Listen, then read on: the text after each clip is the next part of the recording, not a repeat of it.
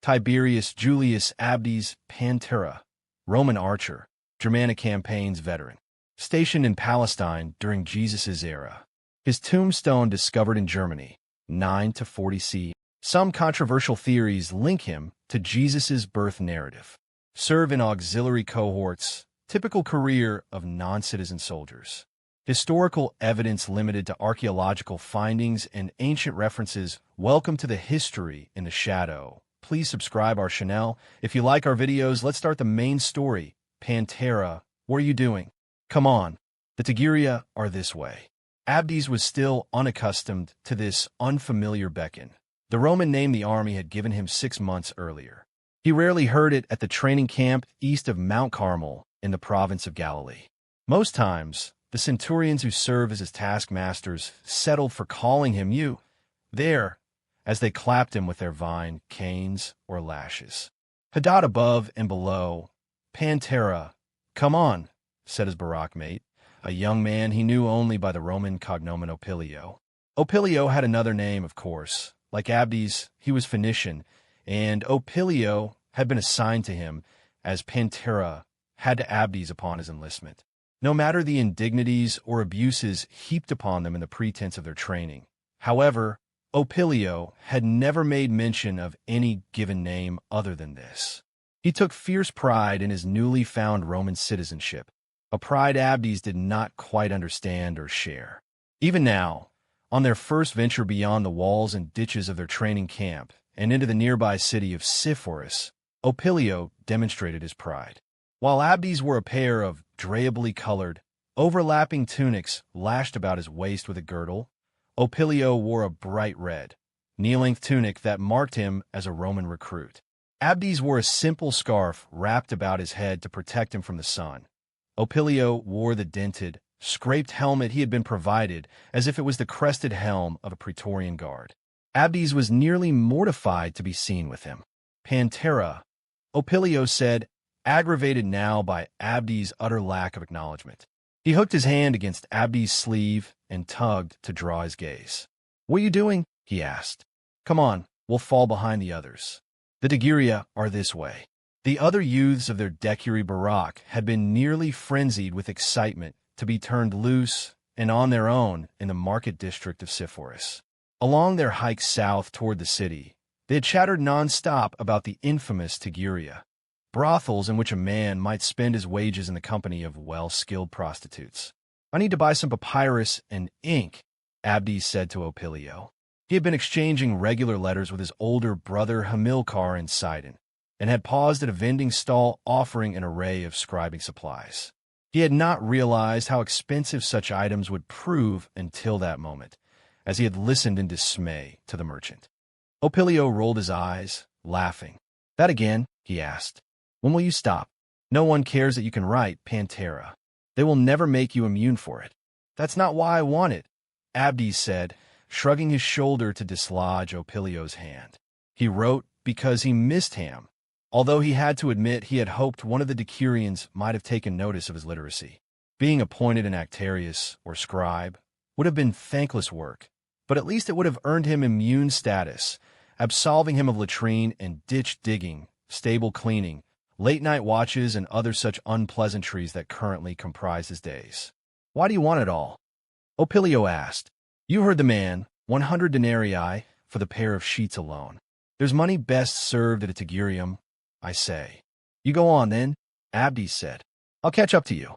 They told us to keep together, at least in twos, Opilio said. Abdes had no tremendous desire to see the inside of a Tigrinya cell. Having endured one floundering, clumsy encounter with a girl in Sidon only a year earlier, he had no confidence in his ability to either perform more adequately or please more readily in the company of a skilled woman than he had in the presence of a novice. It was mortification he could do without, and he seized on this opportunity to escape it. I'll find you, he said. Go before you lose the others. I'll be right behind. The market district stretched for numerous city blocks, inside buildings and crammed among the close quarters of Sepphoris narrow streets, offering a dizzying array of produce, fresh and salted meats, textiles, baskets, pottery, glassware, dry goods, wine, oils, and nearly everything a man could fathom to buy. It was the height of the afternoon, a marvelous, moderate spring day, and the margin of space between the rows of vending stalls and storefronts was packed with people. Opilio glanced over his shoulder dubiously at the throng, and then back toward Abdes. "All right," he said, "but if you get lost, if you're not back at the main gate by dusk, it's your hide to face the lash alone for it." Abdes was used to facing the lash. That had been standard fare at his home as much as in the army. "Go," he told Opilio, smiling at him in reassurance. Opilio was genuinely enthusiastic about shelling out the remnants of his viaticum on a prostitute, and Abdes did not want him to miss out on the opportunity solely on his account. "It will be fine. Go. I'll be right there." Opilio nodded and then grinned broadly as he turned, ducking among the crowd, hurrying after their fellows. Abdes turned back to the vending stall and gazed forlornly down at the papyrus scrolls, wax tablets, ink wells, and styluses. He had been given a viaticum allowance of 750 denarii upon his enlistment, but had known little, if any, opportunity to enjoy this advance on his wages. Already, 525 had been debited to cover the cost of the helmet, sword, scabbard, sandals, and chain mail shirt the army had given him. Not that any of these was worth the cost he had been charged. Equipment in the Roman army was limited in number. Most tended to be handed around and passed down as long as it was deemed to be even remotely serviceable. Abdes' helmet was no better than Opilio's, dented, dull, with a poorly soldered cheek plate that meant a rough edge of metal constantly scraped the angle of his jaw every time he wore it. His standard, hobnailed sandals were at least a size too small and wore open sores in his ankles and heels. None of his other issued equipment was in much better shape. He bought the papyrus and ink and sighed wearily as the merchant bundled them together. He tucked them into his satchel and turned to walk away, his feet aching, his shoulders hunching with the realization that such pain was going to be customary for quite some time yet to come. His barrack mates were long since gone, swallowed by the crowd, but he was not immediately alarmed. Unlike others in his auxiliary cohort from smaller, more rural homes, Abdes had been born and raised in a city twice again as big and bustling as Sepphoris.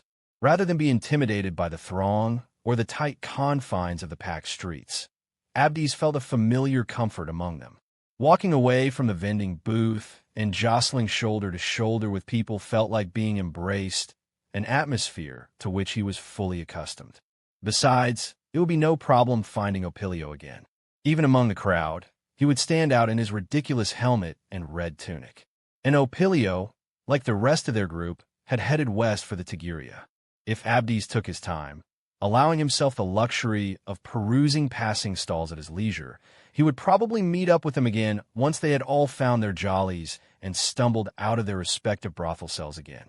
Abdes followed the ebb and flow of the crowd. He caught a hint of red vestments ahead of him and quickened his stride.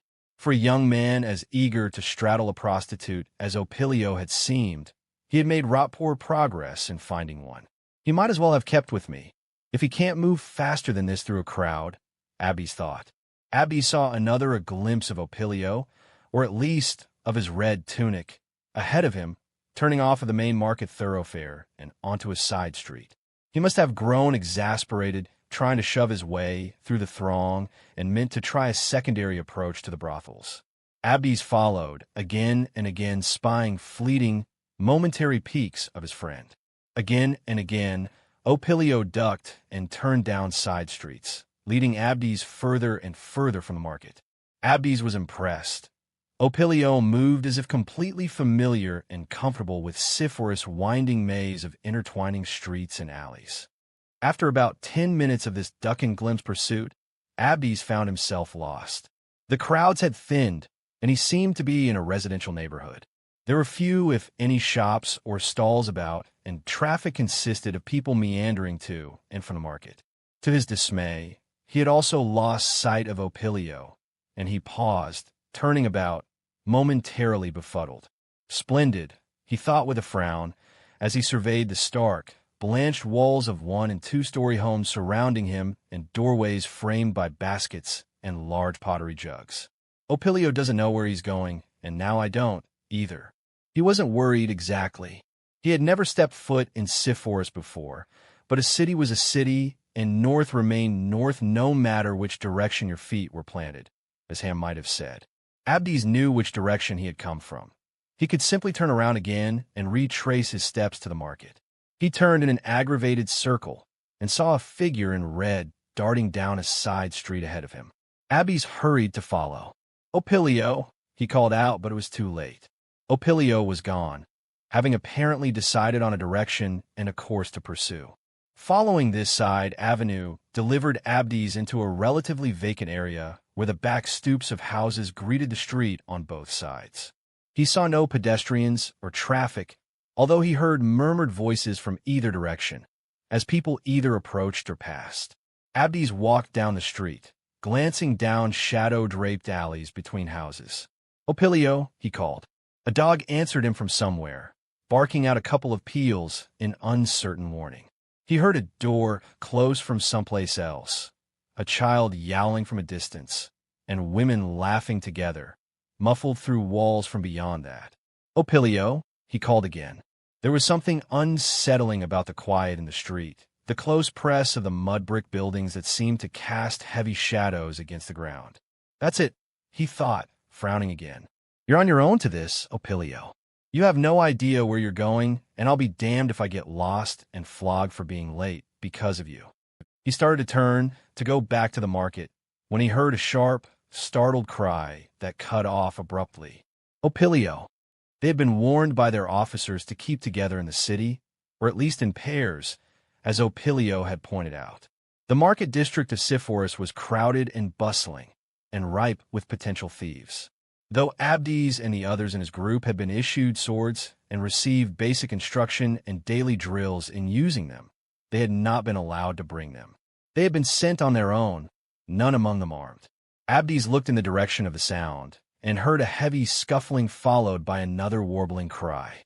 It cut short as quickly as it had come, but he thought he heard more rustling, the muffled sounds of struggle. He moved slowly, cautiously toward a nearby darkened alley, canting his head to listen. He heard men's voices overlapping in quiet, grunting murmurs, and then a cry again, a faint and frightened mewling. Tensions were high throughout Judea between Jews and Roman soldiers. Another reason Abdes and his fellows had been warned to keep together. Like Abdes' own homeland, Galilee had been through a succession of oppressive, conquering governments over the ages. Galilee and its surrounding territories were governed at least in part by Rome, by way of the vassal king, Herod the Great, who held the throne in Jerusalem. Unlike the Phoenicians, who did not mind the Roman presence in their area or influence in their lives, the Jewish people resented Rome and anything and anyone associated with it. They may have tolerated Rome for lack of any viable alternative. They might have publicly kept their mouths closed against any protest they might feel, but for some, coming across a young, hapless, relatively naive recruit like Opilio, flaunting his makeshift Roman uniform with pride, might have seen an opportunity well worth the taking. Abdes paused just beyond the mouth of the narrow alley. He could still hear the sounds of feeble, struggling, and muffled cries. His heart was racing, his breath drawn still with anxious fright. If Opilio was in trouble, Abdes couldn't just leave him, no matter his desperate instinct to bolt. Hamilcar wouldn't run, he told himself, his brows furrowing. Even from father, whenever he would take out his lash and come after me, Hem would be right there in his path. He's not afraid of anything. He wouldn't run from this. And neither will I, Abdes whispered, closing his hands into fists and stepping forward into the alley. It took a shocked moment for what he was seeing to slap him fully, and then, when realization struck him, he gasped sharply, stunned. It was not Opilio in the alleyway, not Abdes Barak, mate's voice he had heard crying out in muffled pain. In fact, he realized to his dismay, it had likely not been Opilio at all whom he had been following so far from the main market square.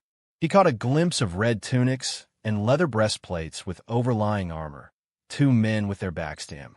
He recognized the helmets, each with a distinctive rear neck guard that protruded outward from the apex of their shoulders.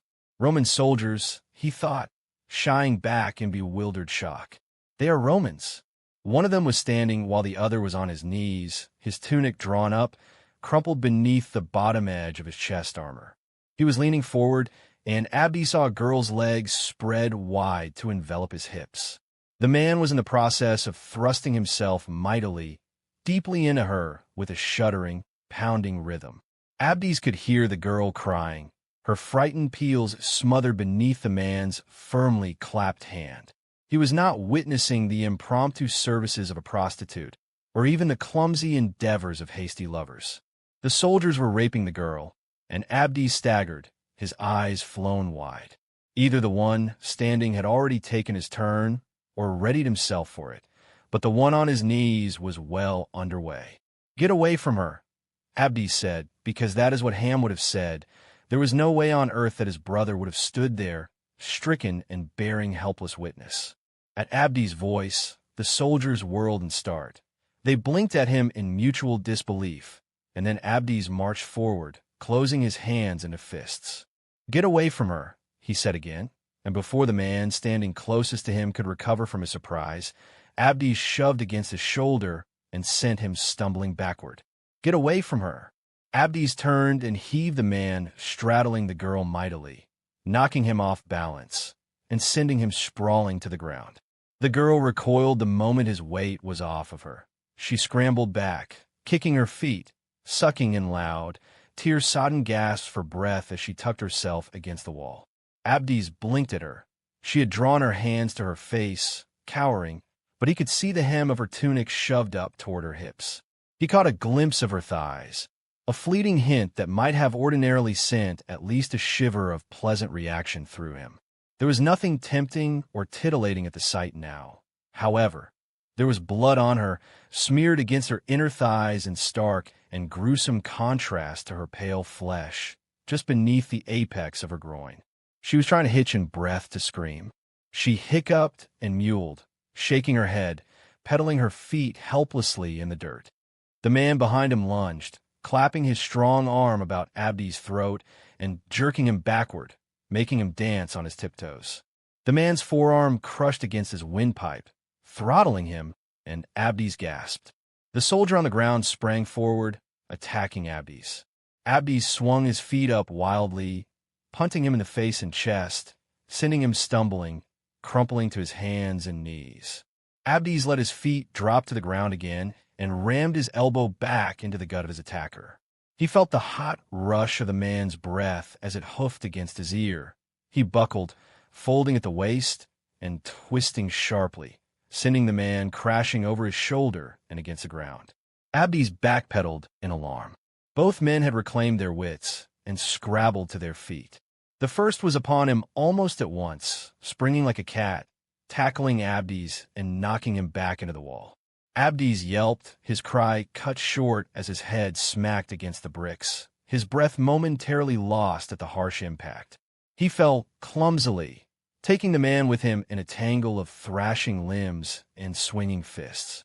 Abdes shifted his weight, rolling over, pinning the man beneath him. He reared up, drawing his fist back and letting it fly, plowing his knuckles into the man's face. He felt the man's nose shatter at the blow. The man shrieked. As he threw up his hands in a vain effort to defend himself, Abdes swung his other fist, punching him mightily in the mouth. He swung his left fist back to whip around again, and then the second soldier rushed him from behind.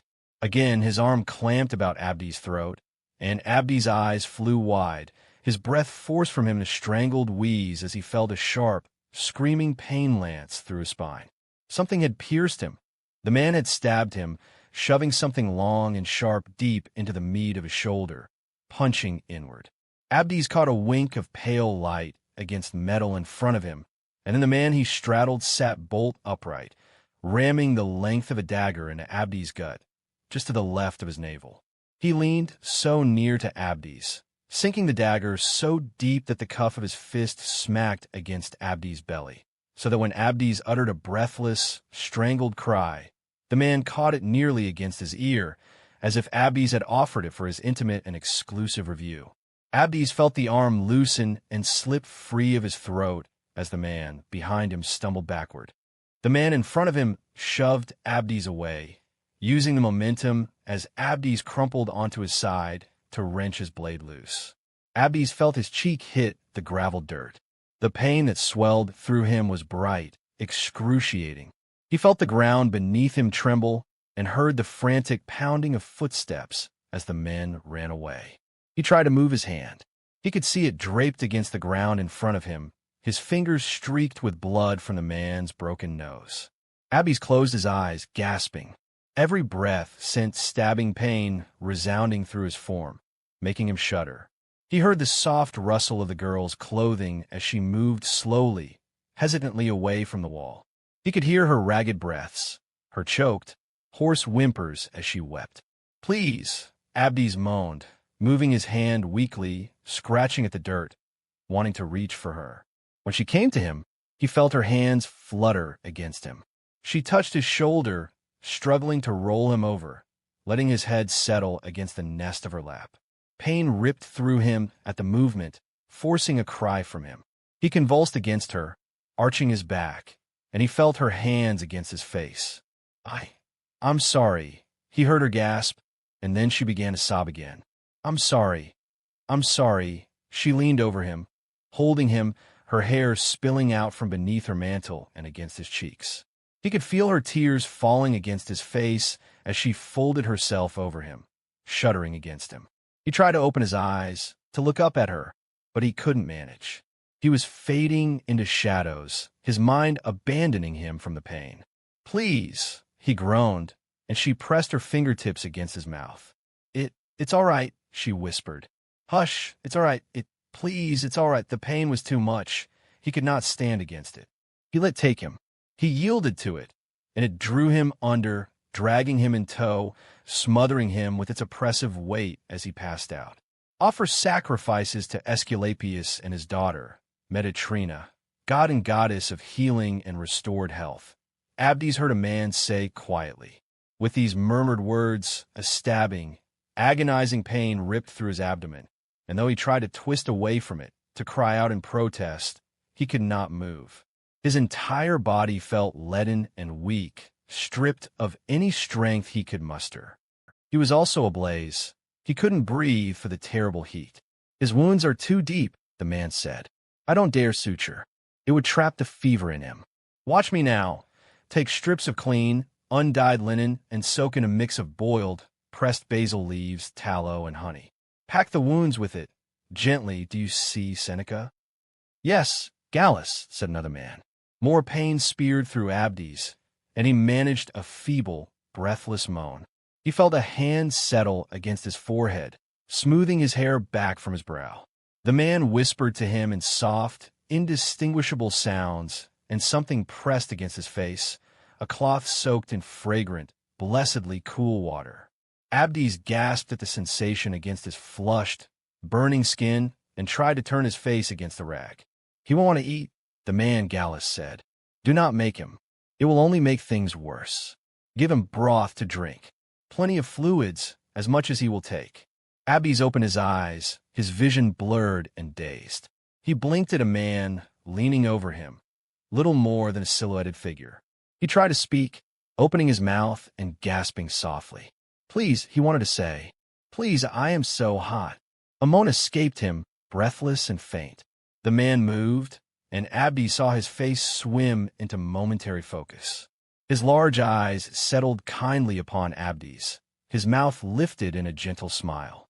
He drew the wondrously cool rag against Abdes' face again. It soothed him instantly, and his eyelids fluttered closed. "It is all right, lad," he heard the man say softly, and then he slept. "Tiberius Julius Abdes Pantera," he heard someone say. His mind stirred from unconsciousness to semi-lucidity, and he thought it was Hamilcar, his brother, speaking to him. "Ham," he groaned, turning his face toward the sound of Ham's voice. He was still sweat-soaked and roasting alive, his entire body, from pate to heel, racked with heat and pain. He opened his eyes groggily and watched the world swim into hazy focus. He was in his bed, at home in Sidon, the small storeroom in which he and Ham slept. "Is that your name?" Ham asked. For some reason, he was not lying in the cot with Abdes, as he usually did at night. He was sitting beside the bed, and Abdes could not make out his face with any clarity. His brother was a shadow-draped form. He felt Ham's hand settle gently against his brow, stroking his face. "That is the name they gave me," Abdes whispered, feeling his eyelids droop heavily. He was home. He thought it must be the night that their father, Moloch, had brought him to enlist in the army. Moloch had been angry with Abdes. Over supper, he had railed at Abdes about some mistakes in the measurements of a large order of granite tiles they had cut and shipped south to Caesarea. Ham had tried to defend his younger brother, arguing loudly and vehemently, but Moloch would have none of it. Gross incompetence atop a history of laziness and stupidity, Moloch had snapped. He did not cut the stones wrong. "I marked the measurements myself," Ham had said. "Father, if a mistake has been made, it is on my account, not Abdes." "I am sorry," Abdes whispered to his brother, struggling to hold his eyes open. "It was my fault, Ham." "Do you remember what happened to you?" Ham asked, leaning toward him, brushing Abdes' disheveled hair back from his face. "They made me strip for them," Abdes murmured. "They looked at me, made me take an oath, sign my name to it." He managed a feeble smile for Ham. "I shot well," he whispered. "The bow you gave me, I outshot their optios. They said I could bring it with me, the bow. I will take good care of it, Ham, I promise." He closed his eyes wearily, exhausted by this fleeting moment of speaking. "They put me with an archery auxiliary," he breathed. "They call me Pantera because I told them you taught me to hunt with a bow. It means huntsman." He trembled, feeling the sting of tears in his eyes. "I thought Father was going to sell me, Ham. I thought he meant to make a slave of me." Their mother, Dido, had died shortly after giving birth to Abdes. The trauma of her labor had left her bleeding uncontrollably. It was an offense for which Moloch had never forgiven Abdes. In the years that followed, Moloch had taken another wife, Tanith, and they had a son together named Mago. Tanith had been heavy with his second child when Abdes had been made to join the army.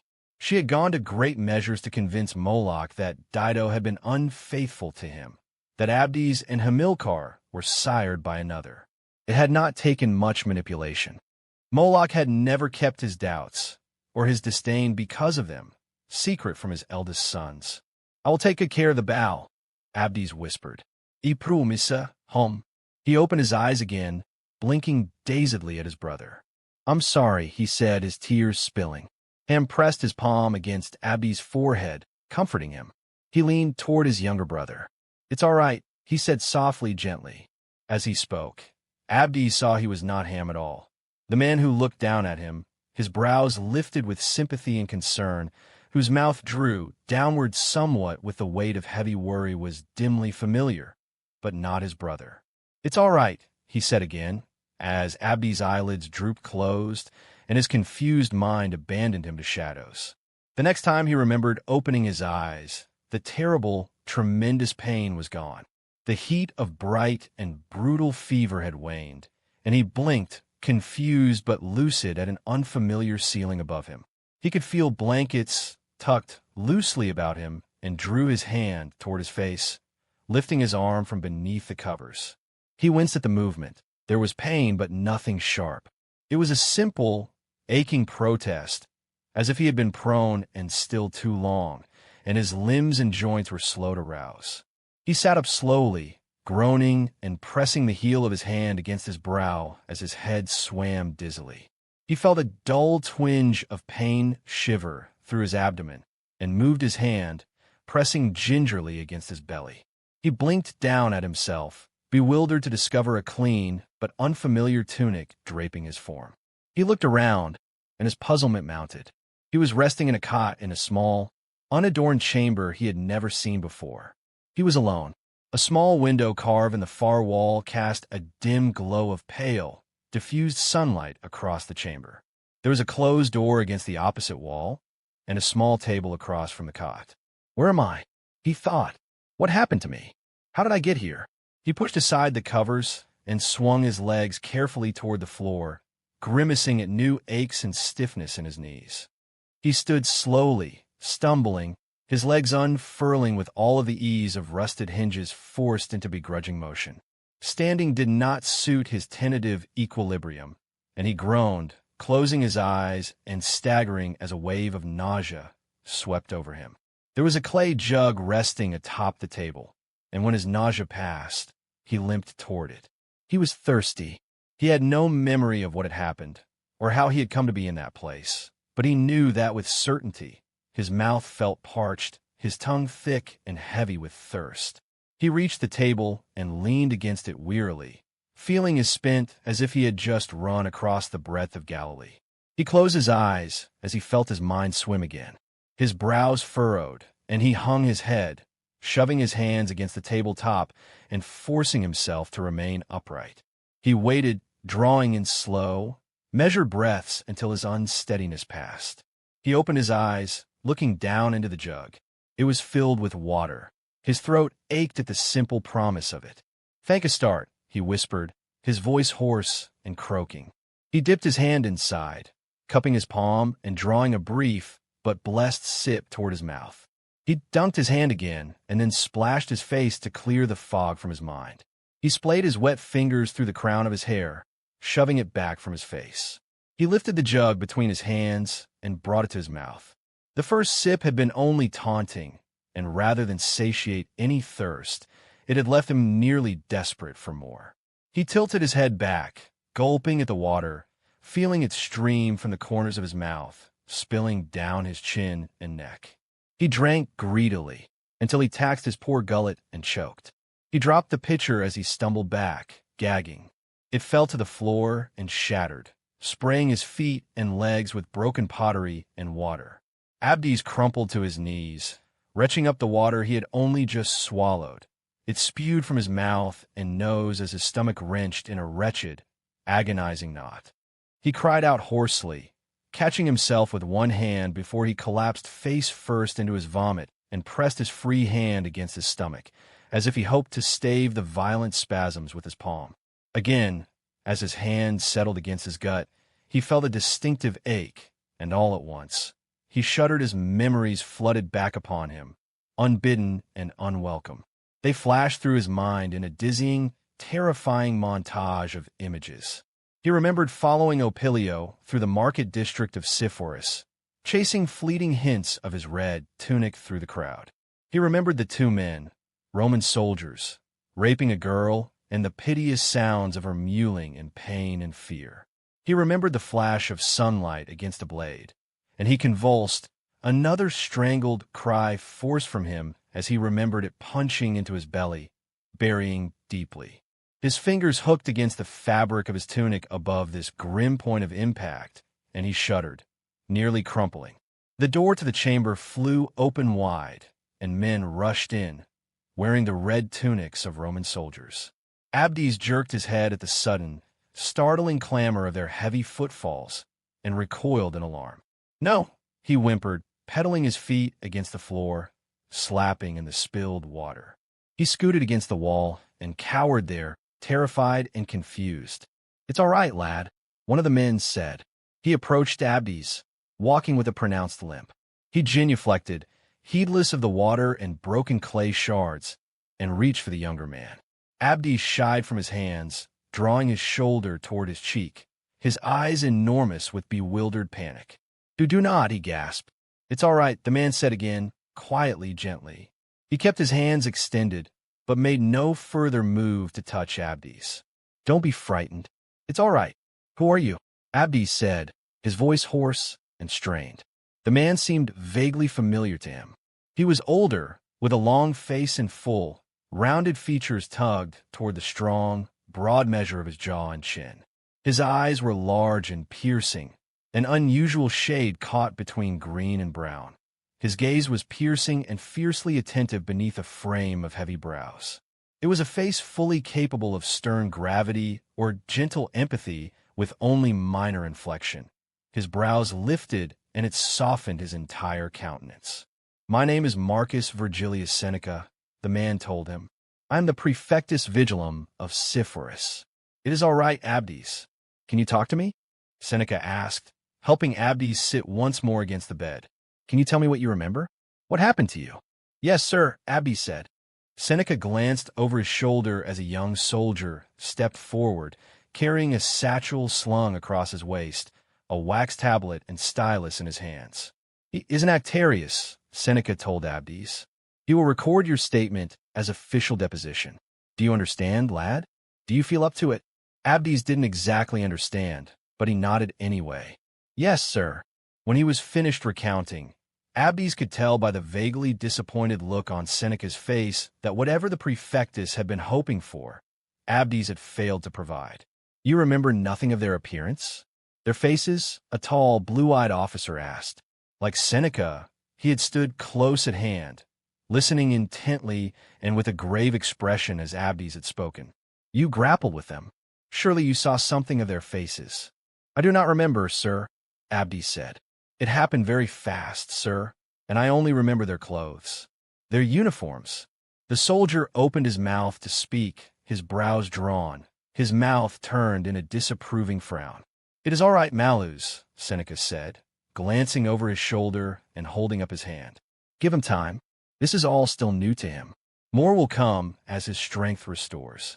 Abdes understood that some considerable time had passed since his attack. Though the places where he had been stabbed still pained him, it was not unbearable. The ache of wounds that were fading and closed, nearly healed. "How long have I been here?" he asked quietly. Seneca glanced at Malus again, and then returned his gaze to Abdes. 7 months. Abdes jerked as if he had been slapped. "What?" he gasped. "Your wounds were grievous," Seneca said. "You lost a great deal of blood, and then fever set in, nearly took you. It is a blessing you survived. I summoned a physician I know, a friend of mine from Syria. He has seen me through some grave bouts of my own. I had hoped he could help you, but there were moments, lad, plenty of them, when I had my doubts." He smiled. "There is strength in you. You fought with surely all that you have. For 7 months?"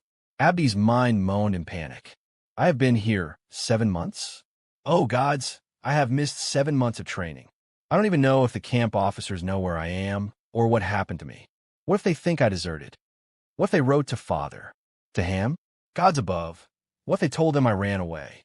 "It's all right," Seneca said, as if he understood Abdes' dismayed thoughts. "I contacted your auxiliary officers from the first. You have been turned over to my custody in charge."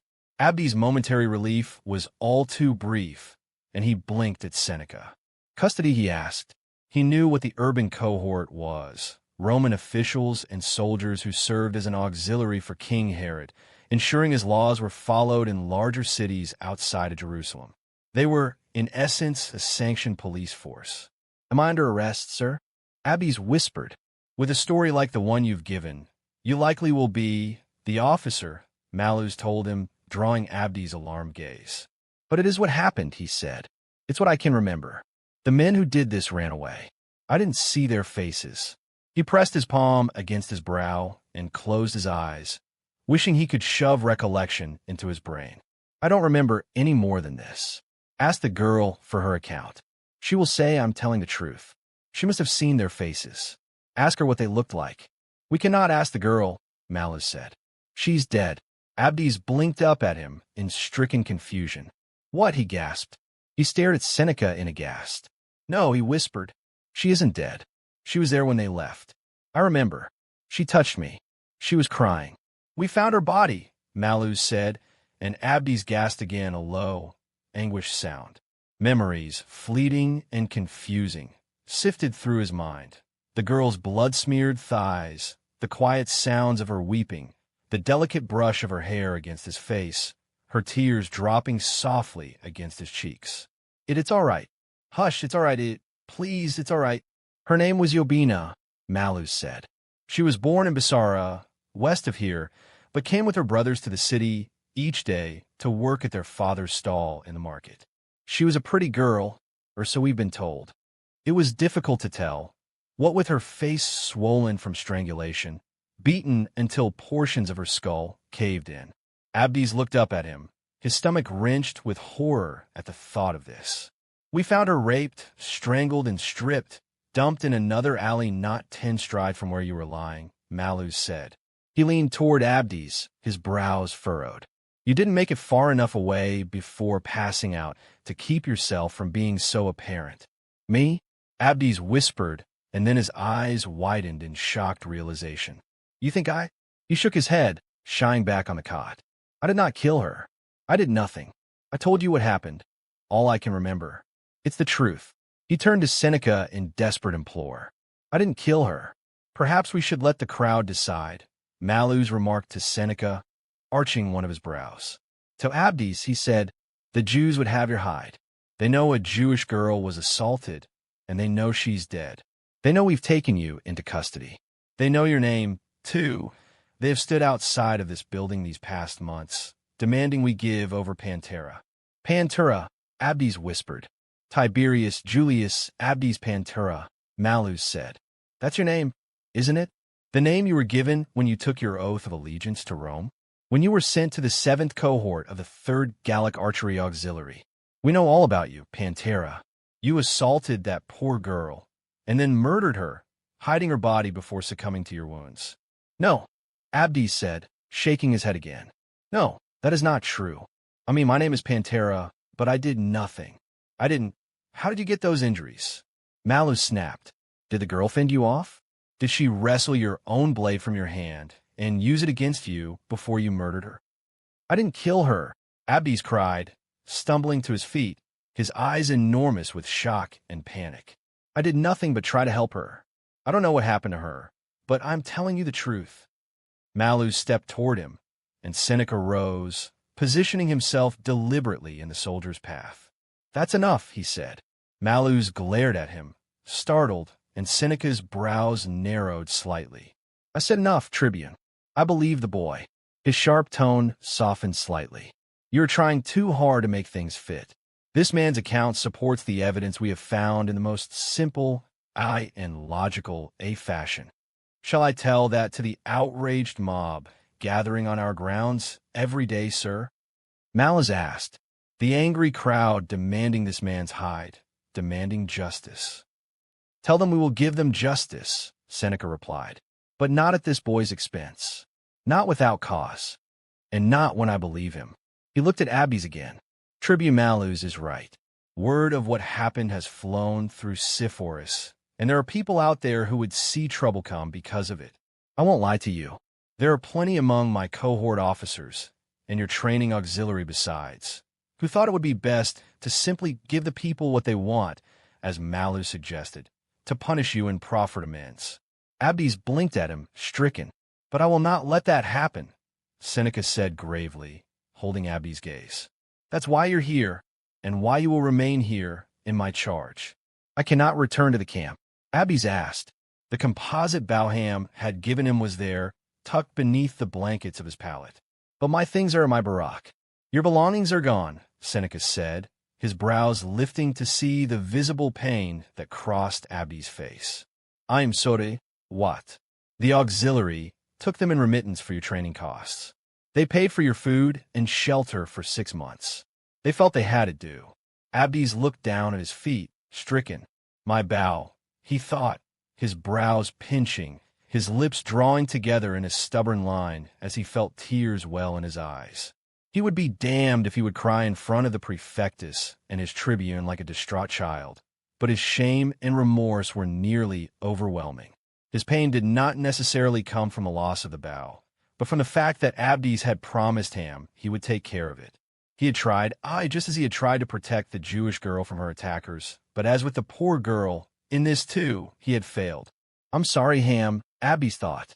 Seneca rose to his feet, grunting softly and favoring his right leg. Why do you not get some rest, lad, he said. I will give you some more time to recover your strength, and then you can begin. Begin, Abdes said, bewildered, looking up at him. Seneca smiled at him and nodded once. Yes, begin, he said. I said you're in my charge now, part of my urban cohort. I'm putting you to work, Abdes. As he reclaimed his strength and vigor, Abdes joined his new barack mates of the urban cohort on the grounds of the citadel each morning to participate in their training exercises. He watched with breathless wonder as Seneca led rotating sentries on a daily basis in rigorous sword play and marching drills.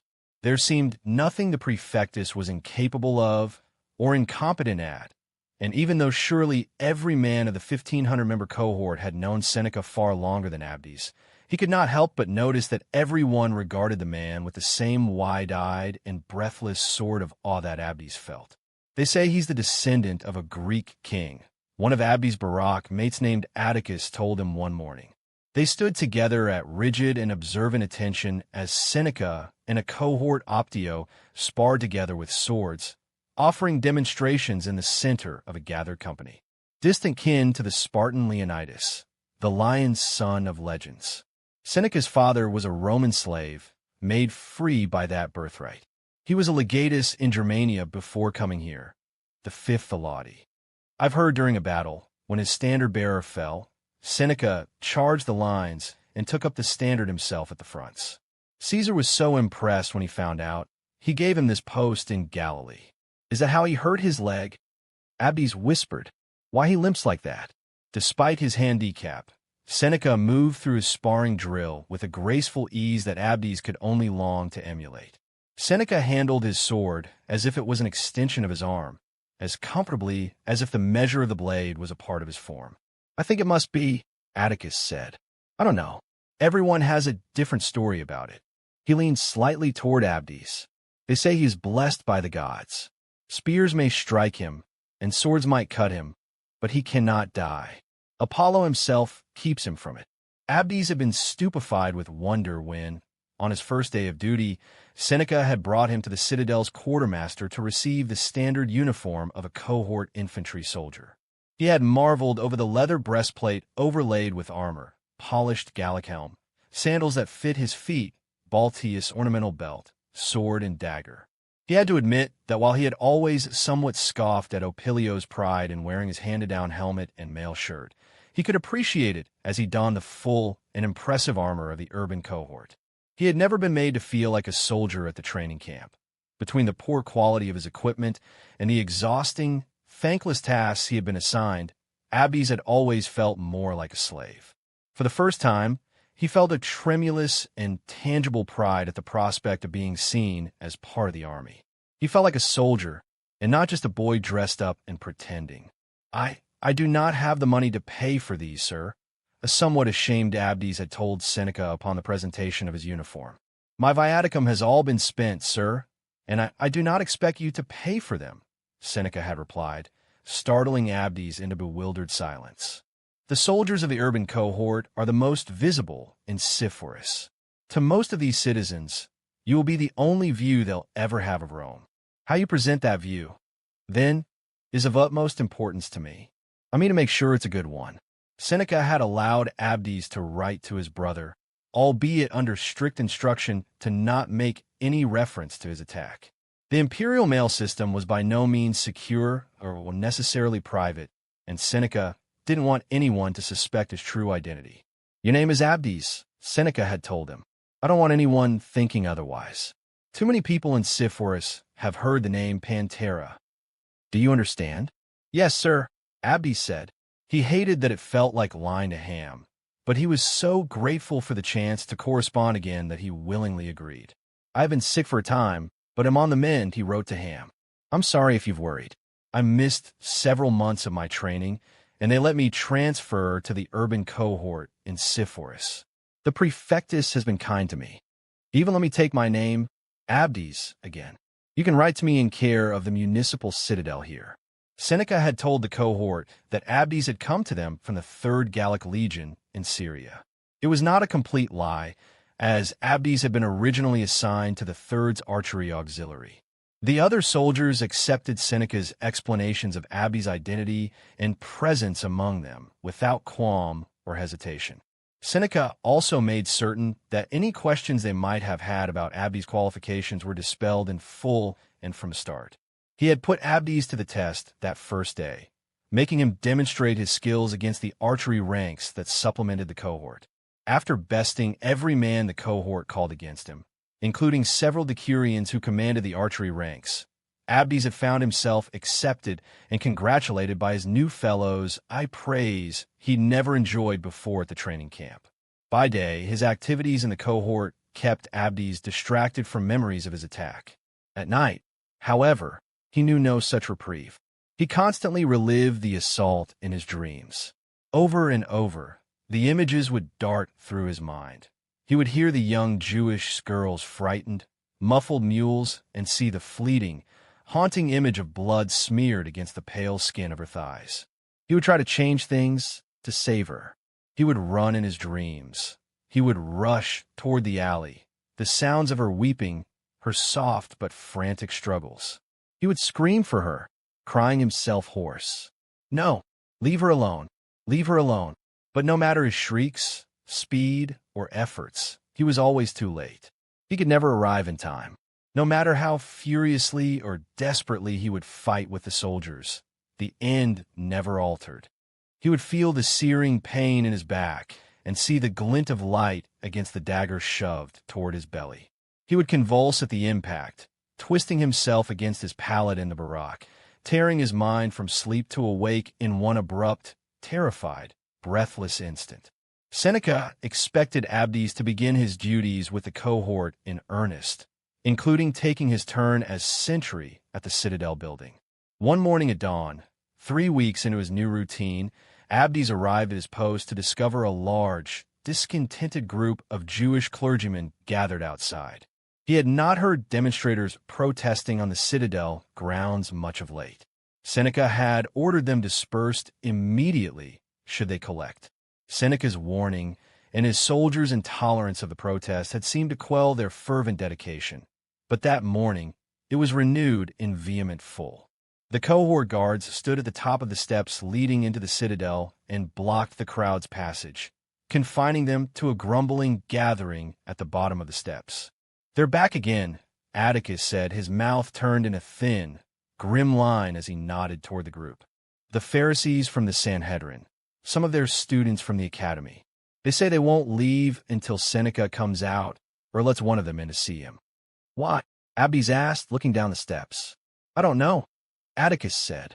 "I doubt they rightly need a cause to get stirred anymore."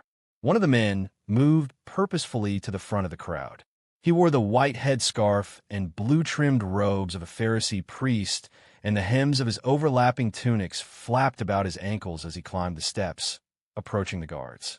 Atticus and another soldier stepped forward to greet him by crossing their spear shafts, stopping him. "Step back, please, sir," Atticus said. The priest glared at him, his wide nostrils flaring, the corners of his mouth drawing down in a frown. "Where is the prefectus?" he said. "Have you not told him we've come?" "The prefectus is unavailable, sir," Atticus replied. He motioned with his spear, giving it a demonstrative little push in suggestion. "Step back from the threshold, sir. You and your fellows will have to leave." "Do you know who I am?" snapped the man, hoisting his chin defiantly. "I am Sadok of the house of Shammai, on the council of the Sanhedrin. I demand to see Prefectus Seneca at once." "I'm sorry, sir," Atticus said, his brows drawn, his expression stern. "The Prefectus has informed me of no visitors expected this morning, from the Sanhedrin or otherwise." Sadok's brows furrowed deeply and his hands folded into fists. "You cannot keep us from him," he said. "He cannot hide behind these walls forever. My students and fellows will stay here on this threshold the day through, if needs be, until he holds audience with me. If you would like audience with the Prefectus, sir, I will be glad to inform him," Atticus said. "He can send you word of his availability. Until then, sir, I will ask you again, and for the last, sir, to leave these premises. We are not leaving without justice." Sadok shouted, his face infused with sudden, outraged color. "We want the man called Pantera. We want justice for the ones he has brutalized and stolen from us." At this demand, Abdes shied back, his eyes wide and alarmed, his heart hammering in sudden, frightened measure. "We want justice for my brothers," shouted a young man from the crowd. "What of Lamech and hate?" He stormed up the steps, his face twisted and flushed with rage. He held a young boy of around 4 years hoisted against his hip, while another, maybe 12, scurried behind him. "These children have no fathers now," the young man cried angrily, nearly nose to nose with Atticus. "Where is the justice for them, for their mothers?" Sadok stopped his advance by catching his shoulder. "Judas, no," he said quietly, shaking his head once as the young man turned to him. Seneca has promised us justice, the young man Judas cried, his voice hoarse and shrill. And we would see him hold to his word, not Herod's justice, but that of the Almighty, by the laws he has given to his chosen people through our forefathers, Abraham and Moses. He turned back to the crowd and shouted, "Give over Pantera!" The call was picked up by the throng, and they began to shake their fists in the air, stomping their feet and chanting loudly. "You will have Herod's justice or none at all," Abdes heard someone say loudly from behind him. He turned to find the tribune, Malus, striding across the threshold. He approached the crowd fearlessly, his brows furrowed, his gaze stern. "Those who have committed these offenses will be made to answer for them by King Herod's law and decree," Malus said, "and only at such time as we are able to finish our investigations and tell you plainly, without hesitation or doubt, that here are your culprits. Here are the guilty parties." He turned his gaze toward Sidon and Judas, draping his hand against the pommel of his sword. "Tell your people to go home, Sidon," he said. "Send them away. See these grounds cleared, or you will all learn for yourselves the measure of Herod's justice." "We will keep here until Prefectus Seneca sees us," Sidon said. "We will keep here until Seneca himself hears our demands for swift and no, you will not," Malus told him, and his fingers slowly, deliberately wrapped about his hilt. It was a gesture that did not escape Sidon's or Judas' notice. They both shied, the anger in their faces waning to uncertainty. "Leave," Malus said, "or I will see you removed." Sidon and Judas drew back from Malus, slowly descending the steps once more. At their retreat, the crowd took their cue and began to disperse begrudgingly, amid scathing looks from beneath furrowed brows. Malus did not turn from them or loosen his hand from his sword until both Sidon and Judas had reached the bottom of the stairs again. Thus satisfied, he turned to Abdes. "Come with me," he said, and he walked brusquely past Abdes and into the citadel again. "Sir?" Abdes asked. He was confused and stricken. His palm was sweat-slickened against the shaft of his spear, his heart still hammering. He couldn't stop shaking. He stood shied in the doorway, trembling like a leaf caught in a strong gust of wind.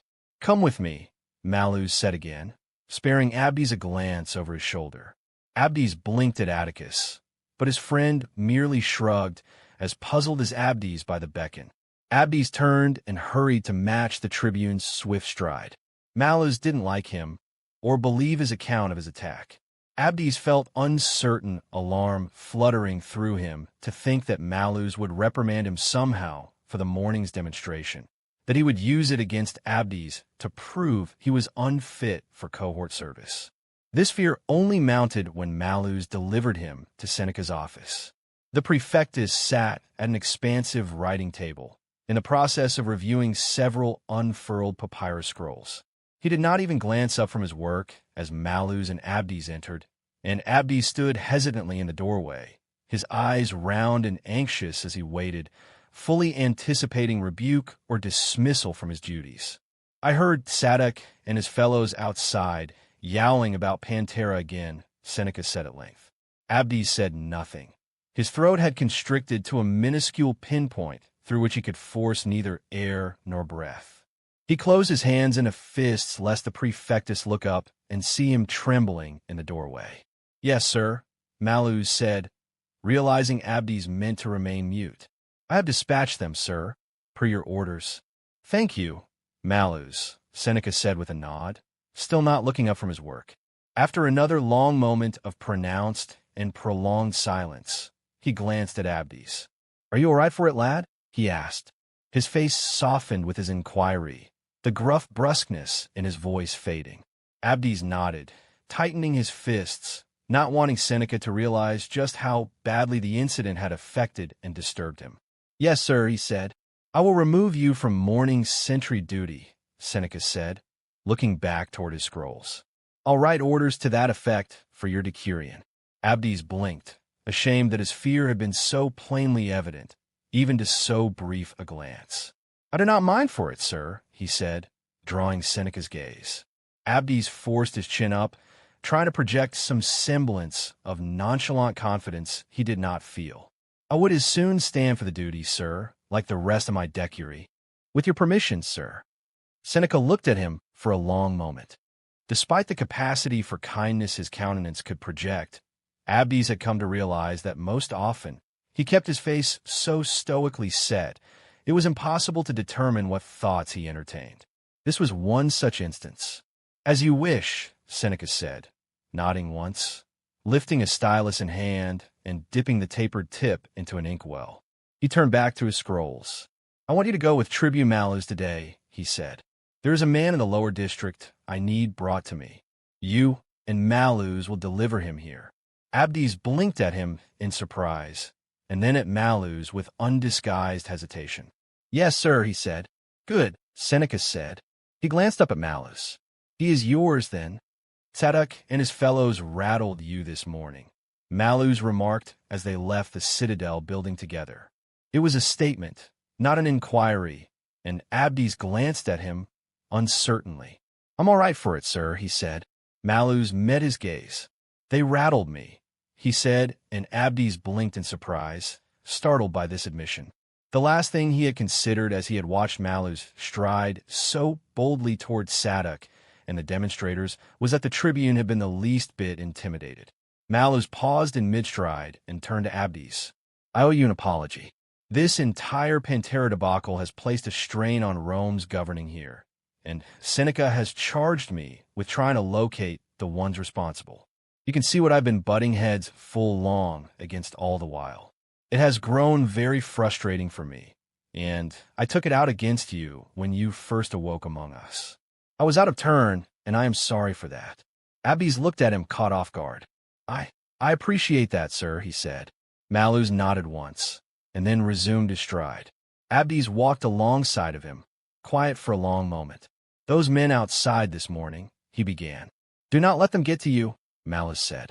They are fond to shout out their righteous indignation, full of pompous guff and bluster. Nothing more. They don't care about justice. They care about how their efforts make them look before their fellows. They wanted to kill me, Abdes said. No, Malus said. They wanted to kill Pantera. They know only a name, not a person or face. He glanced at Abdes. 2 bodies were discovered early this morning by a trader caravan on the road in from Tarakia. 2 men, one strangled, the other with his head bashed open. That is why Zadok and the others came today. Seneca ordered the remains delivered to the citadel. Who are they? Abdes asked, stricken. We think they are Lamech and Hate ben Hezekiah, Malus said. A pair of brothers missing for about 2 weeks now. They hailed from Gemala to the east, but worked here in the city, journeyman to a local contractor named Yoseph from Nazareth. That's who reported them missing, and who Seneca has sent us to summon. Lamech and Hate, Abdes said. I know those names, sir. I heard the man outside speak of them. We want justice for my brothers. What are Lamech and Hate? Malus nodded. That was Judas ben Hezekiah, he said. Their eldest brother. He's a scribe for the Sanhedrin. He is fond to preach against Herodian and Roman policy and authority as loudly and vehemently as he can at any opportunity. You might understand, then, why we would ask Lamech and Hate's employer to identify some personal effects, confirm the identities, rather than Judas. He thinks Pantera killed his brothers, Abdes said. That is why they were here. That crowd thinks that Pantera murdered those men. Malus stopped and turned to him. He reached out, clapping his hand against Abdes' shoulder. Pantera has become synonymous with Herod to them, and with Rome, he said. They're powerless to rail against us. They may not like us, but they are frightened of us still the same, and they will not cross us. But now they have a name. They have a man to blame, to direct their hatred and rage against. They have been waiting for this, for just such a chance. They walked again, falling side by side and in step, following a steeply sloping street toward the lower city district. There is no shame in being unsettled by them, lad, Malus said. That was their intention. Seneca was earnest in his offer to remove you from morning duty. I don't want that, sir, Abdes said, a complete and unadulterated lie. The prospect of standing his ground in the face of another such gathering left him ashen. Malus nodded. Still, he said, you should consider the offer standing if they come back again, and you change your mind. Abdes did not say anything for a moment. He did not want to have this conversation. Malus was gently but insistently presenting him with opportunities he longed to take. "He's a good man, you know," Malus said.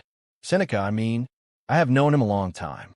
We were Praetorian guards together in our youths. And after that, we were both officers in the 5th Alaudae in Germania." Abdes stumbled clumsily, blinking in owlish awe. The Praetorian Guard was an elite cadre chosen especially for their integrity, skill, and experience, selected exclusively at the discretion of Caesar himself. "Really, sir?" Malus nodded with a smile. "Seneca was my legatus in Germania. I was a tribune under him," he said.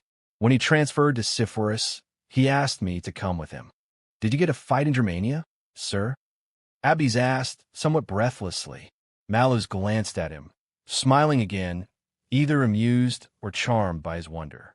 "I did, yes," he said, "more often than I would have liked. I was glad to leave it behind me." Abdes was quiet for a moment, longing to ask Malus about Seneca's limp, but uncertain whether he should broach the subject. "Atticus told me the prefectus was injured during battle in Germania," he said at length, "that he is supposed to be blessed by the gods." "I could say the same for you, Abdes," Malus said. "You survived a wounding that most who learned of it said was insurmountable. Do you feel so divinely blessed?" Abdes blinked at him. "No, sir," he said. "I feel very lucky, more so than I am rightly due, I'm sure." Malus chuckled. "And so does Seneca," he said. He offered no more than this, and Abdes did not press further. As Malus and Abdes made their way through the city, searching for the Nazarene contractor who had employed Lamech and hate Ben Hezekiah, Abdes grew more and more anxious. The comfortable associations he had felt on his first day in Sepphoris, as the crowds had converged about him, reminding him of his home in Sidon, were gone. For the first time in his life, the presence of so many people crowded into so narrow a margin of space, the stark and looming walls of the buildings lining the streets, the clamor and din of the market square, in full swing, left as uneasy. Every sight, smell, and sound, each bark of sudden laughter, fleeting fragment of conversation, or jostle of an unfamiliar shoulder, left him shying closer and closer to Malus, his eyes wide, his heart racing. Everything reminded him of the day of his attack. A whiff of salted fish set out on display at a passing stand, a flutter of sunlight reflected off of a glass vessel someone held up to admire, a toddler squirming in his mother's grasp, wailing in indignant outrage. It was all familiar to him, and no longer in a fond or pleasant way. The deeper they drew into the bustling heart of the city, the more his anxiety mounted, edging precariously toward outright and frantic fear. When Malus caught him by the arm, drawing him to an abrupt and unexpected halt in the crowd, Abdes jerked, his breath caught in a startled, alarmed gasp, his eyes wide. Malus' brows lifted in concern. "Are you all right?" Someone shoved against Abdes as they passed him. He stumbled forward, hunching his shoulders, his pallor ashen. I am fine," he said, his voice hoarse and warbling. Malus drew him aside, finding some semblance of reprieve from the traffic beneath the cool, shadowed eaves of a portico. "No, you aren't," he said. "You're shaking. God's above, lad. You're as white as a shade. What is it? What's wrong?" "I'm fine," Abdes said, meeting Malus' gaze, struggling to compose himself, to control the pounding of his heart. Just the crowd, sir. The close quarters, the heat, sir." Malus looked unconvinced. If they returned to the citadel now, Seneca would know why. He and Malus would both think Abdes was weak. They would never again trust him to anything beyond the grounds of the Acropolis. "I'm fine, sir," Abdes said again. "It has passed now." Malus looked at him for a long, hesitant moment. At last, he nodded, patting Abdes' shoulder. "Come on." "Yes, sir," Abdes said. They left the market district, heading west, and past the Tiguriya, an area of numerous, adjacent brothels where prostitutes plied their wares. The low-slung, one-story, mud brick buildings were divided into cramped quarters called cells. Each had its own door leading out onto the street. Above each door, an individual prostitute displayed a crude placard stating her name and charges for services. Another wooden sign on the cell door indicated whether or not a young woman was occupied inside with client. Most of the prostitutes were young, their faces painted with cosmetics, their bodies draped in colorful fabrics. They wore brightly adorned, beaded jewelry about their throats, dangling from their ears, and they called out to passers-by in suggestive invite, hoping to lure company toward them. The sight of Malus and Abdes in their Roman uniforms did not intimidate the women. Rather, it seemed to incite them all the more. They would deliberately step into their paths, smiling coyly, murmuring greetings or softly spoken promises of what they might do to certain portions of Malus and Abdes' anatomies, either individually or to both of them at once. While Malus seemed coolly unaffected by these invitations and beckons, Abdes' nervous apprehension returned in full. Flushed and flustered, his shoulders hunched, his gaze shyly averted, he drew close to Malus, keeping as near as a shadow to the tribune. He glanced up long enough to notice a prostitute as they walked past her Tigurium. As he caught sight of her face, he paused, stumbling slightly, his breath drawing to a halt. She was the most beautiful woman he had ever seen. High, rounded cheeks tapering into the delicate curve of her chin, large, dark, almond-shaped eyes framed by high brows. Her lips were full, sweetly curved, like the arms of a well-crafted bow. She was dressed in scarlet and blue silk, her eyelids, cheeks, and lips painted brightly. He could see her name on the sign above her cell door. "Salome, you do not want to find fancy with that one, lad," Malus said in a low voice, noticing Abdes' attention. "Salome is the most prized and coveted prostitute in Sepphoris, and damn likely all of Judea at that. She is the favored pet of some of the area's most wealthy and influential men, and no others. She's standing out there to lure men to the cells. They think they duck inside with her, only to find another in her place once the door closes." Salome turned her gaze toward Abdes. When her eyes met his and then traveled slowly down the length of his form, taking him into account, studying his every measure, it was nearly palpable to him, like the delicate press of curious fingertips. He watched her lovely, shapely mouth unfurl in a delicate, glorious smile. "A fresh lamb among the fold. Tribune Malus," a loud voice boomed. An enormous man, surely as broad in girth as he was lofty in height, lumbered toward them, clapping his hands together as if presented with unexpected treasure. He had a broad, somewhat flat face and small, dark eyes framed by the bushy tangle of his low brows. His round chin and swollen cheeks were adorned with a heavy growth of beard. His gaze darted from Malus to Abdes and settled there, the corner of his mouth lifting in a wry smile as he studied the younger man. "And what a pretty little lamb he is," he remarked, leaving Abdes unsettled and blinking down at the ground. "Not quite a lamb, Munechim," Malus said, meeting the large man's gaze evenly, coolly. He kept his hand against Abdes' elbow, drawing him in tow as they moved past. Munechim laughed, unoffended. "Why do you not let my ladies be the judge, tribune?" he called affably. "Lamb or not, he will lead my flock a man." Malus did not slow in the least to acknowledge the taunt. "That was Munechim, Salamis' pander," he said with a frown.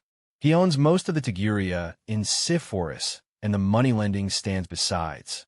He's one for trouble, and if it doesn't come to him of its own accord, he'll go looking for it gladly. Give him a broad berth if you see him again, and the girl, Salome, too." Abdes glanced over his shoulder and had one last glimpse of Salome standing outside of her Tigurium cell. She was still watching him, still holding his gaze, and still smiling softly, mysteriously as she watched him leave. They found the Nazarene artisan, Yoseph, at work laying stone tiles at a residential courtyard. He was assisted by an older man with thick veins of coarse gray riddled through his dark hair. Yoseph was closer to Malus' age, in his early to mid-40s, a tall man with broad, strong shoulders and limbs strapped with thick muscles. Malus had told Abdes briefly about him as they had walked through the city. "He's a Jew," Malus had said. "But like most of the working class, he's fairly tolerant of Romans. He'd rather we just go away, but he metes out a living either way. He's a just man, a good fellow." Yoseph was dressed for labor in a lightweight tunic and hastily lashed sash, his hair drawn back from his sweat-streaked, sun-darkened face by a bundled scarf. He looked up as Abdes and Malus approached, pausing as he settled a heavy stone tile into place. "Good morning, Yoseph," Malus called out in Greek. The older man with Yoseph had been raking a level measure of sand inside the wooden yard frame. At Malus' voice, he looked up, drawing the blade of his calloused hand toward his brow to ward off the glare of the sun. He frowned visibly. "Tribune," Yoseph said, nodding once in acknowledgement as he placed the tile and stood upright. He apparently knew Malus well enough by sight not to be alarmed by his arrival and studied the tribune with a slightly puzzled pinch to his brows. He stooped and lifted a rag from the ground, using it to wipe his hands. "Father, this is Tribune Malus of the urban cohort," he said, glancing over his shoulder toward the older man. By way of introduction to Malus, he said, "My wife's father, Cleophas." "Sir," Malus said, nodding politely to Cleophas. Cleophas' brows narrowed all the more, his frown deepening. "This is Tiberius Abdes," Malus said, as Joseph's inquisitive gaze settled on the younger man. "New to the cohort, a transfer from Syria. What can I do for you, Tribune?" Yoseph said, having spared an acknowledging nod at Abdes. His attention was not unkind or unduly suspicious, merely curious. "We think Lamech and Hate have been found," Malus said. Yoseph raised his brow slightly. "I've heard. I sent word to Nazareth that Maryam might come and help the women. Prefectus Seneca has asked you to come with us to the citadel," Malus said, "to speak you with about it." Cleophas uttered a soft snort. He looked about at the unfinished patio and then scowled at Malus. "Prefectus Seneca doesn't pay Joseph's wages," he said, "and he doesn't have a wife who's heavy with child, weeks from being due. Already, Yoseph will lose work traveling for your Caesar's registration. He can't afford to lose any more, not even part a day. Have peace, father. It's all right," Yoseph said, glancing again over his shoulder. He looked at Malus again and smiled in weary resignation. "I don't think any of that matters to the prefectus, does it? I have my work, and he has his own." Yoseph mopped at his face and beard with his rag, and then tucked it beneath his girdle, reaching down for a water skin. He tilted his head back, taking a long drink. "I'll go," he said to Malus, drawing the cuff of his hand against his mouth. When Cleophas opened his mouth, drawing a sharp breath to object, Yoseph turned to him. "You should rest your back anyway, father. This labor is hard on you. If the prefectus speaks quickly enough, we can still beat the full heat of the afternoon and see this finished today."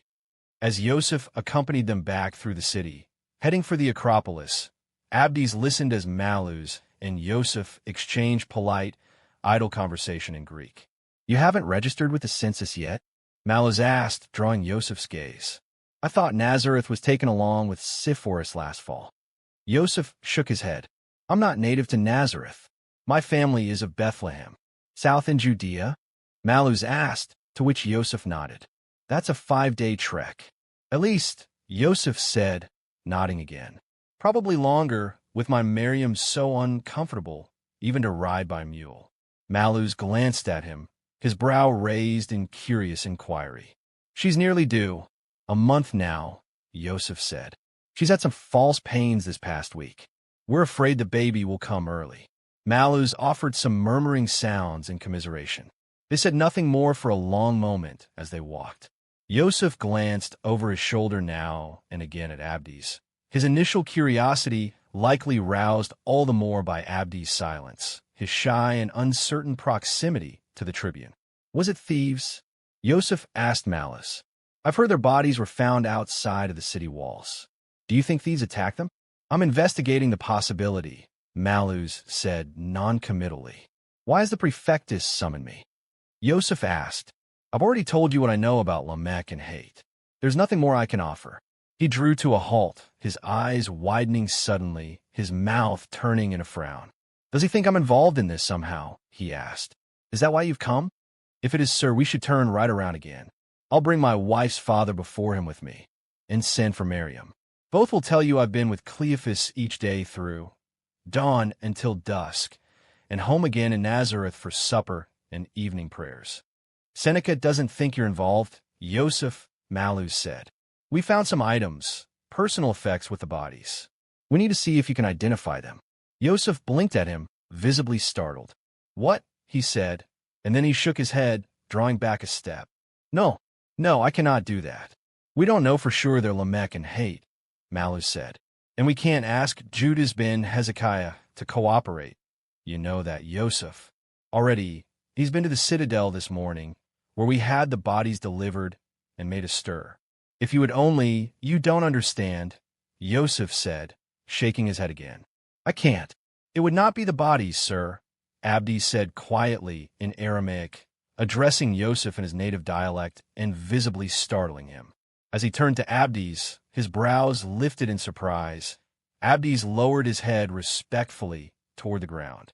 Only some personal objects. You would not even need to cross the threshold of the citadel, sir. There's a courtyard beyond, and we could bring them to you there. I will hold them so that you might look at them. You wouldn't need to touch them.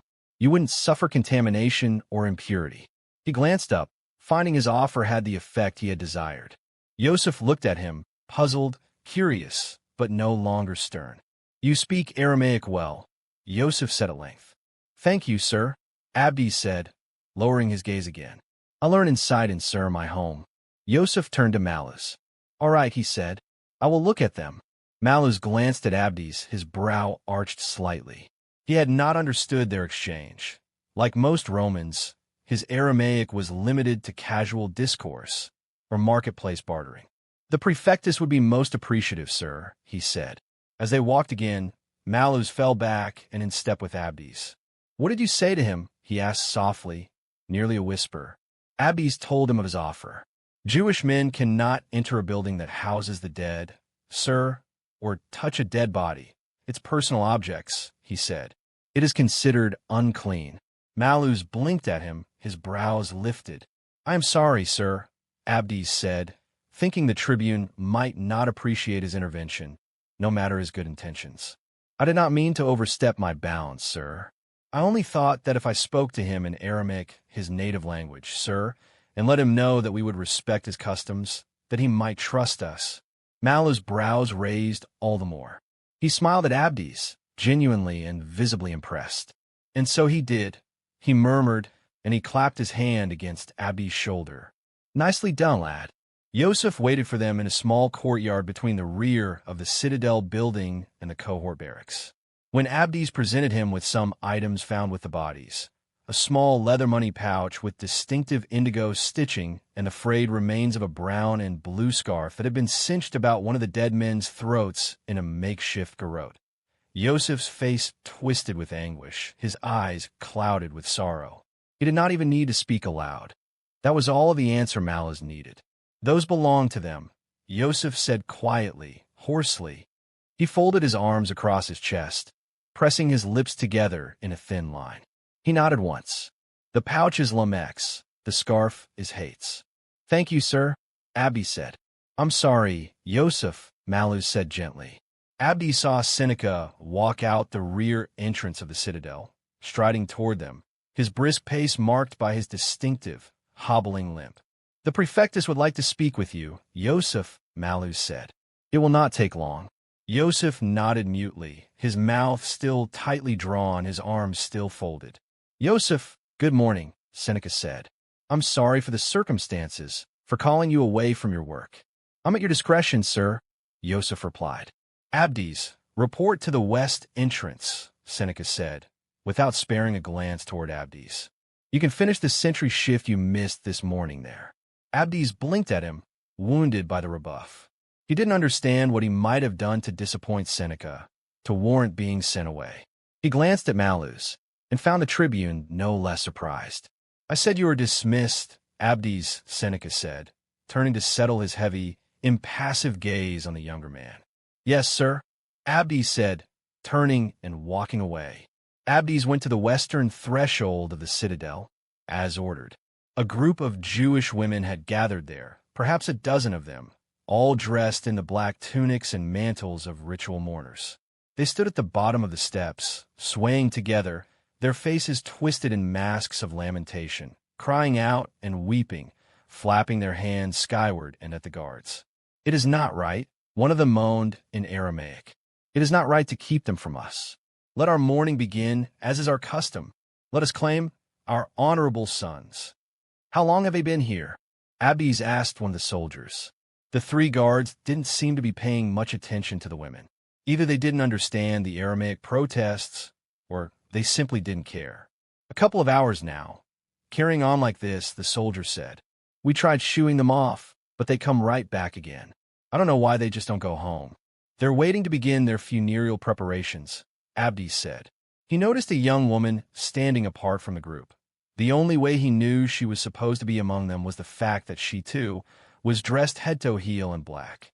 Despite the shapeless drape of her clothing, he could see she was obviously and heavily pregnant. She was diminutive in stature, and her abdomen was so swollen she was distended almost as broadly as she stood tall. The other women kept their backs to her, busied with their lamentations and pleas.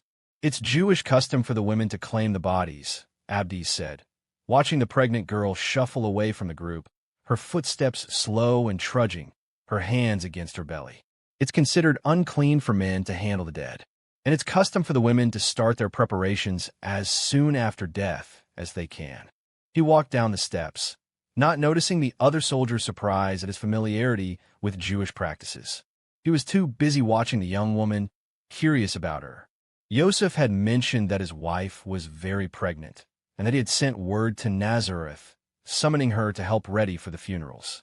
None of the other women gathered had made a move to help the girl or spared a backward glance in concern for her, despite the fact she was plainly uncomfortable. He wondered if she was a stranger to them, being from Nazareth, or if the women simply knew that Yoseph had been called to speak with Seneca about Lamech and hate, and disapproved of his cooperation. The girl moved slowly, approaching a lowlying retaining wall. She sat against it, lowering herself with deliberate care, her brows lifting in discomfort at the movement. Abdes eased his way through the women, shrugging off their fluttering hands as they grasped at him, pleading with him to have Lamech and Hate's bodies released. When he moved past them, they turned away again for the threshold. If any noticed that he approached the pregnant girl, they offered no acknowledgement or concern, despite the fact that rumors ran rampant in the city of a Roman soldier, just like Abdes raping and murdering a hapless Jewish girl. The other women might not have had the rumors in mind, but Joseph's wife obviously did. She looked up at the sound of his footsteps drawing near, the moderate curiosity in her face waning immediately to frightened start. She shrank back along the wall, her hands darting for her belly, her eyes flown wide. She uttered an alarmed and breathless little mew, staring at him, stricken. "I beg your pardon, good woman," Abdes said, addressing her in Aramaic, hoping that this would put her somewhat at ease, as it had Yosef. When it became obvious to him that it had not, to judge by her ashen expression, her enormous, fearful eyes, he genuflected in front of her, turning his eyes toward the ground courteously. "My name is Tiberius Julius Abdes," he said, again in Aramaic, keeping his voice quiet, his cadence gentle. He reached up, unfettering the chin straps of his helmet. His hair spilled out in a tousled, sweat-dampened tumble against his brows as he removed the helm. He hoped that this subtle gesture might help her focus on his face, not his uniform, and help her distinguish between the soldier and the young man. "If I may, good woman, are you Maryam, wife to Yoseph of Nazareth?" "Yes, sir," she said after an uncertain, hesitant moment. I am." He looked up. Maryam was younger than even his own 18 years, no more than 14 at the most. She had a round face and small, delicate features complemented by enormous, dark eyes. She blinked at him as he met her gaze, and then the fear in her face softened. Her lips parted and she gasped quietly, her eyes widening, her hand darting against her belly. "Are you hurting?" Abdes asked her, concerned. "I have only just met your husband's acquaintance this morning, and he told me you are nearly due. Are you in pain?" She blinked at him again, and then lowered her gaze, color blooming in her cheeks as she smiled. "I'm all right," she said. "I'm uncomfortable, that's all." I thought sitting might help. She glanced up again, looking at him so intently that he felt somewhat flustered by her attention. Yosef is here, he said, on the Citadel grounds. I could send for him, or I could bring you to him. Maryam shook her head. No, thank you, sir, she said. Again, she looked at him with a sort of inquisitive wonder. He realized it was not just the curious interest she demonstrated. It was as if she recognized him from somewhere. He canted his head slightly, raising his brow, smiling at her in puzzlement. Begging her pardon, good woman, but have we met before? Maryam lowered her eyes to her belly, that shy color stoking in her cheeks again. I don't think so, she said. I don't come to Sepphoris very often, and I don't know any soldiers. He felt like an idiot. Of course, she was staring at him. This was probably the closest she had ever been to a Roman soldier in uniform before, and rather than fascinate her, his proximity likely disconcerted her. Obviously, she was in no condition to rise to her feet and remove herself from his company without seeming rude or brusque. She wanted him to leave. He had simply afforded her no avenue of courteous escape. I am sorry, he said, rising to his feet. I beg your pardon for troubling you. I offer my condolences, good woman, on the loss of your friends. I didn't know them, Maryam said. He looked at her, curious, raising his brow. Lamech and Hate ben Hezekiah. These others knew them fondly and well, but I've never even seen their faces. I thought they worked for your husband? Abdes asked. Maryam nodded. They did, sir, she said. Here in Sepphoris. They did not come to Nazareth. Yoseph and my father met them each morning. Yoseph invited them many times to join us for supper, but they had families of their own. They never came. At the mention of the dead men's families, Abdes remembered the two boys in Judas ben Hezekiah's company that morning. I saw them, he said quietly. Their sons earlier today, outside of the citadel. They were with their uncle. It's very sad, Maryam said, gazing somewhat forlornly beyond Abdes' hip toward the gathering of mourners. Yosef told me they were good men, hard workers. It's been difficult for him since they disappeared. His work keeps him busy, and he had counted on younger backs and strong arms to help him see it all done. My father helps as best he can, but he is older now, and it is hard on him. She rubbed her belly again slowly. It will be hard for us without them, she said softly. Especially now. I'm sorry, he said again, because he didn't know what else to say, but something spoken seemed necessary. Will they let us take the bodies today? She asked. It is customary to begin our funeral rites as soon as possible. Already, they have been dead some time, and I know that their families want to begin. I don't know, he said. It's not mine to decide. She looked up at him, seeming expectant and somewhat sorrowful, and he felt obliged to say more. If it was, I would let you. She nodded again. Thank you for that, she said quietly, returning her gaze to her belly, her hands. For your kindness. Good day to you, sir. And to you, good woman, Abdes said. He nodded once, and then turned, leaving her, drawing his helmet back atop his head as he returned to the citadel threshold. That night, Abdes dreamed of the girl's muffled tears, her stifled mewls and whimpers. He dreamed of the fleeting glimpse of her legs around the soldier's hips. Yobina. Her name was Yobina, a young Jewish girl from Basara. He knew that now. He had a name to place with her frightened voice, her pitiful cries, and it tore into his heart like the twisting cut of a knife. He dreamed of moving forward, rushing toward her, crying out. Get away from her, he shouted, planting his hand against one soldier's breastplate and shoving him back. Abdes pivoted, his brows furrowed, and he lunged at the man raping her, pushing him furiously, sending him sprawling sideways. He could see them, dark-skinned faces framed by thick, bushy brows and heavy beards. He saw their faces, their dark eyes, their high cheeks, and long, large noses. He dreamed that when he fell, punched through the back and stomach with their knives, he heard them running away. Get out of here, go. One of them said hoarsely to the other in Aramaic. Run. He had seen their faces. He had heard them speak. In the dream, even as the pain overtook him, Abdes realized. They weren't soldiers. Both of them, they were Jews. He sat up against his pallet in the barack, gasping sharply for breath. Momentarily disoriented in the shadow-draped, silent chamber, he looked wildly about, his hair sleepily askew, his eyes wide, his heart hammering beneath his breast. It wasn't until one of the young men, sleeping near him, grumbled softly in his sleep, rustling his blankets as he rolled over on his pallet, that Abdes realized where he was. He groaned softly, forking his fingers through his hair and shoving it back from his sweat-dampened brow. "Gods," he whispered, his voice tremulous and hoarse.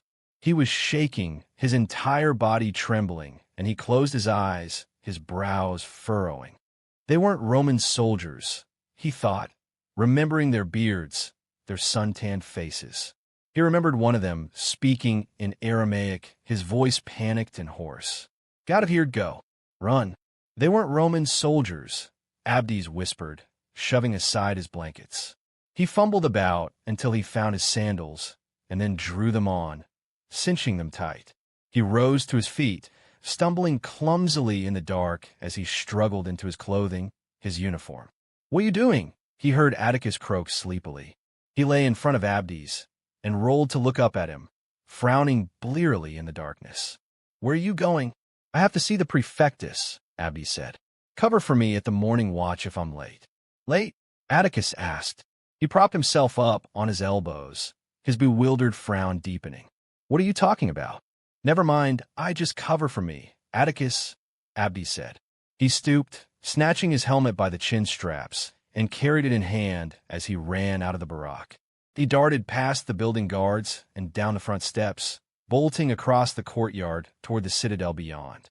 The sun was only a dim and distant glow on the horizon, a hint of warm color infusing through the darkness of the night.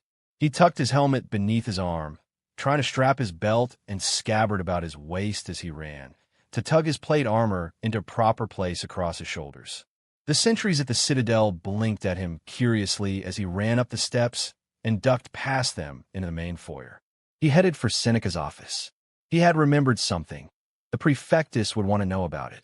It couldn't have been just a dream, he thought, his hobnailed sandal soles clattering noisily against the polished stone floor. "I know it wasn't. Seneca said my memory might return in full as I grew stronger, and he was right. It wasn't a dream. It was memory." The pair of soldiers posted outside of Seneca's closed office door were as surprised to see him as those at the threshold, although they proved less inclined to allow him to pass. "Hoa, now, soldier," one of them said, stepping forward and planting his palm against Abdes' shoulder to stay him. "You can't just barge into the prefectus office at all hours and unannounced." "I have to see him," Abdes said. He danced back from the guard's hand and tried to duck around him, only to be caught again. "Please, it's important. I know he's here. I can see the light underneath the door." "He's here," the guard agreed, keeping his hand squarely against Abdes' chest. "But you can't see him. He's in conference, not to be disturbed." "Conference?" Abdes asked, blinking in bewilderment. Dawn had not even broken yet, and he could not fathom with whom Seneca might keep such an early appointment. "Yes, conference," the guard said, and he offered Abdes a little push backward, making him stumble. But Abdes said helplessly, glancing toward the door. The other soldier at the threshold met his gaze and shook his head in mute but plain warning. "Don't try it, kid." "What's going on here?" Abdes heard Malus say. He turned to find the tribune striding briskly down the corridor toward them. "What's all of this ruckus?"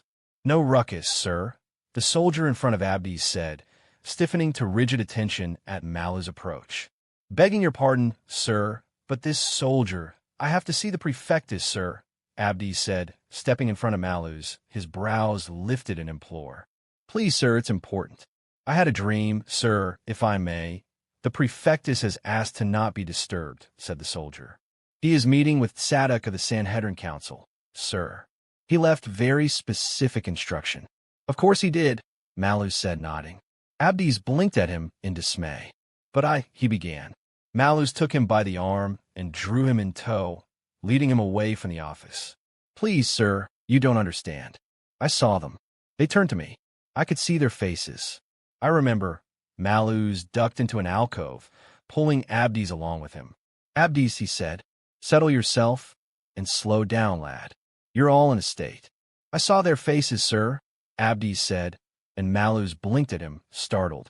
The men who attacked me. I had a dream about them. I saw their faces. I remember, sir.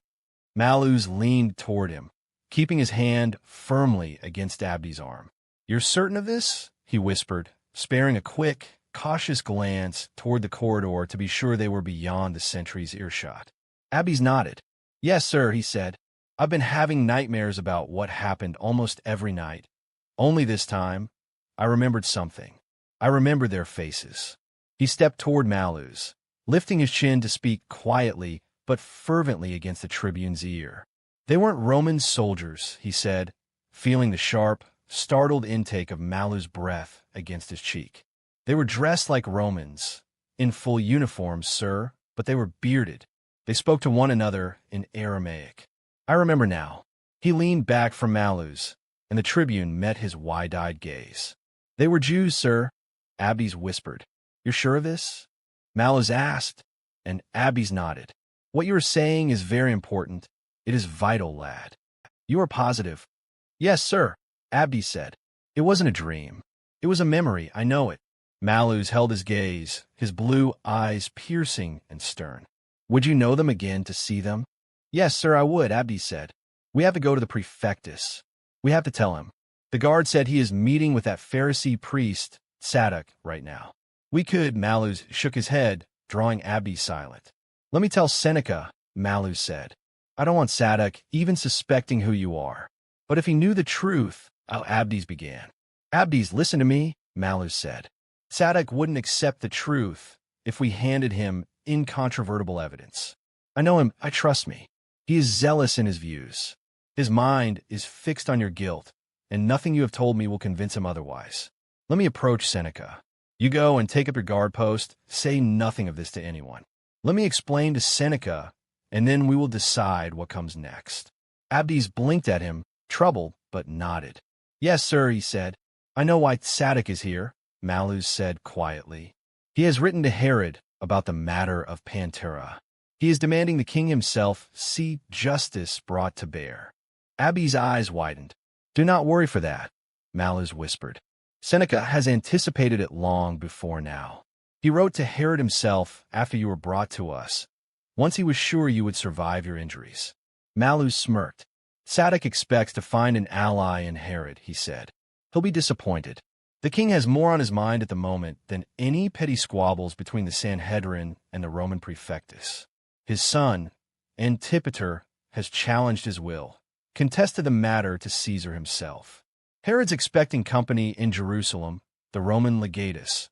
Publius Verus is on his way there from Syria as we speak. Herod's been readying for his arrival. Like I said, lad, more on his mind. He dropped Abdes a wink, his smile widening.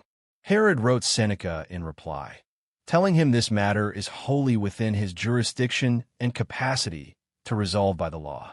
He will abide by any course Seneca chooses. Which means we have time, Abdes. Time, sir, Abdes said, and Malus nodded. You and I, investigating this, he said. Finding out more about these two Jewish men who attacked you, and bringing them to justice for it. Abdes took his sentry post to the citadel's main entrance, standing alongside of Atticus and another soldier from their decury as the sun rose. What was with you this morning? Atticus asked, tearing out of the barack in a state. Abdes glanced at him and then away again. I had a dream, that's all. There were men gathered at the foot of the stairs, some dressed in the vestments of priests and Sanhedrin officials, others in the garb of rabbinical students and scribes. These were members of Sidon's entourage, the usual lot who gathered to protest and demonstrate.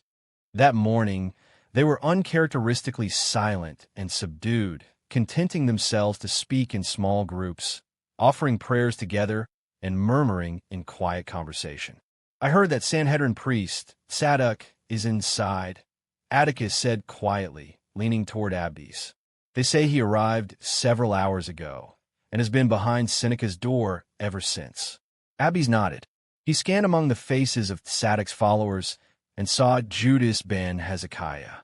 He was wrapped in black and surrounded by those who obviously sought to comfort him. He knelt against the ground, enfolded by his fellows. He rocked back and forth, moaning quietly as they spoke quietly to him, reciting prayers.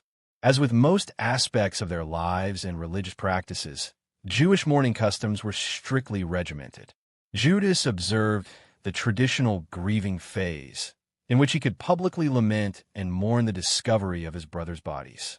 After Lamech and Hate were buried, Judas' isolation would begin. He would keep to his home for 7 days of meditation, prayer, and personal reflection. He would not work or bathe. If he had a wife, he would not enjoy her conjugal company. He would not even take the comfort of his bed at night, keeping to the floor in prostration.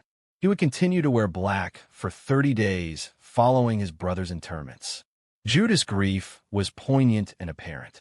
Abdes watched as he lifted his face skyward, his eyes closed, his cheeks glossy with a sheen of tears.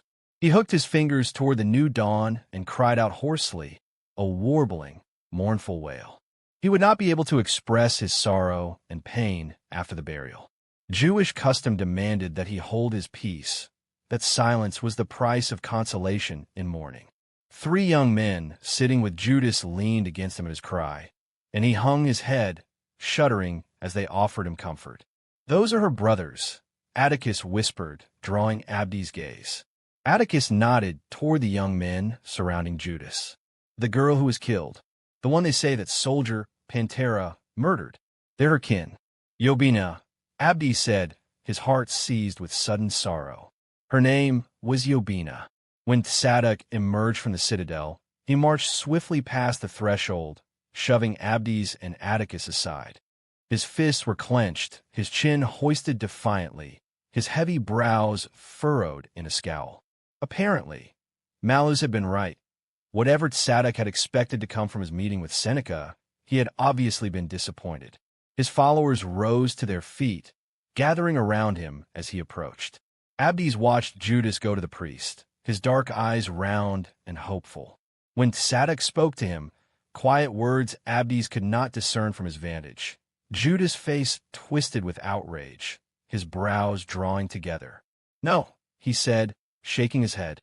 Even as Yobina's brothers tried to restrain him, Judas rushed forward toward the citadel, his fists bared, his face flushed with fury. "No," he screamed as they caught him. He struggled against them, swinging his fists, spittle flying from his lips and against his beard. "We will have justice," Judas shrieked, his baleful, angry eyes sweeping across Abdes and the other sentries. "Let Rome think this makes them great. Let Herod think this makes him a king. The Almighty's wrath will rain upon you. It will sweep you under with the force of his might." Abdes drew back a hesitant step, his eyes widening. Judas shoved his forefinger toward the citadel. He pointed out no one in particular, but to Abdes, it felt exactly as if his accusation leveled squarely at him. "I will see you answer, Pantera," Judas screamed, thrashing against his fellows. "I will know justice by your hide. They cannot keep me from you. They cannot keep the Almighty's wrath from you." As Sadok and the others led Judas away, he fell still and stopped resisting. He slumped, his cries waning to loud, hoarse sobs, and Yobina's brothers gathered around him again, leading him in stumbling tow from the citadel. I will see it," Judas moaned, shuddering. "I will see you answer for it, Pantera." "Gods above," Atticus whispered, wide-eyed and grasping his spear so tightly his knuckles had blanched. He uttered a low sigh as he relaxed his grip, as color restored in his fingers. He glanced at Abdes and raised his brows. There was something. Abdes had been clutching at his own spear fiercely, his palms soaked in sudden, clammy sweat. He forced his fingers to loosen, feeling his bated, aghast breath shudder from his chest. "I'd hate to be that fellow Pantera, whoever he is," said the other guard. "I hear they're keeping him locked up tight somewhere inside. Nobody knows where he is but the prefectus." "Better that way," Atticus said. "Sadok has a lot of silver to his purse. He'd pay someone a pretty sum to find out where they've got him." He frowned slightly. "And rightly so, you ask me. He's brought this all on us. Couldn't keep his rot dam member in his tunic, and then he had to go and throttle the girl, too. You can pay for that, you know." At the Tiguria, They have girls who will let you choke them raw for an extra pair of denarii. Maybe he's innocent, Abdes whispered, still ashen and trembling. Atticus spat. He's guilty. All right, he muttered. You ask me. The prefectus knows it too. He's just keeping him hidden until all of this blows past us. Good luck to that, said the other soldier, shaking his head. When Abdes' turn at the threshold was finished, he walked with Atticus back inside the citadel. He heard his decurion, Meletus, calling out to his name, and he paused, turning at the beckon.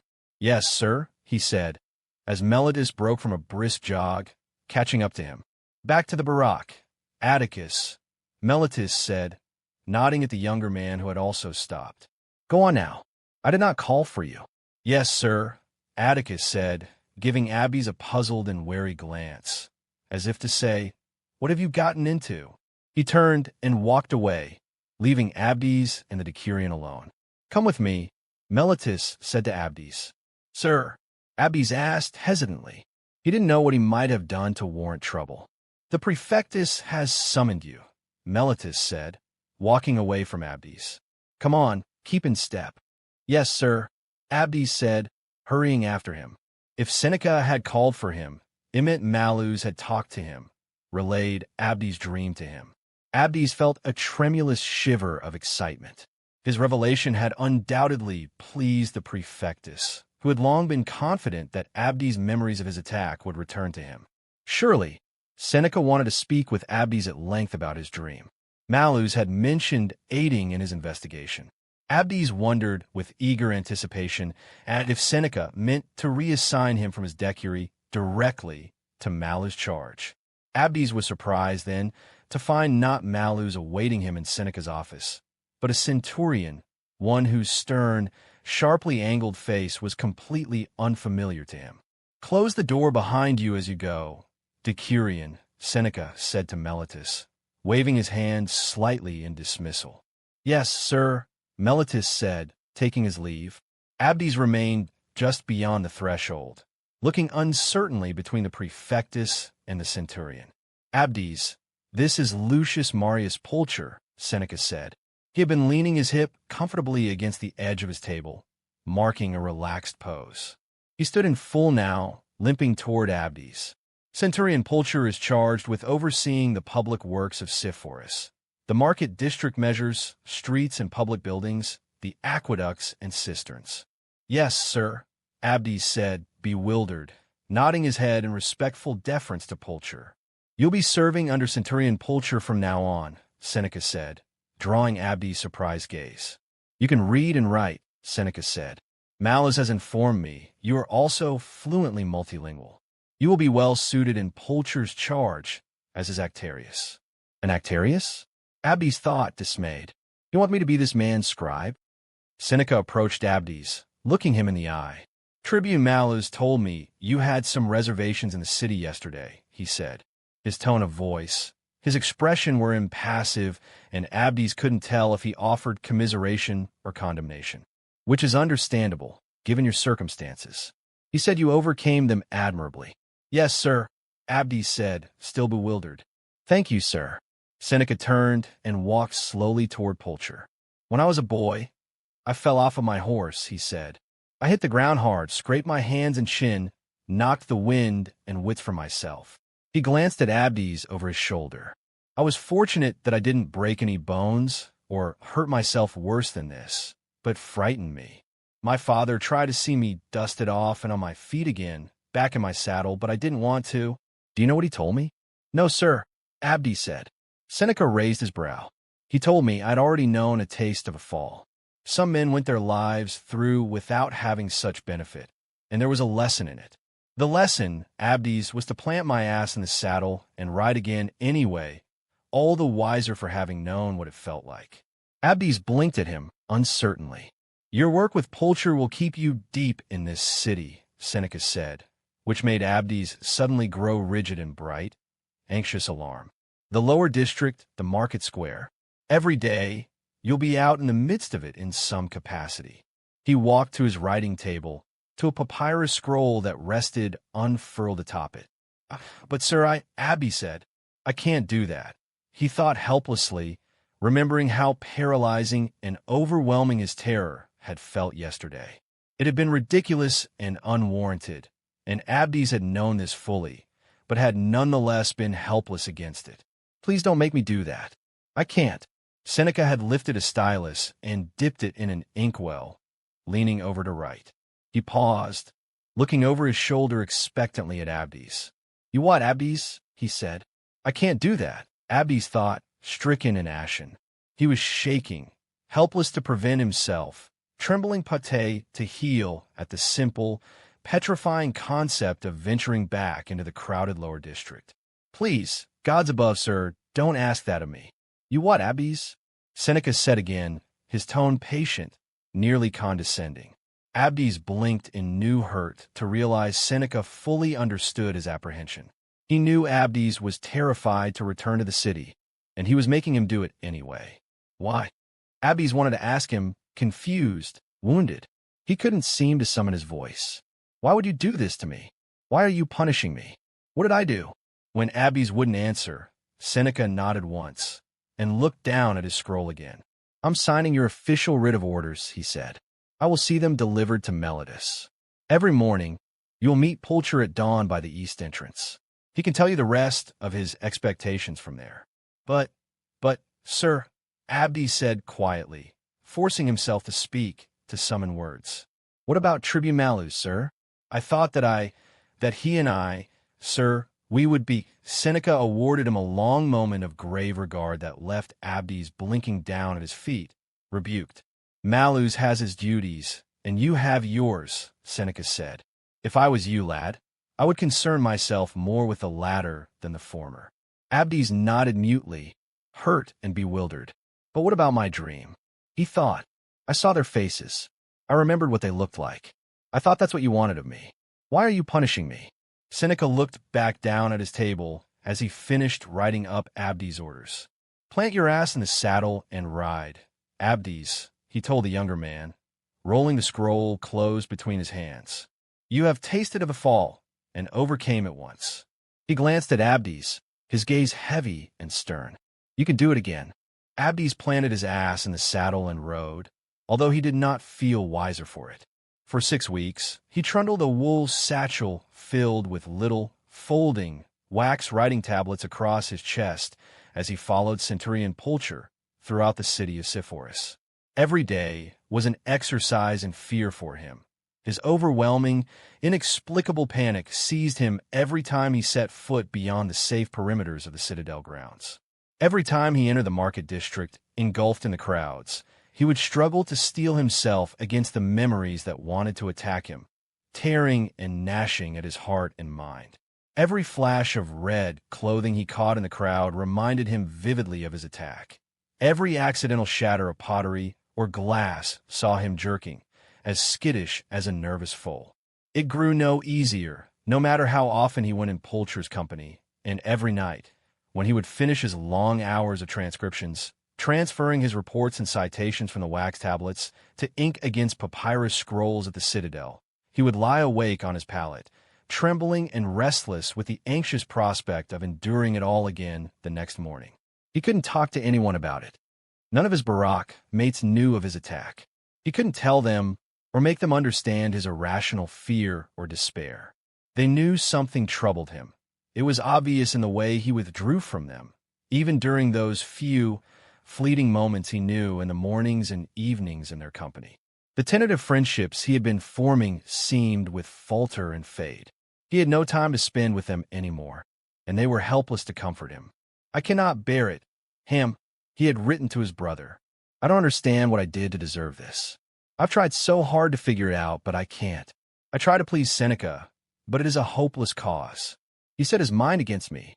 Ham, I know it. I've displeased him, and he's making me answer for it." Pulcher proved no comfort or companion to him, either. The centurion was dour and quiet.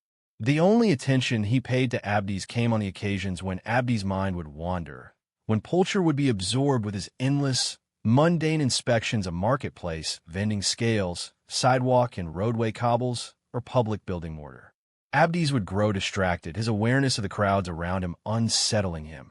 And then Pulcher would offer him a snapping beckon and a disapproving scowl that drew his gaze and made him blink down at his tablet, rebuked and shamed. For 6 weeks, Abdes suffered.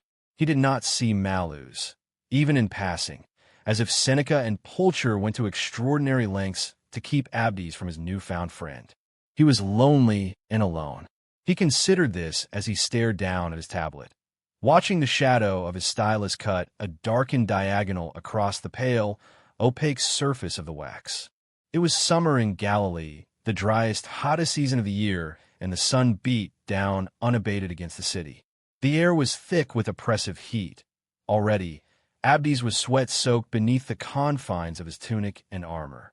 He could feel sweat trickling in minuscule, creeping rivulets from the crown of his hairline, beneath the lip of his helmet, sliding down his neck, beating against his forehead. He could hear Pulcher speaking with one of the market vendors, but he did not pay attention to their words, letting their voices blend together in his mind in a garbled drone. He was exhausted and drowsy. Between his long hours every night at his transcriptions and the nightmares that continued to plague him without mercy, he knew precious little occasion for restful sleep. As he stood beneath the warm sun, beneath the stifling weight of his uniform and helmet, he felt his eyelids droop unintentionally. 7 Unci Actarius, Pulcher said, his voice sharp and startling.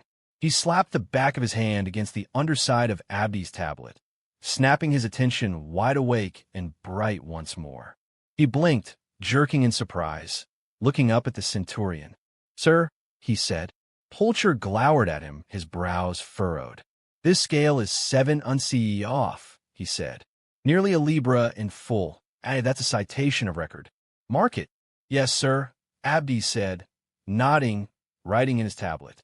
Pulcher's pronouncement apparently displeased the vendor, a man named Eleazar. He stood nearby, in the company of another dressed in resplendent, colorful vestments. This was Naphtali. He was a merchant and property owner. He leased a grand majority of the vending space available in Sepphoris Market District to prospective vendors, such as Eleazar. 7 Unci, Eleazar exclaimed, blinking indignantly at Pulcher. "I beg your pardon, sir. I set this scale myself, and it is fairly done." Pulcher tested vending scales with a set of small lead weights he carried with him. By law, they had to be set within exact iotas of standard measure. At Eleazar's protest, Pulcher turned to him, utterly unflustered by his outrage. "I'm looking at your scale, sir," he said, "and I'm telling you it's 7 Unci off." Abdes had to admit that Pulcher's cool, brusque demeanor served him well in his work. Eleazar was not the first vendor they had encountered in the last 6 weeks who had questioned Pulcher's determinations. Some had even outrightly accused Rome of cheating, of issuing warrants without cause in order to reap more profits for Herod in the form of fines. No matter how hot, hostile, or hyper the vendors became, Pulcher remained astonishingly unfazed, his characteristic and customary aloofness apparently not a simple facade. "Are you calling me a cheat?" Eleazar snapped, his face flushed with bright, angry color. He stepped toward Pulcher. He stood almost a full head shorter than the tall, lanky centurion and had to hoist his chin in order to meet Pulcher's gaze and affect proper ire. "I say the cheat here is you, sir. I know about your inspections. Just last week, you cited 3 others up the way, all honest men, just like me. Your lead is too heavy." "Centurion Pulcher," Naphtali said, catching Eleazar by the shoulder and drawing him back. Naphtali stepped forward, smiling broadly and disarmingly at Pulcher as he draped his hand against the centurion's shoulder and leaned toward him. "I implore you, good sir, surely there has been some mistake or accidental misalignment of these scales. Eleazar is an honest man. Those aren't words I offer lightly or without cause." "I do not make mistakes, sir," Pulcher said, stepping pointedly beyond Naphtali's intimate proximity. "As for accidental misalignments, I suggest your man, Eleazar, demonstrates better care in the future. If your merchants dislike being fined, sir, you might bid them be as honest with their scales as they claim to be with their mouths." He glanced at Abdes. 7 Unci off. Mark it, and have the citation delivered in the morrow." "Yes, sir." Abdes said, his stylus scribbling madly. As they walked away, Eleazar's glare boring holes into their spines, Pulcher leaned down to speak quietly toward Abdes' ear. "Do I need to start carrying my vine cane with me, Actarius?" he asked, making Abdes flinch in shamed rebuke. "That I might slap it against your ass to keep your mind upon your tasks?" "No, sir," Abdes said quietly, his cheeks ablaze with mortified color. Pulcher nodded once, drawing ahead of Abdes. "Good," he said. They moved to the next vending stall, and Naphtali scurried after them, having done his best to offer brief consolation to Eleazar. As Naphtali fluttered around Pulcher, a broad but insincere grin smeared across the lower quadrant of his face as he offered flattery to the centurion on behalf of this next merchant. Abdes looked around. It was the height of the afternoon. The market was crowded to full capacity. He eyed the crowd swarming past him anxiously, keeping himself as near to the stall and out of the flow of traffic as possible. He did better if he kept his gaze averted toward his tablets. If he did not have to look at the crowd, if he did his best to focus on his work, then he was less aware of the close quarters of the market, the unsettling proximity of so many people. Even from his fleeting, sweeping glance around him, he could feel his heart wanting to hitch in mounting anxiety, his hands wanting to tremble. He started to look down again, to fix his gaze on his notes, and then he blinked, catching sight of the Nazarene contractor, Yoseph, easing his way through the throng toward him. Yoseph hadn't seen Abdes, but Abdes recognized him plainly enough. For that moment, he forgot himself, his duties and anxieties.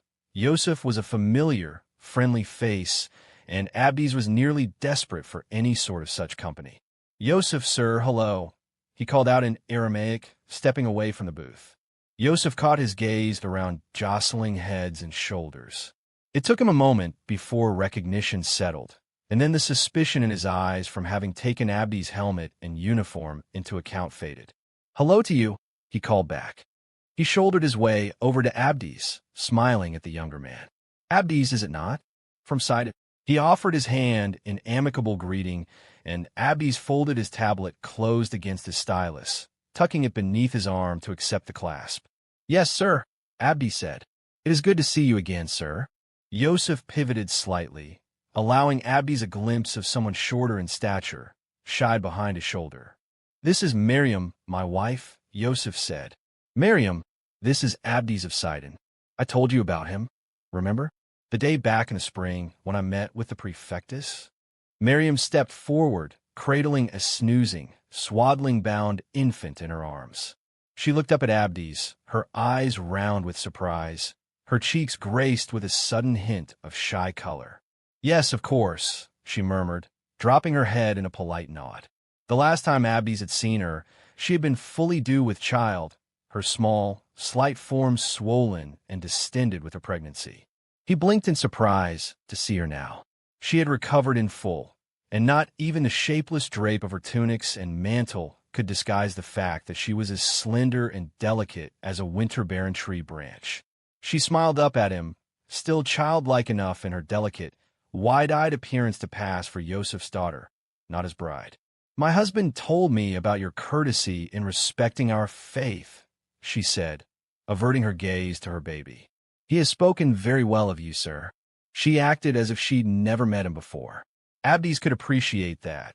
Jews typically did not associate with Gentiles and Roman soldiers in particular, and for a woman to do so, even in casual introduction, would be severely frowned upon. She obviously hadn't told Yoseph of their encounter. "I'm pleased to meet you, good woman," he said, nodding courteously to her. "And this," Yoseph said, draping his hand against Maryam's shoulder and guiding her forward to present the baby. "This is our lamb, our son, Yeshua." Abdes looked down at the sleeping baby. He had never been in such close proximity to an infant before, and took a hedging, uncertain step back. He glanced between Yoseph and Maryam and realized they expected something of him, some manner of appreciative acknowledgement of their child. "He's little," he said, for lack of anything else coming to mind. Yoseph laughed. Abdes glanced at Maryam and found her studying him much as she had on the day they had met, with a sort of soft wonder in her eyes, a smile lifting the corners of her mouth. He heard a loud, distinctive harumphing sound from behind him, just as Maryam's gaze averted beyond his shoulder, her pretty smile faltering. Abdes cringed inwardly. My apologies, sir, he stammered, turning to find Pulcher looming behind him, his face set in customary disapproval. I beg your pardon. I have found some familiar faces, and I only meant to offer passing greetings, sir. It's my fault entirely, Yoseph said, still smiling broadly with good cheer. Abdes might have warned Yoseph that such affectations were lost upon Pulcher. Yoseph realized this quickly enough for himself when Pulcher's stern expression didn't soften in the slightest. He stepped forward, his own smile faltering. My apologies, sir, he said. My name is Yoseph of Nazareth. I am acquainted with the prefectus, sir, and have met this young soldier through that association. I would beg pardon for any inconvenience to you, sir. The mention of Seneca's name was enough to force a thin, polite smile onto Pulcher's lips, probably just as Yoseph had intended. Abdes looked at Yoseph, meeting his gaze briefly, grateful for his intervention. No inconvenience, sir, Pulcher told Yoseph with a nod. Though I appreciate your courtesy. If you would pardon us, Yoseph of Nazareth, my scribe, and I have duties to attend to. He said my scribe, with the same sort of dismissive tone he might have used to refer to his dog. He might have granted Abdes at least a modicum of dignity in front of Yoseph and Maryam, but apparently Pulcher harbored no such tender sympathies.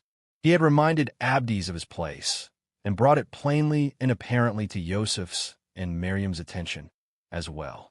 Abdes felt shamed color stoke in his cheek and looked down at the ground. You are fortunate to have his services, sir, if I may say, Maryam said quietly. Abdes blinked up at her in surprise. He found her looking at him, her mouth unfurled softly again. He seems a good man to me, Maryam told Pulcher, without turning her eyes from Abdes. Pulcher offered another harumphing sound. Yes, well, he murmured. I will take that into account, good woman. Abdes trailed Pulcher through the market for the next several hours, until he was nearly dizzy and stumbling from the heat. At last, Pulcher led him beneath the blessedly cool eaves of a portico outlying a large public bathhouse. Abdes slipped his helmet from his head and canted his head back, leaning against the wall and relishing the momentary reprieve of the shade. Here, Pulcher said, offering him a water skin. Thank you, sir, Abdes said. He drank greedily, savoring the cool water as it spilled against his parched tongue and down his throat. He felt it trail down from the corners of his mouth in wondrous little rivulets, traveling slowly, purposefully toward his throat. He lowered the skin, gasping softly, blinking against beads of sweat caught in his eyelashes. How many citations today? Pulcher asked. He knew how many. Abdes knew it, and Pulcher was fully aware that he knew. He never allowed Abdes more than a momentary pause from semblance of work, no matter how trifling. Pulcher himself, on the other hand, seemed fully inclined to rest if the occasion presented itself, which it did now, apparently. He sat against the ground, drinking from his water skin while Abdes squatted, drawing tablets from his satchel and sorting through them, skimming his notations. 7, sir, he said. He looked over at Pulcher. That's a lot for one day, isn't it? Pulcher nodded, lowering the water skin from his mouth. He swished about a mouthful and then swallowed. It is, yes, he said. I've been seeing a lot more of them lately, these misaligned scales, as Naphtali calls them. He raised his brow thoughtfully, without looking at Abdes. I'm going to chance my schedule of inspections, he remarked. I've kept to this order for 4 years now. Let's see what happens if we arrive unannounced and unexpected. Abdes didn't understand why Pulcher would consider this, but he nodded.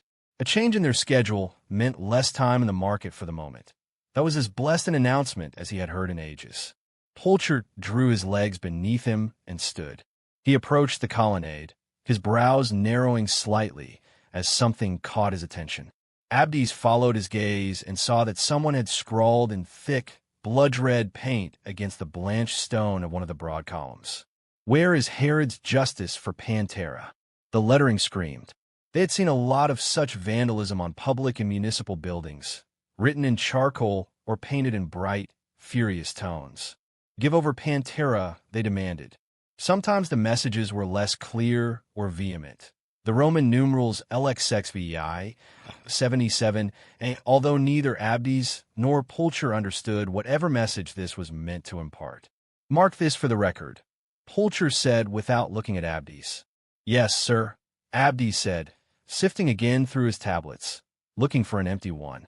Go inside and requisition a bucket, some rags, Pulcher said, and Abdes looked up at him, scowling safely without notice because the centurion had his back to him. Go to the well and fill the bucket. Wash this off of here. Yes, sir, Abdes muttered, still scowling. He had known that was coming.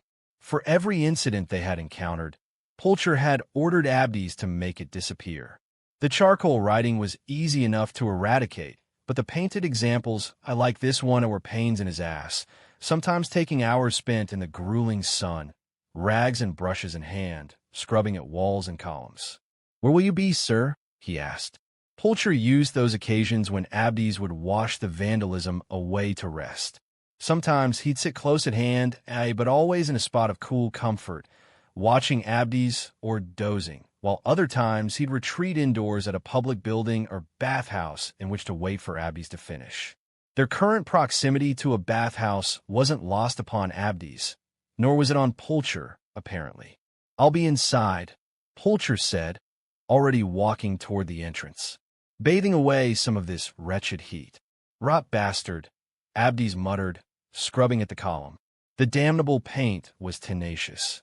He had been at it for an hour at least already, and his arms and shoulders were aching with exertion. He had removed off his breastplate and belt, laying them aside with his helmet. He had stripped off his red overtunic and worked in his undershirt, which was drenched and sticking to him unpleasantly with sweat. He was shaking with fatigue and indignant outrage toward his centurion, who remained somewhere inside, soaking himself comfortably, undoubtedly enjoying conversation and wine while he was at it. Bastard stinking rot, Abdes seethed as he scoured. His fingertips were pruning from the water, reddened and chapped with his efforts. And still, the rot damn writing remained, virtually unscathed. Where is Herod's justice for Pantera? It cried at him brazenly, obstinately. Here it is, Abdes whispered, lowering his aching, strained arms momentarily. His shoulders screamed in begrudging protest, and he grimaced, both in pain and at the writing. It's right damn in front of you. Why are you doing that? Abdes had been so distracted by his exhausting, aching efforts that he had completely forgotten that he was still in the city, with people about, passing by and close at hand. He had not even thought to be anxious or alarmed, but the sound of this small voice, immediately behind him, he whirled, his eyes flown wide, his breath tangling as he danced clumsily backward. He had attracted an audience without realizing it. A group of 10 young boys stood behind him, watching him with undisguised fascination. At his stumbling recoil, they giggled together. Abdes managed to reclaim his footing, his breath escaping him in a shuddering sigh. He forked his fingers through his sweaty hair, shoving it back from his face, and he closed his eyes, feeling the sudden, frantic measure of his heart slow toward some semblance of normal pace again. Why are you doing that? One of the boys asked again. Did your father tell you to? Another chimed. Abdes opened his eyes and blinked at them. They were probably sons of merchants from the nearby market district. One among them in particular looked familiar. Abdes had likely seen him before during Pulcher's inspections. No, he said, shaking his head. My father didn't tell me to. My centurion did. Are you Roman? Asked one of the boys, his dark eyes round and curious. What's your name? Said another. Were you bad? A third said, his voice overlapping his fellows. Is that why you're washing the column? Abdes chuckled slightly, nervously, caught between being charmed and annoyed by their persistent interest. He squatted, resting his weight on the balls of his toes, his elbows on his knees, taking advantage of the moment to rest his aching back. My name is Abdes, he said in Aramaic. I'm a Roman soldier, yes. I'm only washing the column because I was told to. That's my job.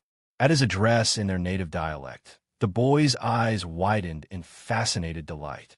They converged upon him, drawing near, their high, eager voices rushing together in an excited din. "Can I touch your armor?"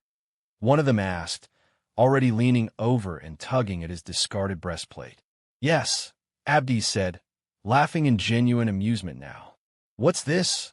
another asked, holding up a length of red fabric. "That's my scarf," Abdes said.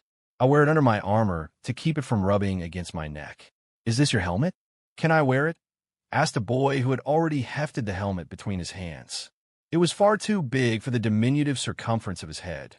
The brow line covered his eyes in full, while the cheek guards, if fettered together, would have smacked him squarely in the collar. "Is this your sword?"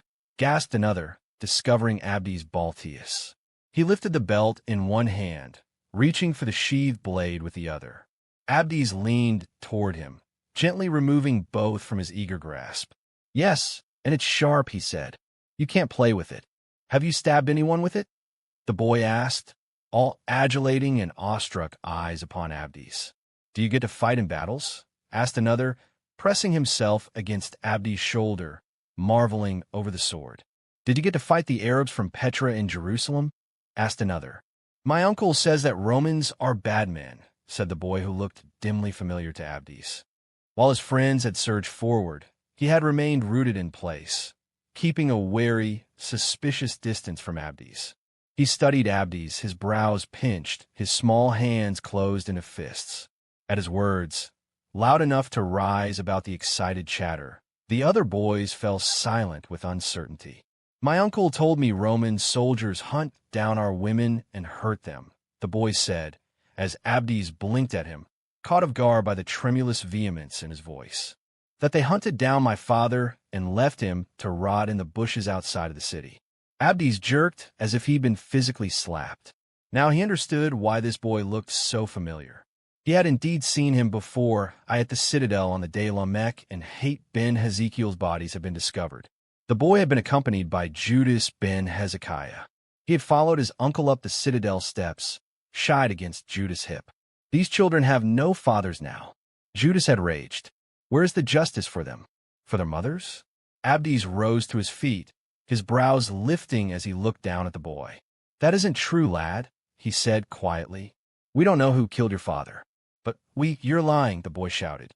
"You know who killed my father. He killed my father." He pointed at the column behind Abdes, at the words, "Where is Herod's justice for Pantera?" Tears spilled down the boy's flushed cheeks, and his breath fluttered raggedly from his chest. "Pantera killed my father, a Roman soldier named Pantera. The Almighty will punish him for it. He will punish you all."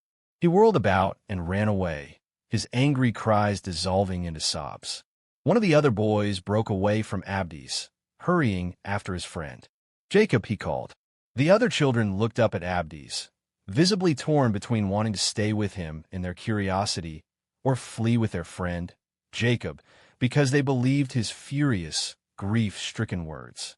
The latter seemingly won out over the former, because they scampered off, leaving Abdes alone. Months passed. Summer waned into the brief hint that was autumn in Galilee before yielding to the cold, rainy months of winter. Just as Abdes seemed at last to be growing accustomed to the bustle of the city again, as he had begun to realize his anxiety among the crowds less and less, Pulcher abruptly changed their routine, wrenching Abdes into new and wholly unfamiliar duties, leaving him flustered anew. True to his word, Pulcher had changed the schedule by which he inspected the market, and now, with rain upon them, he had turned his attentions in full to the city's aqueducts and cisterns. One morning, while a steady, cold drizzle pelted down from the overhanging ceiling of lowlying clouds, Pulcher led Abdes from the city and out toward the Bet Netofa Valley along the outlying Esdraelon plains. They were accompanied by a small, scrawny man named Tarfon, a Jewish contractor under retainer by the city to oversee maintenance of the aqueducts and water supply.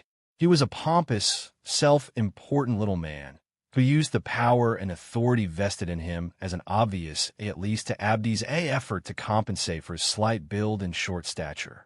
Abdes hadn't liked him from the moment of their introduction, when Tarfon's dark, beady eyes had swept perfunctorily up and down the length of his form, and then he had smirked. "Phoenician," he had asked, coming to this deduction by Abdes' name. "You don't look it." I thought Phoenicians had darker complexions. My ancestors were Greek, sir, Abdes had replied.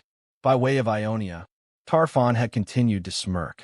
Didn't the Ionian Greeks betray their fellows of the mainland, he asked. Turn tail on them in the Persian War, siding with Xerxes? It was the first time, but not the last, that Tarfon had tried to demonstrate his own perceived superiority by simultaneously expressing the benefits of a well-rounded education, and by trying to make Abdes feel stupid in light of it. I wouldn't know, sir, Abdes had replied, holding Tarfon's gaze. As it was 500 years ago, and I wasn't around to see. Pulcher's idea of inspecting the aqueducts consisted of having Abdes repeatedly wriggle down the narrow confines of vertical access wells, holding an oil lamp in his hand, while verifying whether or not the water flowed at proper capacity. The access wells were used to repair the underground ducts. They had hand and footholds carved into the walls, but these were meant to be useful when the water flow below had been staved, the channels empty, so that one could climb down into them. They were worthless to Abdes, who was forced to dangle headfirst down inside each shaft, trusting against his better judgment to Tarfon and Pulcher to hold fast to his ankles and keep him from falling. Abdes' efforts seemed to thoroughly delight Tarfon, particularly when Abdes discovered one duct in which the water flow had somehow stopped. The water had backed up into the access well, a realization that had come too late as Abdes had been lowered into the shaft. He had smacked face first into the icy, stagnant water. His lamp had been lost, his clothes soaked to the middle of his back, and he had damn near drowned before Pulcher and Tarfon had managed to haul him out, sputtering and choking, from the well. He sat against the ground, shuddering violently and sopping. His teeth chattered, and his hand jerked uncontrollably as he struggled to level his stylus against his tablet. Pulcher wanted him to make a note of the problem. Neither he nor Tarfon seemed particularly moved by Abdes' near drowning, or his misery in its aftermath. They stood together nearby, staring down the access well, discussing the status of the duct below. You have to expect this sort of thing, Tarfon remarked. This won't be the last place you'll see it before next summer. I'll tell you right now what happened. The dam duct wall caved in, damming up the flow. They used rot-grade concrete to line the ducts down there. It's too porous. We've had heavy rains these past weeks and a wet spring on top of it. The water's been soaking deep into the ground. He hooked his thumbs beneath his sash and swaggered slightly, pleased that his expertise was being called to the forefront. Water soaks into that concrete, spreads those little holes and cracks in it until they just can't hold any more and it collapses. There's your cause right there, Centurion Pulcher. Unclog this spot, and the same will happen further up or down the line. You want to prevent it, you'll need to stave the flow from the reservoir and lay some good piping. Lead pipe, not concrete, that would hold well. We told those engineers from Rome all of that from the start when they hollowed this out. They should have listened. Pulcher looked at Tarfon for a long moment. Shall I have my scribe note your observations on Rome's attention to quality control for the record? He asked, making Tarfon blink at him, his smug smile faltering with uncertainty. I'd be glad to see your comments forwarded to the Senate for their consideration. Tarfon's smile faded in full. I was only making a statement, he said, not offering any offense. The prefectus pays me too kindly for anything like that. Rome's far off from here, and they have more on their minds with troubles closer to home. That's all I meant. I assure you, sir, that the quality of water flow to this city is of pertinence and interest to Rome, Pulcher said. Any statements offered to the contrary could well be misconstrued. Of course, Tarfon offered in a small voice, struggling to smile. Of course, sir. I understand completely, sir. Pulcher walked away. I will have your writs delivered to you in the morning, he said to Tarfon without pausing to look over his shoulder. Get this water moving. Yes, sir, Tarfon said. Pulcher paused as he tromped past Abdes long enough to unfasten the brooch holding his red cloak in place against his shoulder. He swung the damp sheet of wool from his back and dropped it unceremoniously against Abdes' lap. Come on, he said, walking again. Draw that about you, lest you catch your death. That night, Abdes sat in his customary little room at the Citadel, hunched over his writing table, transcribing his notes from tablet to scroll. His entire body ached in ways he had never experienced or imagined possible before. He still felt chilled to the marrow, even in dry clothes. He had developed a runny nose, which he felt certain was only a precursor to some godforsaken malaise sure to come in lieu of his impromptu dousing. He was so tired, he thought he might weep. It had long since grown dark outside beyond the narrow window of his office. Abdes set aside his stylus and pressed the heels of his hands against his brow, cradling his head, letting his weary eyes droop closed. If he didn't finish his scrolls and leave them at the records office for the morning, Pulcher would admonish him. Abdes had inadvertently, and he realized in the retrospect, stupidly, set himself up for this by diligently completing his transcriptions in such timely fashion from the first. Pulcher had never specifically said this was required of Abdes, but now that Abdes had developed the habit, Pulcher expected it. It doesn't matter anyway, Abdes thought, sighing heavily. No matter when my head hits my palate, I'll only know a couple of hours' sleep before the nightmares start again. I won't find any rest. He opened his eyes, lowering his hands. He glanced to the left of his table and saw a slender papyrus scroll he had nearly forgotten. It was a letter from Ham. Abdes had received it upon his return to the citadel that evening. He hadn't had the chance to read it yet. He lifted it in hand, unfurling it, smiling fondly to think of his brother. It had been some time since Ham had last written to him, and Abdes had been lonely without the comfort of his words. His smile faded abruptly as he read. "Father is dead, Abdes," Ham had written. "A fever came upon him, and he succumbed to it 3 nights ago. Don't worry for the arrangements. T has seen to them. He's already laid to the ground. Let dirt return to dirt, I say." T was Ham's shorthand for Tanith, their stepmother. Ham had never made any great secret of his disdain for the woman, who was only 3 years older than Ham, and thus refused to refer to her by her full given name. Ham had told Abdes once that shortly after Tanith and their father, Moloch, had married, Tanith had tried to seduce him, to coax him into her bed. When he had refused her, she had grown furious. Their father's venomous conviction that neither Ham nor Abdes were his sons by bloodkin had seemed to develop shortly thereafter. Moloch's will was brief and to the point, Ham wrote. "He left us nothing, Abdes. It all belongs to Mago and T. He said he understood that mother was unfaithful to him, that we were bastard sons of some illicit, misbegotten affair. He said he had wasted far too many years and far too much money on us, and at last he was cutting his ties to us in full." Abdes blinked against sudden, anguished tears. His hands began to tremble, and the papyrus fluttered between them. He staggered until he could lean his hip against the table and steady himself. "I'm contesting the matter," Ham wrote. "What he has done violates the law, and I've written to no less than Publius Quinctilius Verus, the Roman legatus of Syria, to attest to our legitimate claim and beseech his intervention. The matter of our birth, however, is another matter entirely. With no evidence except for our own testimony, we'll be hard-pressed if made to prove our blood ties to father. If that's what is meant to be, I say let it be. Let T have his money. Some things cannot be bought or bartered for a small but significant lesson that, alas, father never realized. I'm not as pained by this revelation as I might have expected, because I suspected it's coming all along. Even before father sent you away, I had grown to recognize my place in his esteem and yours. Abdes might have realized his place in Moloch's regard all along, but to see irrefutable evidence of it now left him shocked, unable to breathe.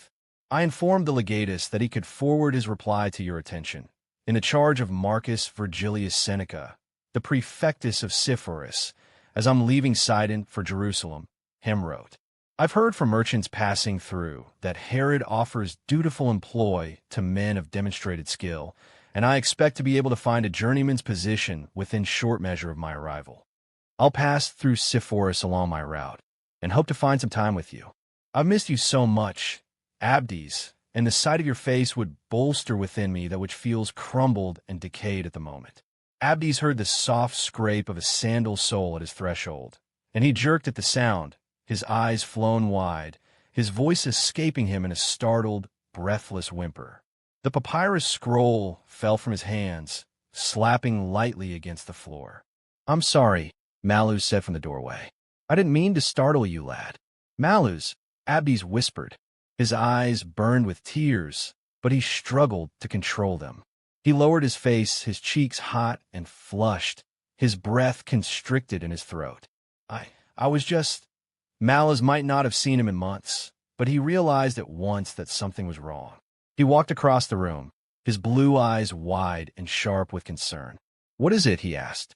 "Abdes, what's wrong?" He touched Abdes' shoulder. There was something so poignant and kind in the gesture that Abdes felt helpless against it. He was so tired, his mind vulnerable and exhausted, and he was so instantly flooded with emotion, with grief, he couldn't bear it. He blinked at Malus, trembling, and then shoved his hands over his face, his tears spilling. I'm sorry," he gasped. "Oh, lad," Malus said, startled. He let the younger man embrace him, weeping against his shoulder. "What's happened?" Malus whispered against Abdes' ear. "Are you hurt, lad? Has someone hurt you?" Abdes shook his head, shuddering against the tribune.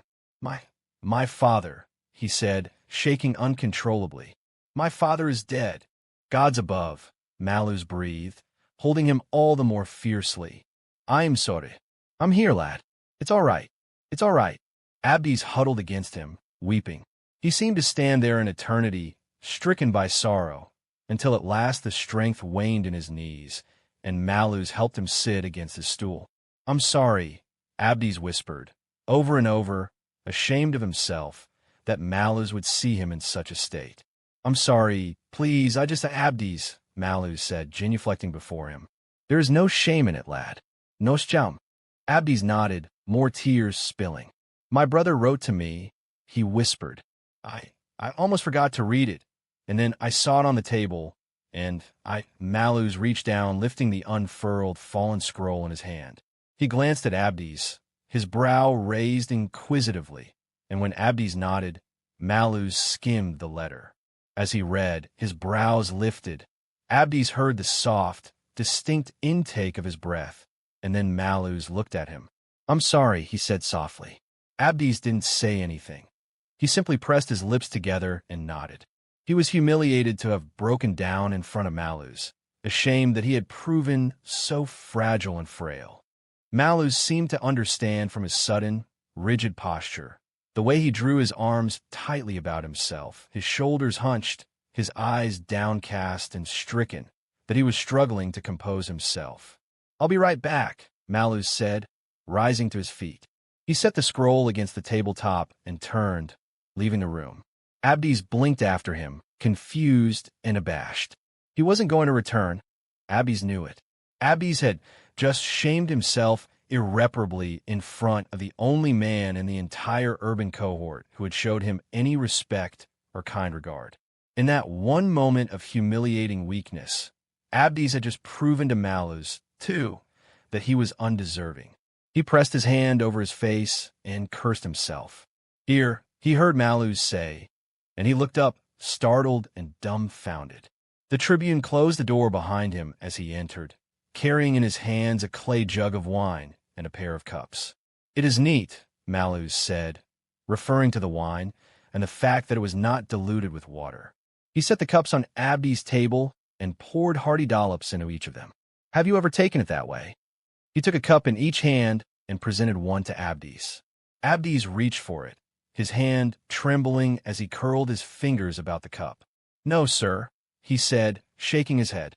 "It is strong stuff," Malus said, and he tapped his cup against Abdes. "But it helps." Abdes watched Malus press the rim of his cup to his mouth. He tilted his head back, draining the wine in a solitary swallow.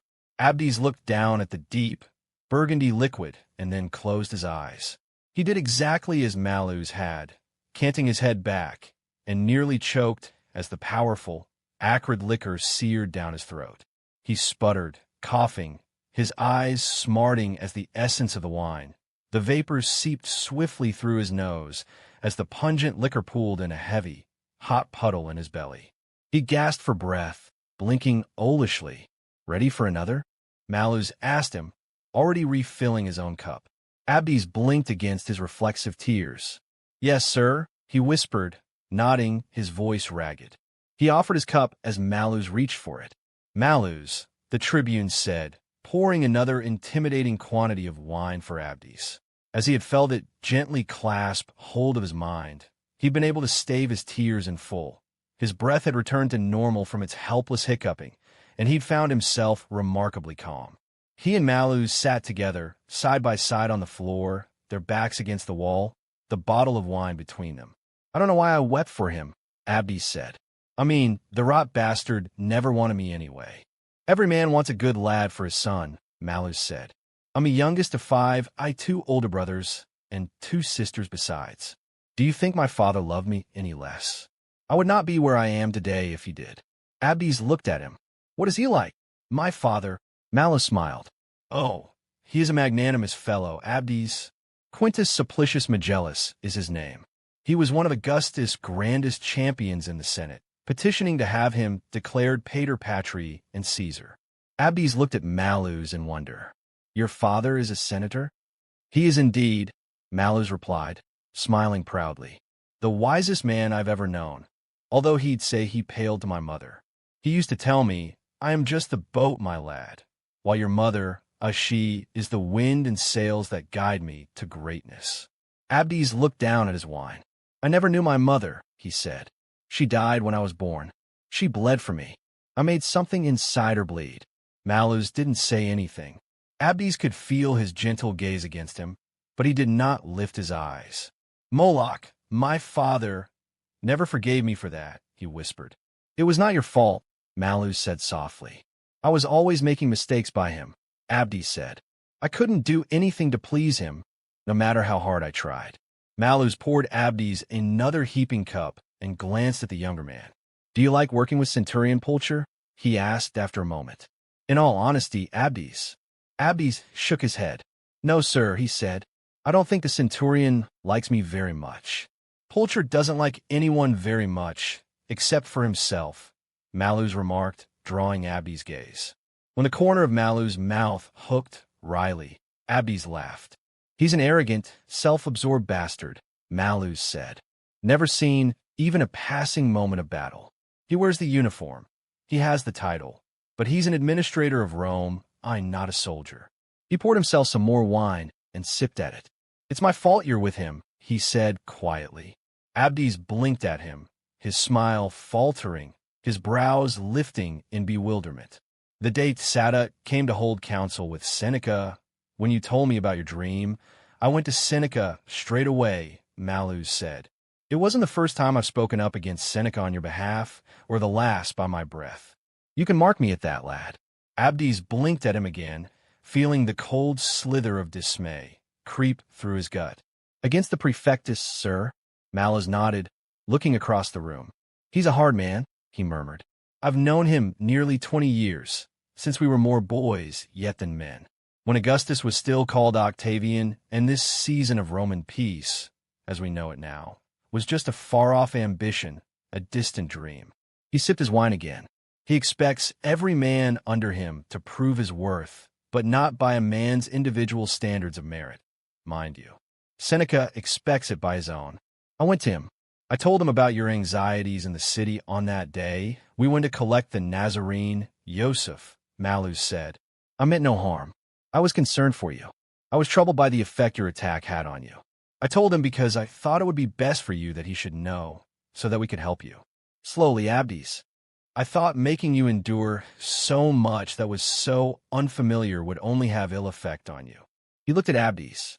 "Seneca took that as weakness," he said. "I didn't mean for him to. I should have thought. I have known him long enough to understand the way his mind works, but I was worried. I asked him to put you in my charge. I told him I would look after you. You would be a help to me. You're bright and curious. You can read and write, speak Aramaic. I could use a man like you in my company. And at the same time, I thought I could help you, ease you beyond the fears and uncertainties left behind for what happened. The gods know. I can appreciate the horrors that can seize a man's mind in the aftermath of violence. I've seen it myself. I've been through enough battles to be haunted by them." He canted his head back, draining his cup. "But Seneca decided you were weak for it," he said. "When I told him about your dream, the memories that returned to you, he looked me squarely in the eye and said memories are memories, and dreams are just dreams. Abdes said nothing. He looked down at his wine, crestfallen. He's a practical man, Malus said. I can appreciate his point of view, even if I don't agree with it. Yes, sir, Abdes said. But then he tendered you to Pulcher's charge. I was furious with him for that. Malus hung his head, curling his free hand into a fist, his brows furrowing. He knew Pulcher's duties would bring you every day into the city. You break a horse of its insecurities for the saddle by strapping one on it every day. That is what he told me. As if a man is no less than a horse. Plant your ass in the saddle and ride. Abdes, Seneca had told him. Abdes understood now. He had been afraid that he had disappointed the prefectus somehow, that he was being punished by his assignment to Pulcher. Malus glanced at him. You've held your own in this, Abdes, he said softly. I'm sorry I brought it upon you, but you've done well. I've noticed the late hours you keep here. I've read through the reports you tender. You've taken circumstances that would break an ordinary man's resolve and made the best of them. Your father was wrong about you, Malus told him, tapping his cup against Abdes. And Seneca is too. He smiled, dropping Abdes a wink. I, however, am not, he said. You're a good man, and you have the makings of a fine soldier of Rome. Thank you, sir, Abdes said, a pleased smile coaxed from the corners of his mouth. He and Malus drank together. You're welcome, lad, Malus said. Have you any sons, Malus? Abdes asked. Any children of your own?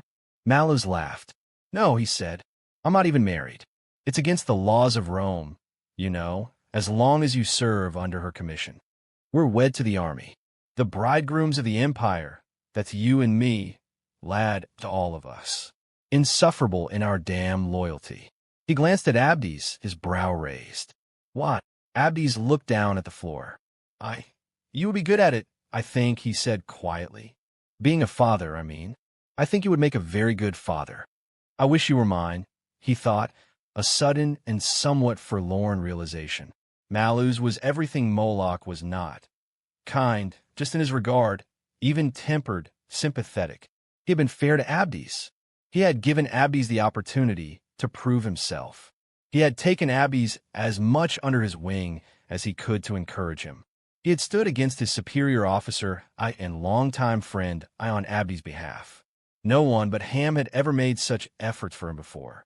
I wish you were my father, Malus, he thought again. Malus looked at him for a long moment, his expression softening as he smiled, as if he had been privy to this poignant insight. When is your brother coming to Sepphoris? He asked. I don't know, Abdes said. He told me he would send word when he arrived. How long has it been since you last saw him? Abdes blinked down at his hands, forlornly. God's a year, at least. More than that, surely. Let me know, Malus said. I will speak to Seneca and see if I cannot arrange for some leave time for you. I've known him long enough to have some favors due. I'll call him on them, if I have to. I would appreciate that, sir, Abdes said, surprised by his offer. Thank you, Malus. Malus reminded him, pouring him some more wine. And you're welcome. In light of Abdes' conversation with Malus, he didn't expect Seneca to grant him any leave when Ham arrived in Sepphoris, despite the tribune's confident assurances that he could arrange for it. When Ham sent a brief note to the citadel a week later, saying he was in the city and had taken a room at an inn in the lower district, Seneca summoned Abdes to his office first thing the following morning. Pulcher relayed this message and delivered Abdes personally to the prefectus. Abdes had followed the centurion, his eyes on the floor, his heart settled unhappily in the pit of his stomach. It didn't bode well. Seneca already thought he was weak, and Abdes didn't expect him to find room in his heart for any tender sympathies in Abdes' regard. Even if Malus had told the prefectus about Moloch's death, Abdes feared Seneca would simply say that such grief was only another frailty on Abdes' part. You break a horse of its insecurities for the saddle by strapping one on it every day. Seneca's words, relayed by Malus, echoed in Abdes' mind with every footstep as he walked behind Pulcher along the citadel corridor. He was surprised to find Malus in Seneca's company that morning. As the guards closed the office doors behind them, Abdes stood uncertainly and rigidly at attention beyond the threshold, in close conference with the prefectus and the two officers. Malus told me about your father, Seneca said. He was sitting at his writing table, while Malus stood to his immediate left. Abdes glanced at the tribune, uncertainly. Yes, sir, he said. Seneca nodded, rising to his feet. He winced slightly, pressing his hands against the table heavily, as if the movement pained him. Such tidings are never welcome, he said, limping toward Abdes. Abdes looked again at Malus, hesitantly. Malus wore an impassive expression, but it wavered for a fleeting moment. The corner of his mouth hooked in gentle encouragement. No, sir, Abdes said, looking back at Seneca as he approached. Seneca stood in front of him for a long moment, studying him until Abdes reflexively, instinctively lowered his gaze to the floor. He didn't know what reaction he'd anticipated. Malus' quick smile had given him momentary hope, but when Seneca said nothing, not offering even a quick word of comfort, pity, or commiseration, he felt the dismayed knot in his gut twist anew, tightening. Your brother has arrived from Sidon? Seneca asked. Yes, sir, Abdes said, keeping his gaze fixed on his toes, steeling himself for Seneca's denial, his rebuke.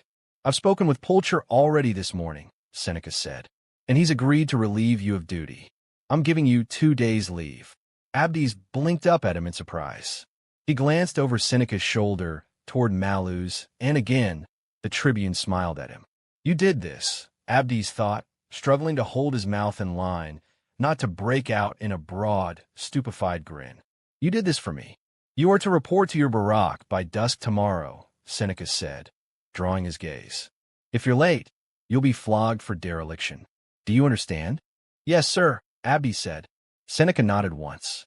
He held out his hand, offering something to Abdes as small hide money pouch.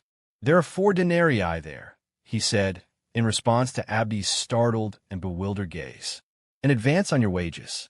I thought you could make use of them. Abdes closed his fingers around the small pouch, feeling the coins within. He knew that this, too, was Malus' doing. He had said he had favors due from Seneca, but this was more than Abdes might have even hoped for. Again, he glanced toward Malus. His friend dropped him a wink, and Abdes smiled, despite himself. Thank you, sir, Abdes said to Seneca. He looked toward Pulcher and found him scowling. Apparently, absolving Abdes of his indentured servitude for 2 days had not been something of which he'd readily or eagerly approved. Thank you, sir, Abdes told him. Pulcher nodded once, the corners of his mouth tugging downward. Abdes met Malus' gaze one last time, smiling at him gratefully. Thank you, Malus, he thought. You're welcome, Seneca said. Astarte, Eshman, and Hadad above, Ham said when he opened the door to his room and found Abdes on his doorstep. Look at you. Abdes didn't even manage more than a smile and greeting before Ham clapped his hand against the nape of his neck and jerked him against him in a fierce, smothering embrace. I expected to find a Roman soldier in full regalia on my stoop. Ham laughed against Abdes' ear, kissing him. And here's my brother, instead as scrawny as ever, and just as short. Right your hide. He stepped back, tousling Abdes' hair in playful fondness. I'm in disguise, Abdes said, as Ham drew him into the room and closed the door. Abdes were the clothes of a common man, dull-colored tunics, an unadorned girdle and headscarf. That had been one of the conditions of his leave, firmly emphasized by Seneca before his dismissal from the prefectus office. You'll take nothing of Roman uniform with you. You're to dress in common garb and call yourself Abdes. No one's to know I'm with Rome, he told Ham, and at this his brother's bright expression faltered, growing somber. I know, he said quietly. I only arrived yesterday, and already I've heard and seen. Where is Herod's justice for Pantera written on the walls? What is going on, Abdes? He pressed his hand against Abdes' face, his brows lifted in frightened worry. What sort of madness have they seen you into? Abdes closed his eyes, turning his cheek against Ham's palm. The worst sort, he whispered. He told Ham everything. All of the details he had been unable to share in his letters, he shared now freely and in full. The more he spoke, the wider Ham's eyes grew, the more ashen his pallor became, and the more agape his mouth dropped. When Abdes unfettered his girdle and reluctantly drew up the hem of his tunic to show Ham his scars, His brother uttered a pained, hoarse gasp. "Astarte, have mercy, Abdes," he whispered, stricken. "She must have," Abdes said, meeting Ham's gaze. "I don't know how I survived otherwise, Ham." Ham embraced him tightly. "I couldn't tell you," Abdes said. "I'm sorry. They told me I couldn't say anything in my letters. And now they think you've done all of this?" Ham said, "They think you murdered that girl. I killed those men." "Not the cohort," Abdes said, shaking his head. "The Jews. They hate Rome anyway. Malus told me they've never been able to rail against the cohort before, but they can now. They feel safe with someone to blame." "Well, that's it," Ham said. He turned loose of his brother and began to pace restlessly, swiftly, his hands closed into fists, his brows narrowed. "That's it, then, Abdes. I'm not going to Jerusalem. I'm staying here, right here with you." "What?" Abdes blinked at him, startled. "Ham, you can't. You're my brother," Ham said, turning to him. "You've been alone here too long, and I won't abandon you to this. I'll find a job here, and I'll stay. But you could make more money in Jerusalem," Abdes began in bewildered protest. "If I cared about money, Abdes, I'd have kept in Sidon," Ham snapped, his voice sharp, startling Abdes. "Tanith offered to pay me to stay. Mago's a kid. He can't run father's business. She offered me twice again my wages. If I cared about money, I'd still be there, not here." Abdes blinked at him, cowed by his loud voice, his harsh tone. Ham's angry expression, the sudden color flushed in his face, faded, and he sighed, hanging his head, forking his fingers through his hair. "I abandoned you to the army in the first place, Abdes," he said quietly. "And I won't leave you alone to this. Not now. You didn't abandon me, Ham," Abdes said. He walked toward his brother, his brows lifted in implore. "It wasn't your fault, Ham. I marked the measurements on those tiles we sent to Kisira, not you. You just told father that because you thought it would help me. I marked them wrong, Ham, and cut the tiles too small. He was right to be angry with me, to send me away. I did it all the time, you know that. I was always making mistakes, costing father money, ruining things, and you were not," Ham said. His hand darted out, his fingertips pressing against Abdes' mouth, startling him into silence. "You were not, Abdes," Ham said again. He held his younger brother's gaze for a long moment, and then lowered his hand. He turned around, pacing again. "What about this Nazarene contractor you told me about, Yoseph?" Ham asked. Abdes cocked his head, puzzled anew. "What about him? His assistants are dead. You said his father is older. He might need a good worker, someone reliable to help him." "He's a Jew," Abdes began. Ham flapped his hand dismissively. "So? I don't care as long as he doesn't care that I worship our Phoenician gods, and the Roman pantheon, and any other deity I can offer a bit of homage to in exchange for favor." "I haven't seen him in months," Abdes said. "Surely he's hired someone to replace Lamech and Hate by now." "Well, we won't know until we ask, right?" Ham asked, glancing at him with his brow arched. "And if not him, then someone else." "You mean it, then?" Abdes whispered. "You'll stay here, Ham?" "Of course I mean it," Ham said, laughing quietly. He drew Abdes against him, holding him fondly. "Gods above, I love you, Abdes. You're going to need a pry bar to get me loose of you from now on." Abdes laughed against his shoulder, closing his eyes against the heat of grateful tears. "We could go today," he said as Ham stepped back from him. "To Nazareth, to pay Yosef call. He's home by dusk, and it's not a far walk. We could go tomorrow," Ham finished for him with a mischievous grin. "We're not going anywhere today except to buy some wine, and find ourselves the company of the finest whores this town has to offer." "Ham, no." Abdes laughed, shaking his head. "Abdes, yes," Ham said, still grinning.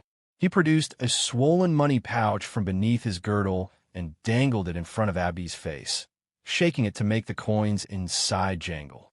"My treat, or Tanith's treat, I should say. I consider this my severance pay." "No," Abdes said, shaking his head again, backing away. "I mean it, Ham." "No." Ham caught him by the back of the neck, drawing him near, leaning his forehead against Abdes. "I mean it too," he said. "Yes." No amount of protest on Abdes' part would change Ham's mind, and no amount of wine would make Abdes any more enthusiastic about Ham's idea to visit the cities to Giria.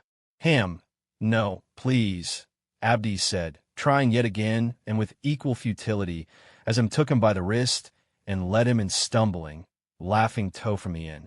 Night had fallen. The two had spent the day in Ham's room, draining 3 bottles of wine dry. Even with his gullet full, his head swimming, his footsteps clumsy and staggering, Abdes wasn't drunk enough to face the prostitutes. I can't. Yes, you can, Ham said. That's the benefit of the Tiguria. The ladies there are fairly well assured, bet once they've got your money in hand. He marched Abdes through the city and straight into the modest crowd gathered outside of the brothels. Here's one, he said, nodding toward a young woman as they approached. A veritable flower. Abdes stumbled as Ham shoved him forward deliberately in front of the girl. Abdes blinked at her, stricken and ashen. Hello, lamb, she said, smiling for him. How much, woman? Ham asked, leaning over Abdes' shoulders, keeping his hand firmly planted against Abdes' back to keep him from ducking and darting. The placard above the prostitute's cell gave her name as Rishona.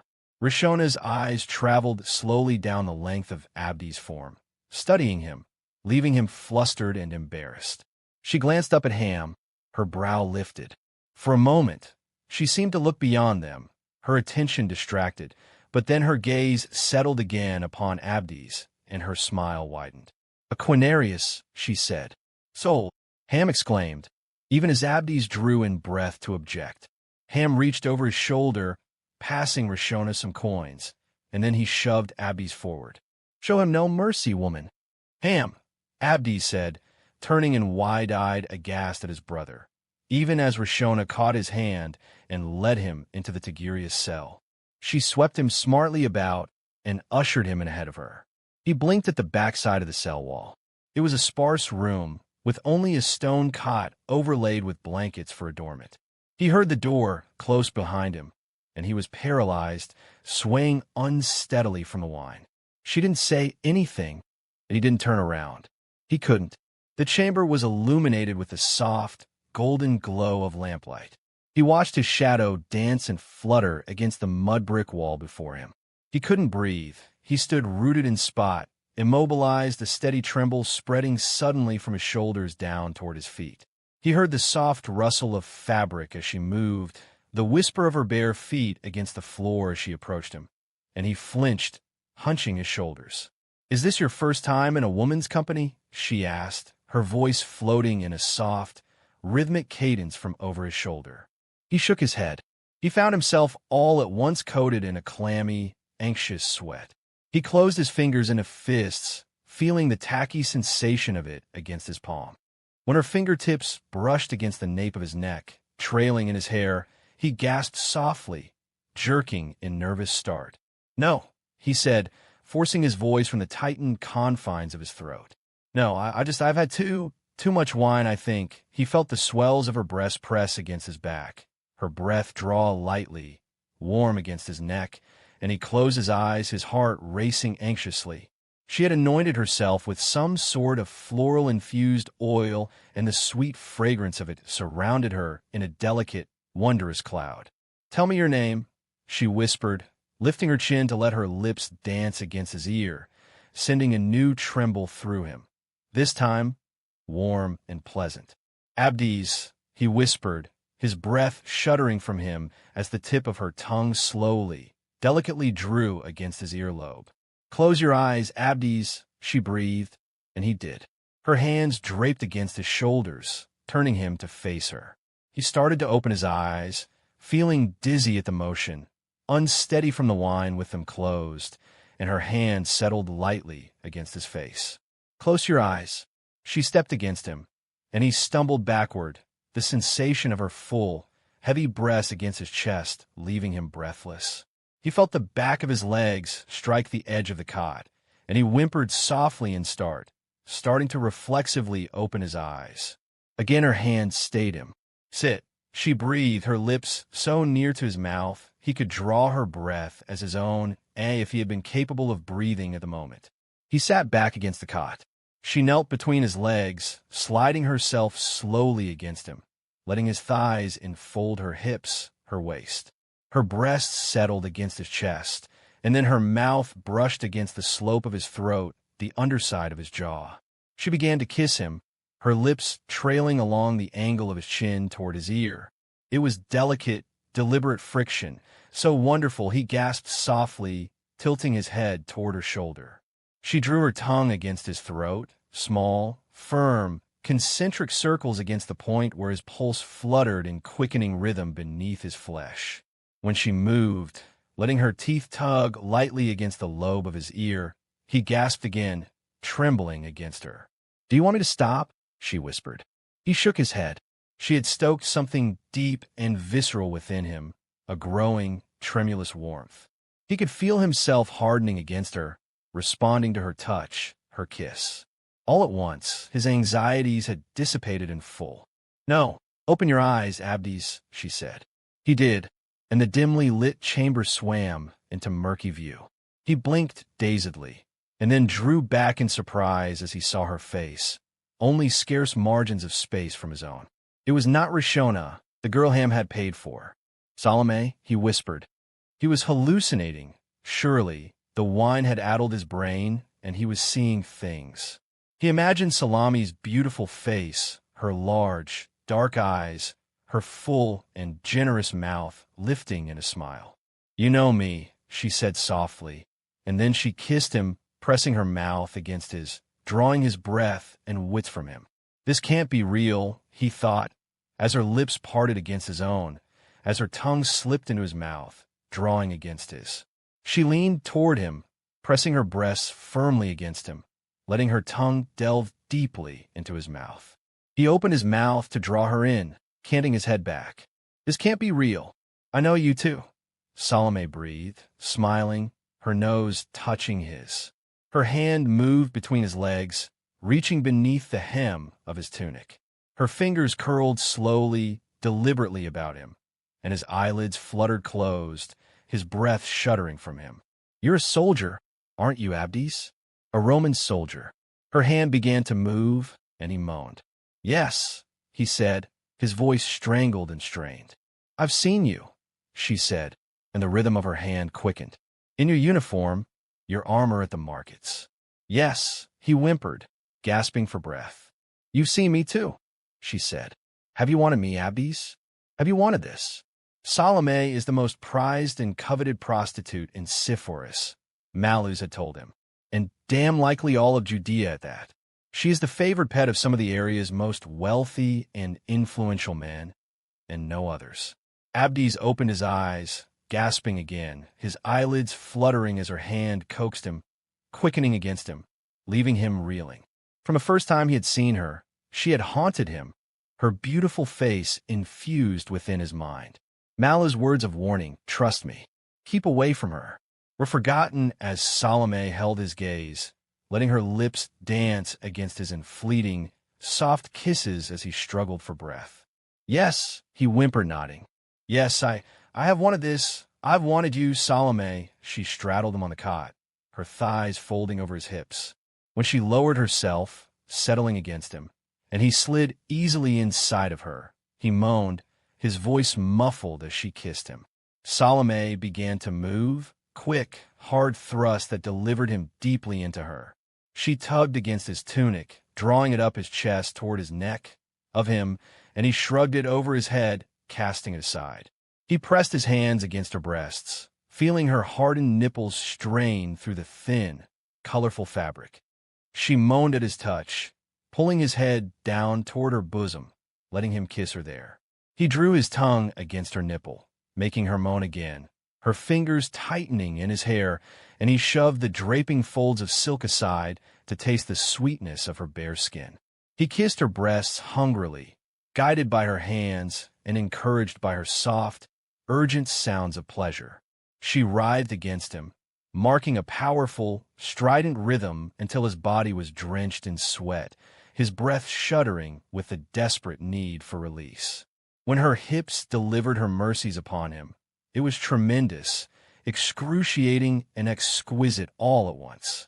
Abdes arched his back from the wall, his hands clamped against her hips as he jerked in climax. Nothing he had ever coaxed himself to was like this. Even his clumsy encounter with the girl in Sidon had not drawn anything so powerful from him.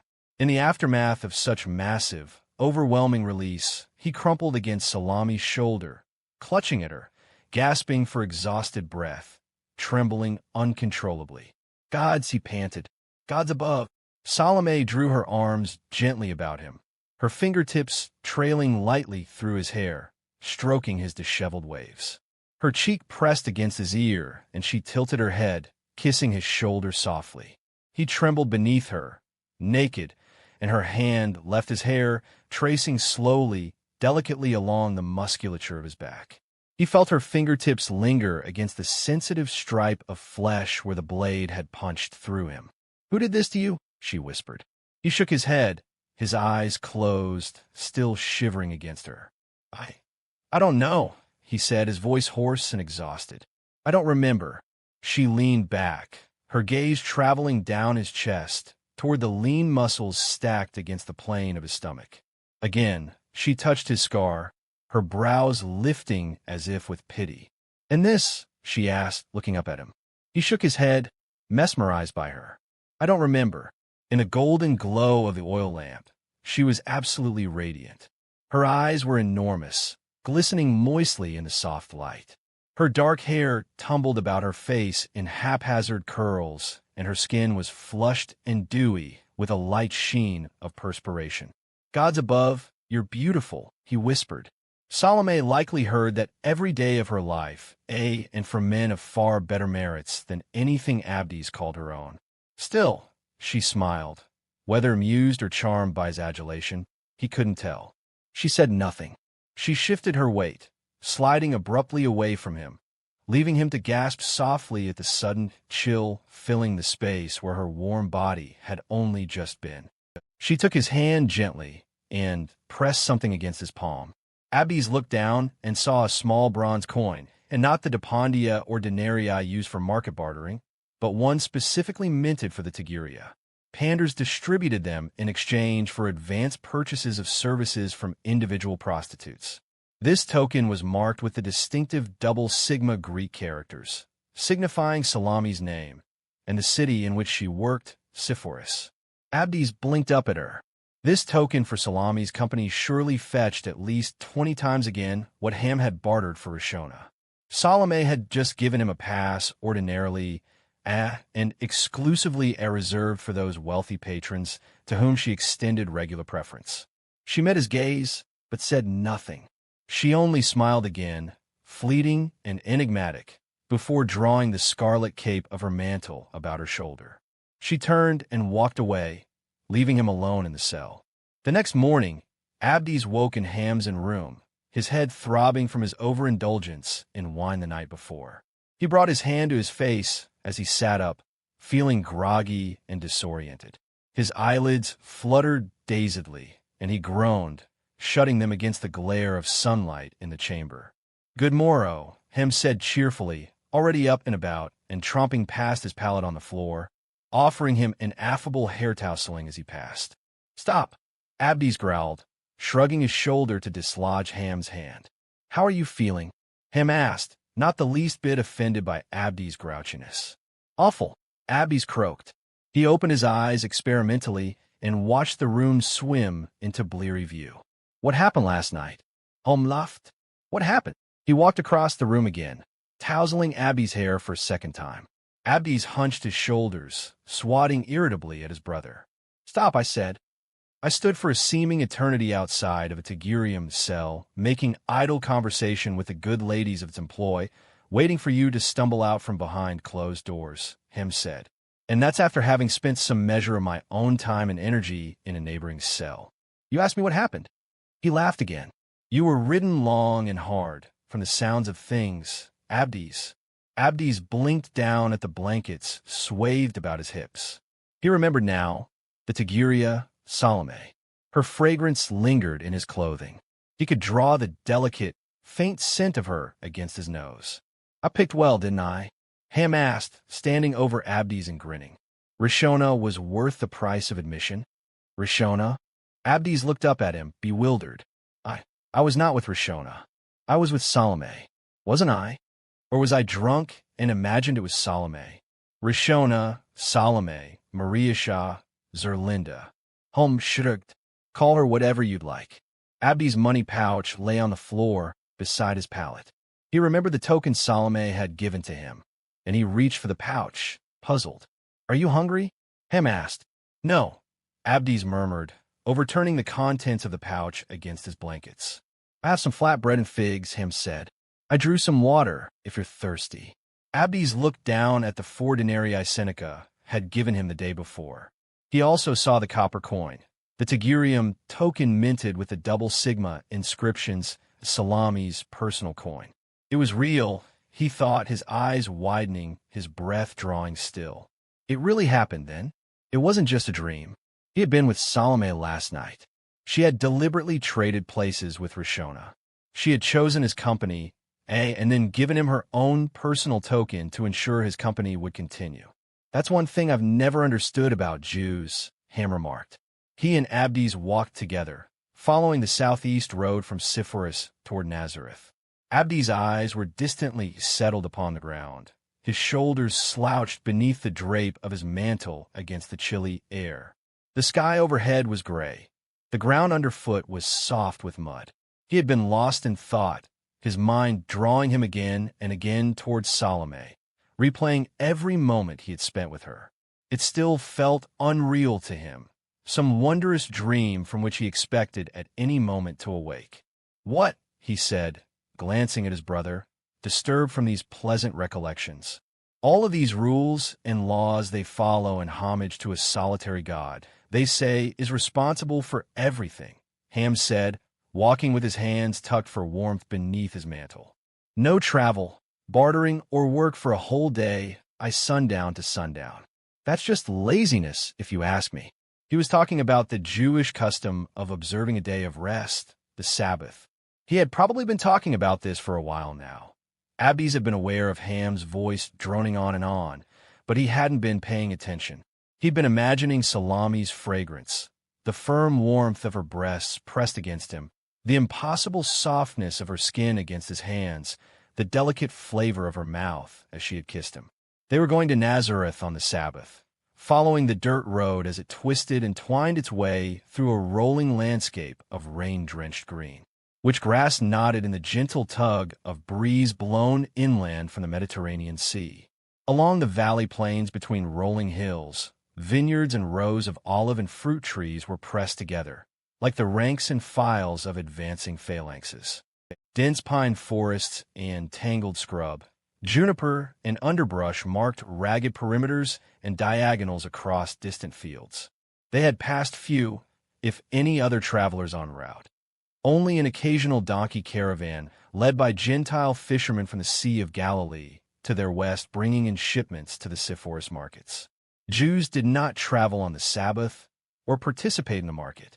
The highway, which was ordinarily busy and bustling, was relatively quiet as a result. Jews, Ham said, shaking his head. They think they're the chosen people of their God. If I was to consider myself chosen, I'd at least pick a God who seems to show a bit more preferential treatment. Everyone conquers the Jews. They're as bad as the Phoenicians. Their God seems a bit remiss in his favor. Now with a pantheon, you lose the blessing of one God, and you simply appeal to another. Sooner or later, you'll find one to accommodate you. It was midday by the time they reached the village of Nazareth, a small agricultural settlement. Nazareth sat atop a low-rising, southward-sloping plateau, a village of closely arranged, small, mud-brick homes with the peak of Mount Tabor looming to the east like a distant, diligent sentry. Yoseph answered Abdes' knock at his door with a puzzled, surprised expression. Abdes could hear the sounds of a baby squealing from inside and caught a whiff of aromatic fragrances of food wafting out from the house. When Abdes offered flustered, somewhat awkward greeting, Yoseph clasped him by the hand as if he was a fond and familiar face. Abdes, hello. Good to see you, lad. And you besides, Hamilcar, did you say? He said, smiling broadly. Won't you come inside and join us? We were about to sit for our midday meal. Abdes glanced at Ham uncertainly, feeling somewhat abashed. I'm sorry, he said. I beg your pardon.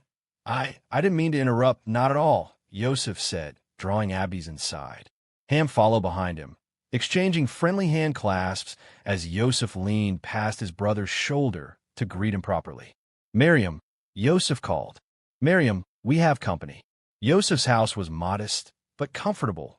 A main communal room and kitchen area, an adjacent room for sleeping, and an adjoining storage room.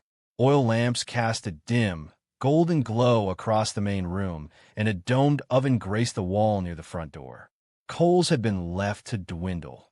Tending a fire was forbidden during the Sabbath, but Yosef had obviously stoked it well the day before, and the room was pleasantly warm. Large stoneware jugs and baskets of foodstuffs stood against the walls.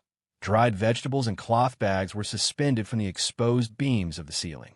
The dirt floor had been swept smooth and level, and the low table in the center was framed by blankets draped against the ground for comfort. Bread and stoneware dishes had been arranged for the meal on the tabletop, and Abdi saw the source of the wondrous aroma, a pot of stew left to simmer on a rack atop the coal bed. "Maryam, woman, what are you doing?"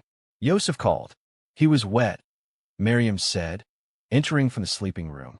She bounced Yeshua in her arms. He was nearly naked, save for a loincloth wrapped about his bottom and squirming against her grasp. "He might take a nap if you weren't so excited and shouting." Her voice cut off abruptly, her eyes widening as she caught sight of Abdi's and Ham. "Do you remember Abdi's of Sidon?" Yosef asked. Maryam's gaze cut from Ham to Abdi's. She blinked at him, and then lowered her eyes, her mouth lifting in a soft smile as her hand darted toward her face. She wore no mantle. Her dark hair was bundled in a loose plait that fell nearly to the small of her back. "Yes," she said, nodding, tucking wayward strands of hair that had worked free of her braid behind her ears. "Yes, of course I do." She swatted at her tunics, as if smoothing wrinkles. She looked up at Abdi's, smiling again, shifting Yeshua's wriggling weight. "Hello, Abdi's. Such a surprise to see you." "This is his brother, Hamilcar," Yosef said. "He's traveled from Phoenicia to Galilee," Abdi's told me. "He is an experienced craftsman looking for work in Sepphoris." "Really?" Maryam blinked in surprise, looking from Ham toward Abdi's. Judging by the delight in her face, Abdi surmised that Yosef hadn't hired any others to replace Lamech or Hate. "Our father owned a profitable artisan shop in Sidon, good woman," Ham said. "I have worked for him since I could toddle upright. I've invited them to join us," Yosef said. "That's very kind of you, sir, but Abdi's began, feeling sheepish at his intrusion. "Of course," Maryam said, nodding. "We have plenty." She met Abdi's gaze, her smile widening. "Please, you be welcome." They rested around the small table, and Abdi's listened quietly as Yosef offered ritual prayers before the meal. He held his breath the entire time, glancing at Ham to his right out of the corner of his eye. Ham's eyes were closed, his head lowered in appropriate, courteous deference. "Please don't say anything," Abdi's thought, because he knew Ham well enough to know he'd share the points of view he'd offered of Jewish traditions along the road to Nazareth as freely and heedlessly with a Jew as he would his brother. "Just sit there and be quiet, Ham." Fortunately, Ham was sharp enough to realize if he expected to gain dutiful employment from Yosef, opening his negotiations by insulting his religious beliefs was not in his best interest. He remained politely mute during the entire prayer. As Maryam served them each a bowl of vegetable stew, they passed around dried figs, olives, and sliced cheeses. Yosef poured cupfuls of sweet wine, and their conversation turned toward work. Yosef and Ham turned their attentions to one another as Ham offered details of his experiences in Moloch's shop in Sidon. Maryam sat to Abdi's left, with Yeshua settled and squirming against the nest of her lap. He had grown since the last time Abdi's had seen him, considerably, in fact, and Abdi's lost track of Ham's conversation as he watched the baby gnawing toothlessly on a wedge of cheese Maryam offered him. Yeshua seemed perfectly content to babble to himself. Even as he ate, he uttered a non-stop stream of gurgles and garbled sounds, as if he considered himself a perfectly attuned part of the conversation at the table. His little round head and full cheeks were framed by a tousled, wispy headful of fine, dark hair. His eyes were enormous, seeming to swallow his entire countenance. He blinked at Abdi's, Drool bubbled and glossy on his lips as he sucked on his cheese. Abdes blinked back, curious and apprehensive. Tanith had kept his youngest brother, Mago, fairly well isolated from Abdes and Ham during most of his infancy. Abdes was entranced and wholly unfamiliar with babies. He'd never been so near to one for so long, and no matter how he tried to pay attention to Ham and Yosef, he kept finding himself distracted at each coo or slurp, every giggle and squeal. Yeshua dropped the cheese against Maryam's lap and flapped his arms madly, opening his mouth and uttering a shrill, delighted shriek that caused Abdes to jump, his eyes flown wide. "He likes you," Maryam said, drawing his startled gaze. She had been watching Abdes' reaction to her son all the while, even though he hadn't realized it. She smiled at him gently, the corners of her mouth lifting. "What?" Abdes asked. He looked down at Yeshua as the baby again waved his arms in Abdes' direction. Again, he yowled happily, his peal of delight dissolving into a moist and indecipherable gurgling. "He likes you," Maryam said again. Abdes smiled politely, not entirely convinced. "How can you tell?" "He keeps watching you," Maryam said, reaching down and retrieving the fallen cheese, returning it to Yeshua's pawing, fervent grasp. He immediately crammed the cheese between his lips and resumed his suckling, his dark eyes round and fixed on Abdes. "See, he likes you. I don't doubt you're experienced, Hamilcar," Yosef said, "and I appreciate that you and Abdes would come all of this way to see me. But I must be honest with you. I haven't replaced Lamech in hate because I really haven't needed to. My father-in-law has been working with me." Abdes glanced at Maryam as Yosef spoke and did not miss the way her brows crimped slightly in disapproval at this comment. "And with the baby now among us, my purse has grown a little tighter," Yosef said. "Some things we've had to learn to live without. I couldn't offer you work that would provide you anywhere near the wages you made in Sidon. And with your experience, you could make a far better living elsewhere like South, and I don't need much by wages," Ham interjected. "Enough to feed myself. See a room let at an inn, perhaps the occasional jug of wine. It'd be worth it to me 1,000-fold, sir, to be able to stay near to Abdes. The jobs I accept, they would seem very modest by your standards," Yosef said, looking sheepish at Ham's earnest implore. "You've worked on projects of a sort of scale I cannot begin to accommodate. I've always thought it wasn't the scope of the work that mattered so much as the quality," Ham said. At this, Yosef fell silent, looking at the other man for a long moment. At last he smiled, laughing quietly and lifting his cup to Ham. "True enough, lad," he said, as Ham tapped his cup against his. Maryam rose to her feet, grunting softly as Yeshua squirmed against her. "I think I'll take the lamb for a walk," she said, drawing Yosef's momentary gaze. "The day's mild enough, and it's not raining." Yosef nodded his approval, and Maryam glanced down at Abdes. "Maybe you'd like to join us?" Abdes blinked at her, surprised, and then glanced at Yosef. He knew what she was doing, of course. Ham's employment seemed a certain and sealed deal. She meant to leave it between Yosef and Ham to hash out the details.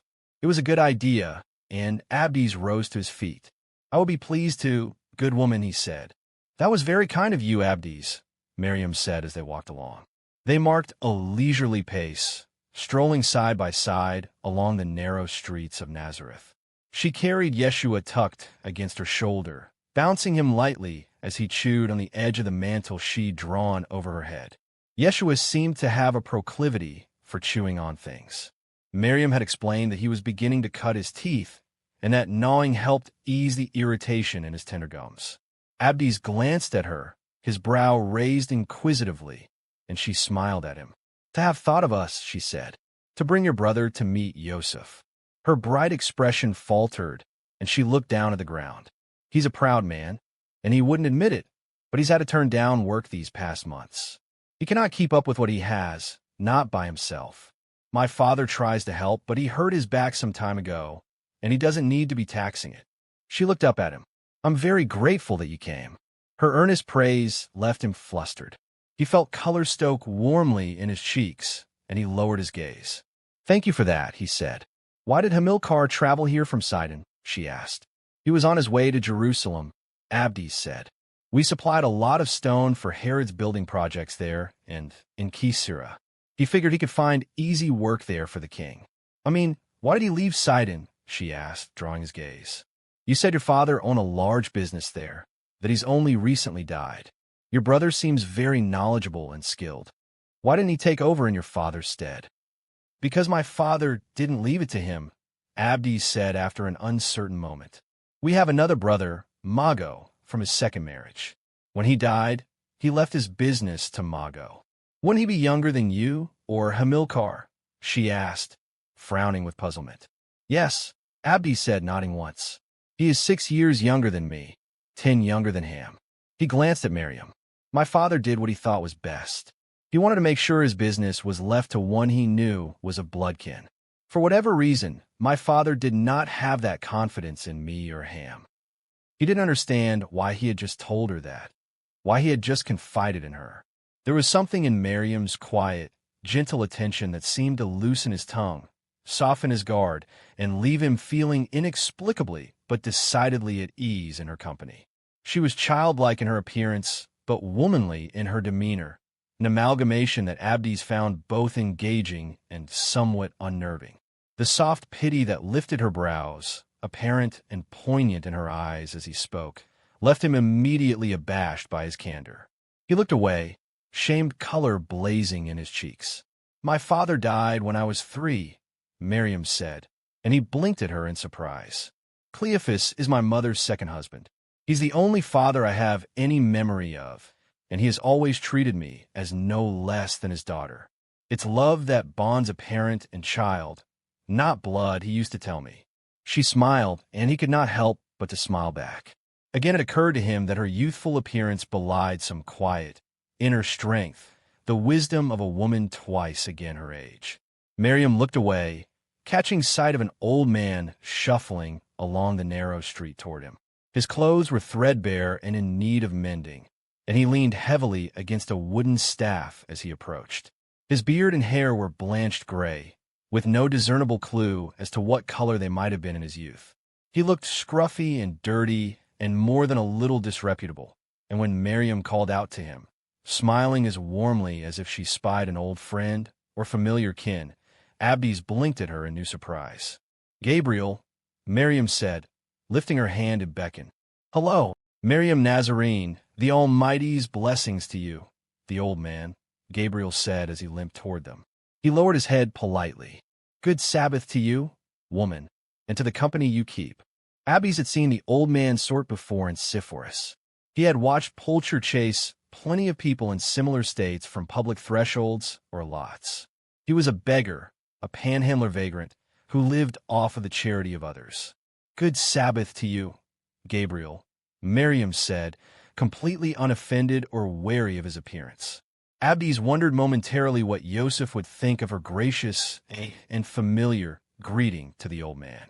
He and his wife survived on a very meager income, it seemed.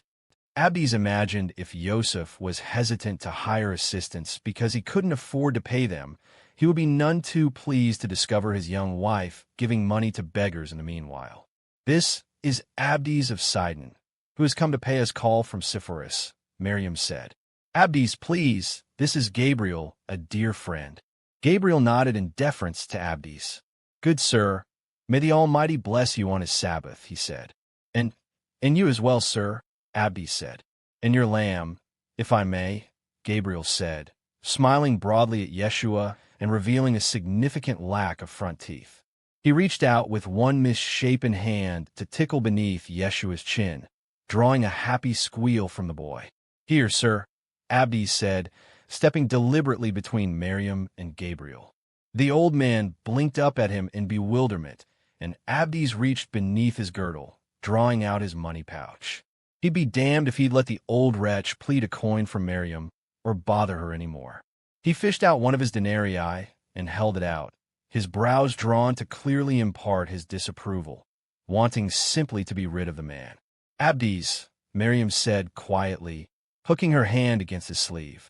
Abdes felt Yeshua's little hand slap against the back of his tunic as she drew near. You do not, Gabriel chuckled, peering closely at the coin for a moment before realizing what it was. "You are gracious, good sir," he said, and then he utterly confounded Abdes by folding his gnarled fingers gently against Abdes, closing them about the coin. "But my lambs are set to graze today. I have nothing to proffer in exchange." Abdes blinked at him as if he was witless. "What?" "Gabriel, there is bread and stew in my house," Maryam said, stepping around Abdes. "Why don't you go to the front door? Yoseph will bring you some. We have plenty, and you're always welcome." Gabriel nodded, smiling. "I would be very grateful," he said. He patted her hand and then patted Abdes again. "You are both very kind, sweet children." As he shuffled away, Abdes stared after him, baffled. I don't understand," he said, opening his hand and blinking down at the coin against his palm. "Why didn't he take it?" "Because he didn't have anything to sell you in return," Maryam said, drawing his bewildered gaze. She smiled at him. "That's just his way of things. He has no home of his own, or kin. He just tends his flock outside of the city. He never asks for money or for anything, really, but I offer what I can. I've seen people be cruel to him sometimes. He's so gentle, and I feel badly for him." She looked after Gabriel with a shadow of sorrow in her eyes. "He's a shepherd?" Abdes asked, and she nodded. "And a good man, although I know he looks a fright." She glanced up at Abdes. "I know what you thought of him. Most people do. I think he must be an Essenic Jew. He's never told me, but I've wondered. The way he shares everything. How he doesn't take charity. He always gives something back. If I feed him one day, the next he'll bring me milk or cheese, or give Yoseph a lamb for sacrifice. The Essenes live like he does, apart from everyone, but sharing everything. They're mystics, aren't they?" Abdes asked. "The Essenes, do they believe in spirits and prophecies?" "Angels and demons," Maryam said, nodding. "Denizens of the Almighty, sent to battle evil and protect the faithful." She smiled slightly. "The sort of stuff Yoseph says is illogical and fanciful. I don't know, though. Some people say Gabriel's a priest who survived King Herod's massacre of the Essenic monastery in Qumran 4 years ago. That's about when he showed up around here, anyway. They also say he's a seer," she said, looking up at Abdes. "Yosef says that's nonsense, too, but I don't know. Gabriel knew I was with child before anyone else, even me." Abdes raised his brow at her, and she nodded. "He came to me and offered me the Almighty's blessings. He told me I know my own lamb soon, a son." She smiled as Yeshua nuzzled against her, sleepy and shy all of a sudden. "And so I have," she said softly, canting her face to kiss his plump little cheek. She glanced at Abdes. "Would you like to hold him?" Abdes' eyes grew wide. "What?" "Oh, no, I shouldn't." She stepped toward him before he could sputter out firm protest. He stiffened immediately as he felt her settle Yeshua against the rigid crooks of his arms. "Here," she said softly, looking up to meet Abdes' alarmed gaze. She giggled, color blooming in her cheeks. "It's all right, but what if I drop him?" Abdes asked, his eyes widening all the more as she drew back, leaving him to support Yeshua's sudden, slight weight in his arms. I've never—" "It's all right," Maryam said again, smiling.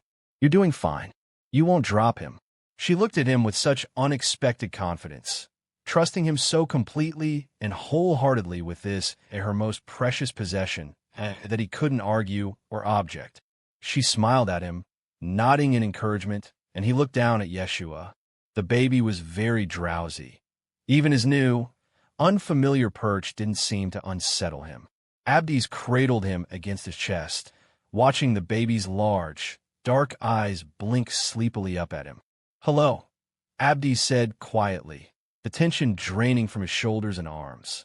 Yeshua reached up, brushing his minuscule fingers against Abdes' lips, making him smile. In that moment, everything in the world was forgotten.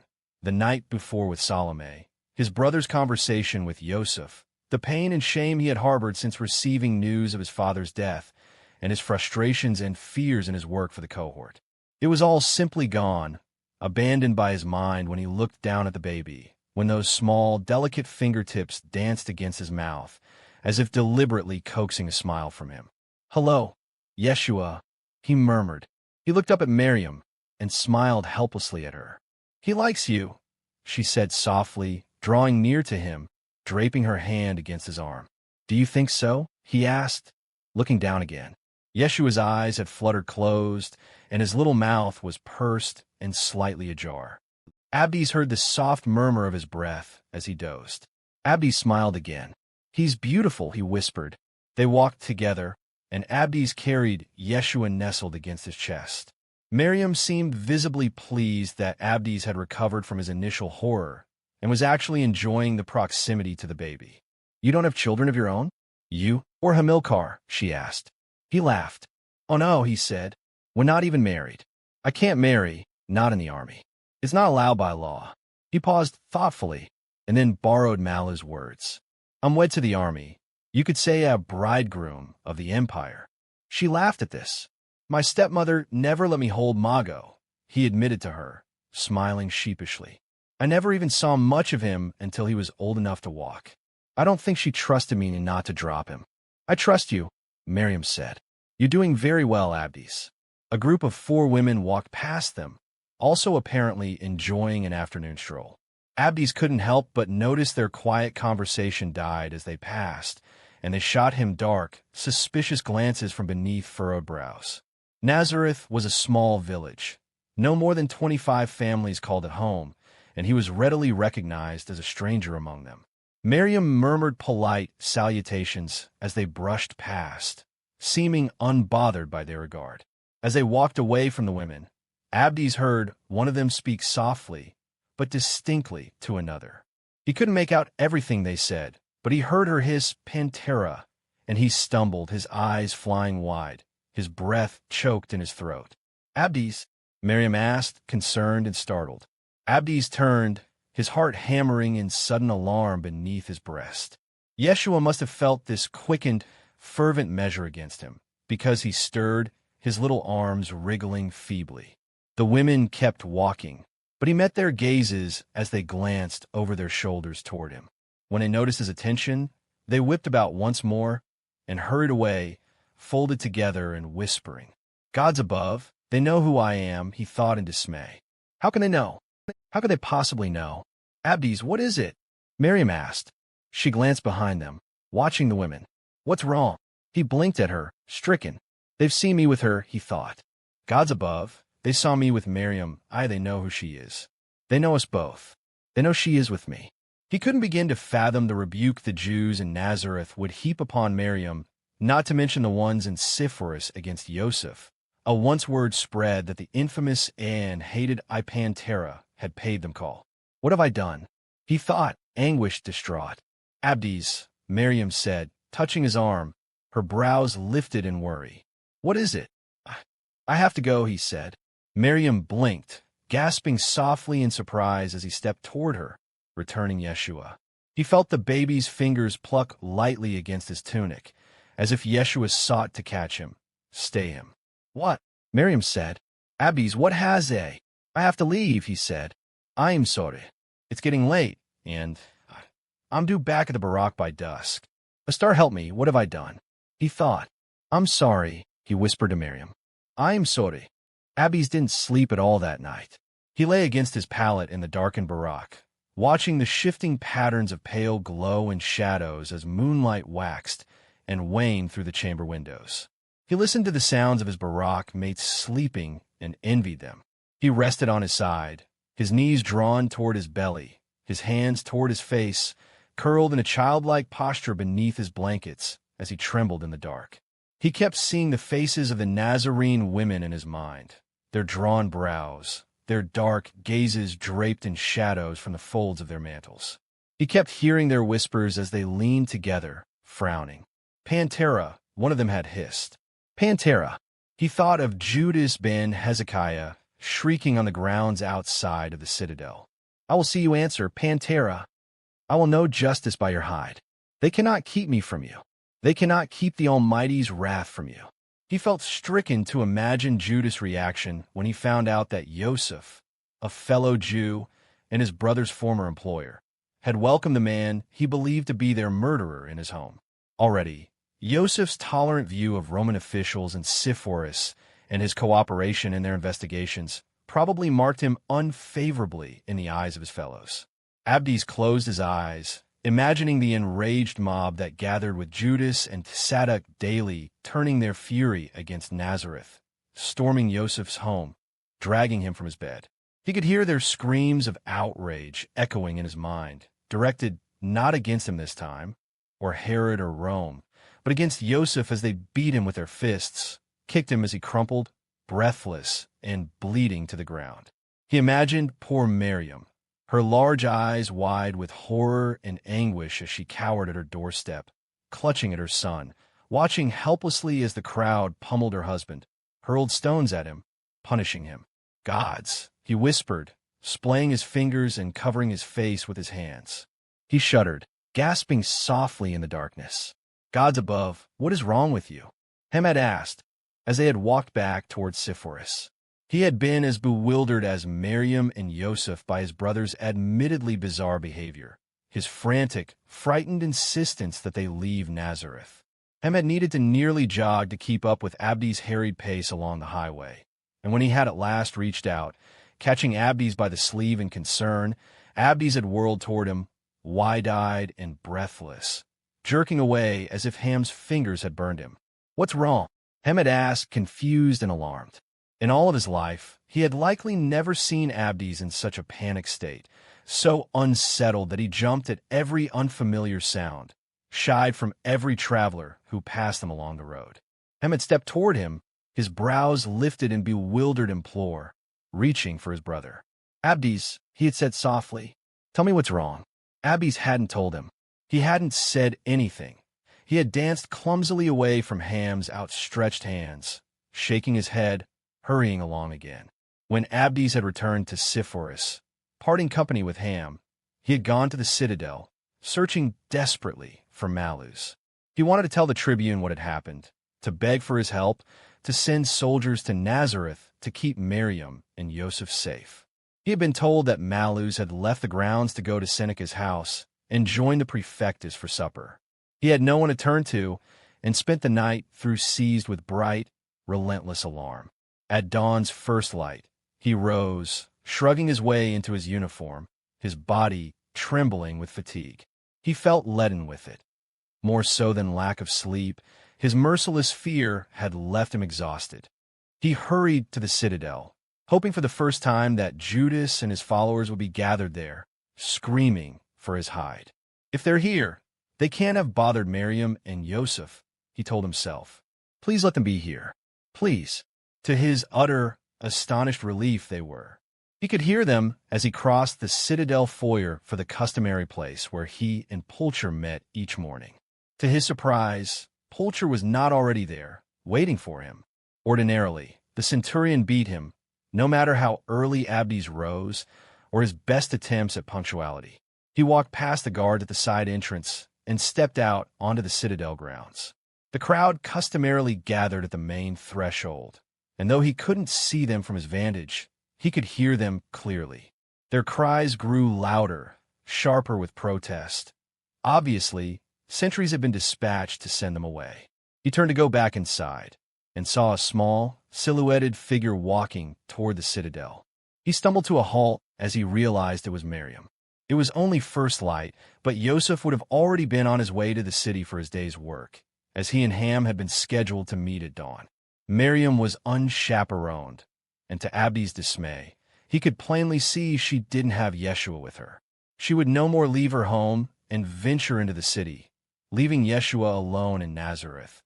Then she would willingly barter the baby for silver. "Gods above," Abdes gasped, breaking into a sprint, rushing toward her. Something has happened, he thought. The crowd came to Nazareth before gathering here. They have murdered Yosef. Astarte and Eshmud have mercy. They've hurt the baby. "Maryam," he cried out hoarsely, panicked. "Maryam." She paused as he approached, her smile wavering to uncertainty. When he stumbled to a winded halt in front of her, grasping her by the shoulders and staring at her in wide-eyed, desperate implore, she recoiled, her expression bewildered. "Are you all right?" he gasped at her. "What's happened? Where's the baby? Did they hurt you?" "I'm fine," Maryam said. "Nothing has happened. Yeshua is at my mother's house." When he blinked at her, confused, she reached for him. "Abdes, what is wrong?" she whispered, her brows lifting in worry. "No one hurt me. But Abdes backed away from her, shying from her proffered touch. He looked around, still confused, and nearly convinced that at any moment Judas ben Hezekiah would leap out from some corner or shadow and charge at them. "I thought something was wrong. I thought something had happened." "Happened?" she asked. "No, Abdes. Nothing happened." He looked at her, bewildered. "What are you doing here?" he asked. I didn't expect to see you." It surprised me. It had done more than surprise him. It had scared him nearly witless. "I came with Yoseph to the city today," Maryam said, "to visit with my mother for a while. She enjoys spending some time alone with Yeshua, and I thought I'd come to see you." "Your family is in Sepphoris?" he asked, surprised and confused. She nodded. "I was born and raised here," she said. "I didn't move to Nazareth until I married Yoseph." He realized his own foolishness and laughed hoarsely, softly. "I've just made an ass out of myself," he thought. "I've gone mad, and I've just proven it to Maryam." "You're shaking, Abdes," she said softly. "Are you all right?" "Yes," he said, nodding. "I'm tired, that's all."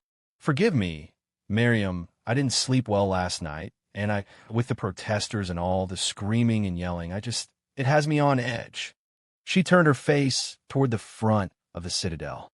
The sounds of the crowd had faded as they had been forcibly dispersed, but obviously she had heard them, too, upon her approach. "Are they here every day?" she asked. "Yes," Abdes said. "About that soldier, Pantera?" she asked. "Yosef has told me about it, and I saw a writing on some walls in the lower district with his name. There would be something Pulcher would undoubtedly set Abdes to that day," he realized glumly. "Yes, they can be diligent in their hatred," he said.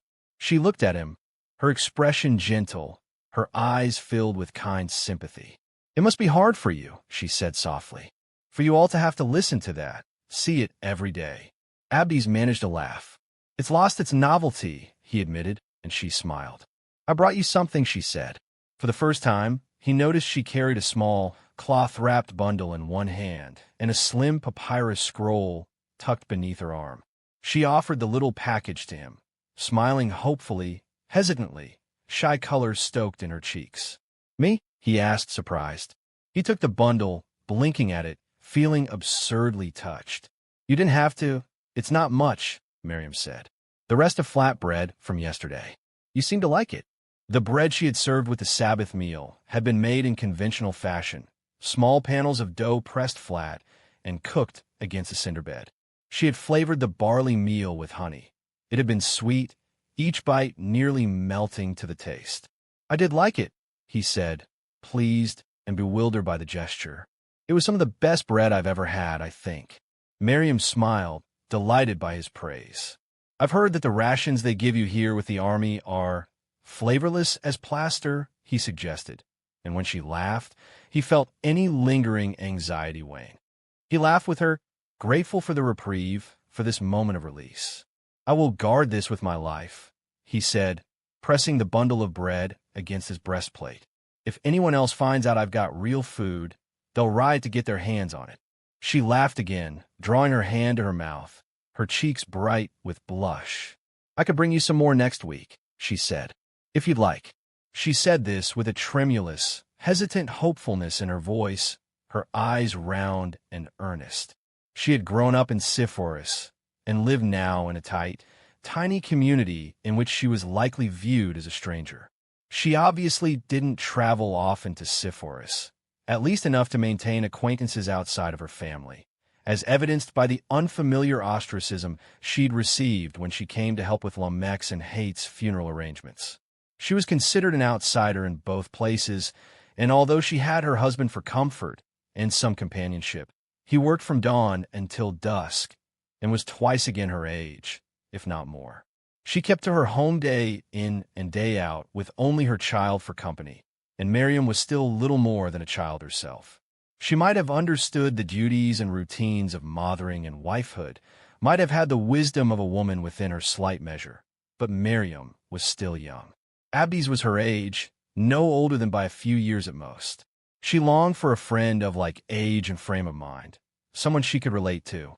He realized it as she looked up at him, making her tentative offer to visit him again. "She's lonely," He understood her longing, her isolation and unhappiness. Because it's mine too, he thought sadly, moved for her. I'd like that, Maryam, he said, smiling for her. He saw her eyes avert beyond his shoulder and widen. He pivoted and found Pulcher striding briskly toward them, his face set in visible disapproval at Abdes' dalliance. "Centurion Pulcher, sir," he said, hunching his shoulders, bracing himself for Pulcher's rebuke. Forgive me, sir. I was only—" "Save you breath, Actarius," Pulcher said.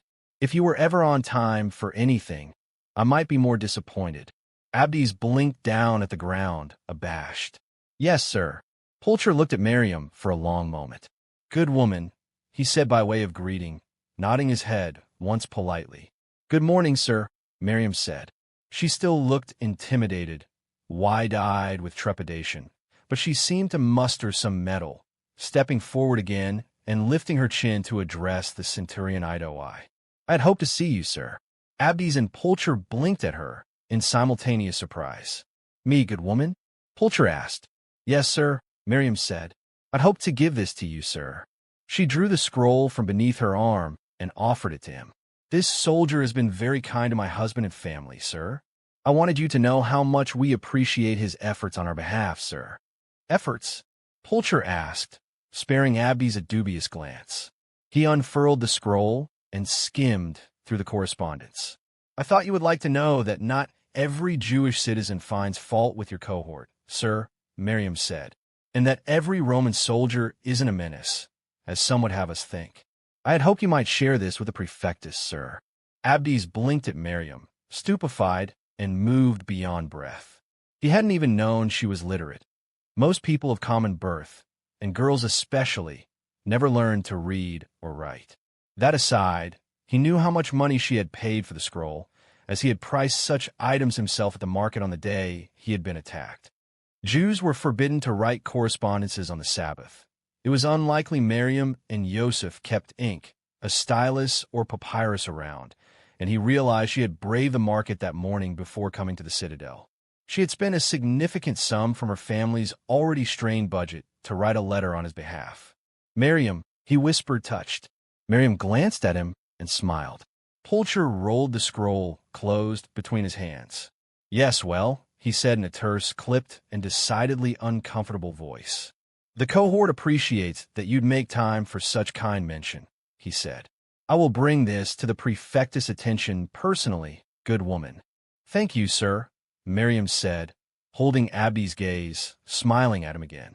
"Pretty girl," Pulcher remarked as he led Abdes back toward the citadel.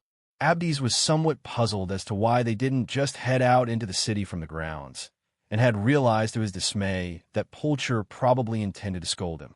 The centurion glanced over his shoulder as they mounted the steps, approaching the threshold. "She's a Jew." "Yes, sir," Abdes said. "I didn't think Jews associated with Gentiles," Pulcher said. "Least of all, with Roman soldiers."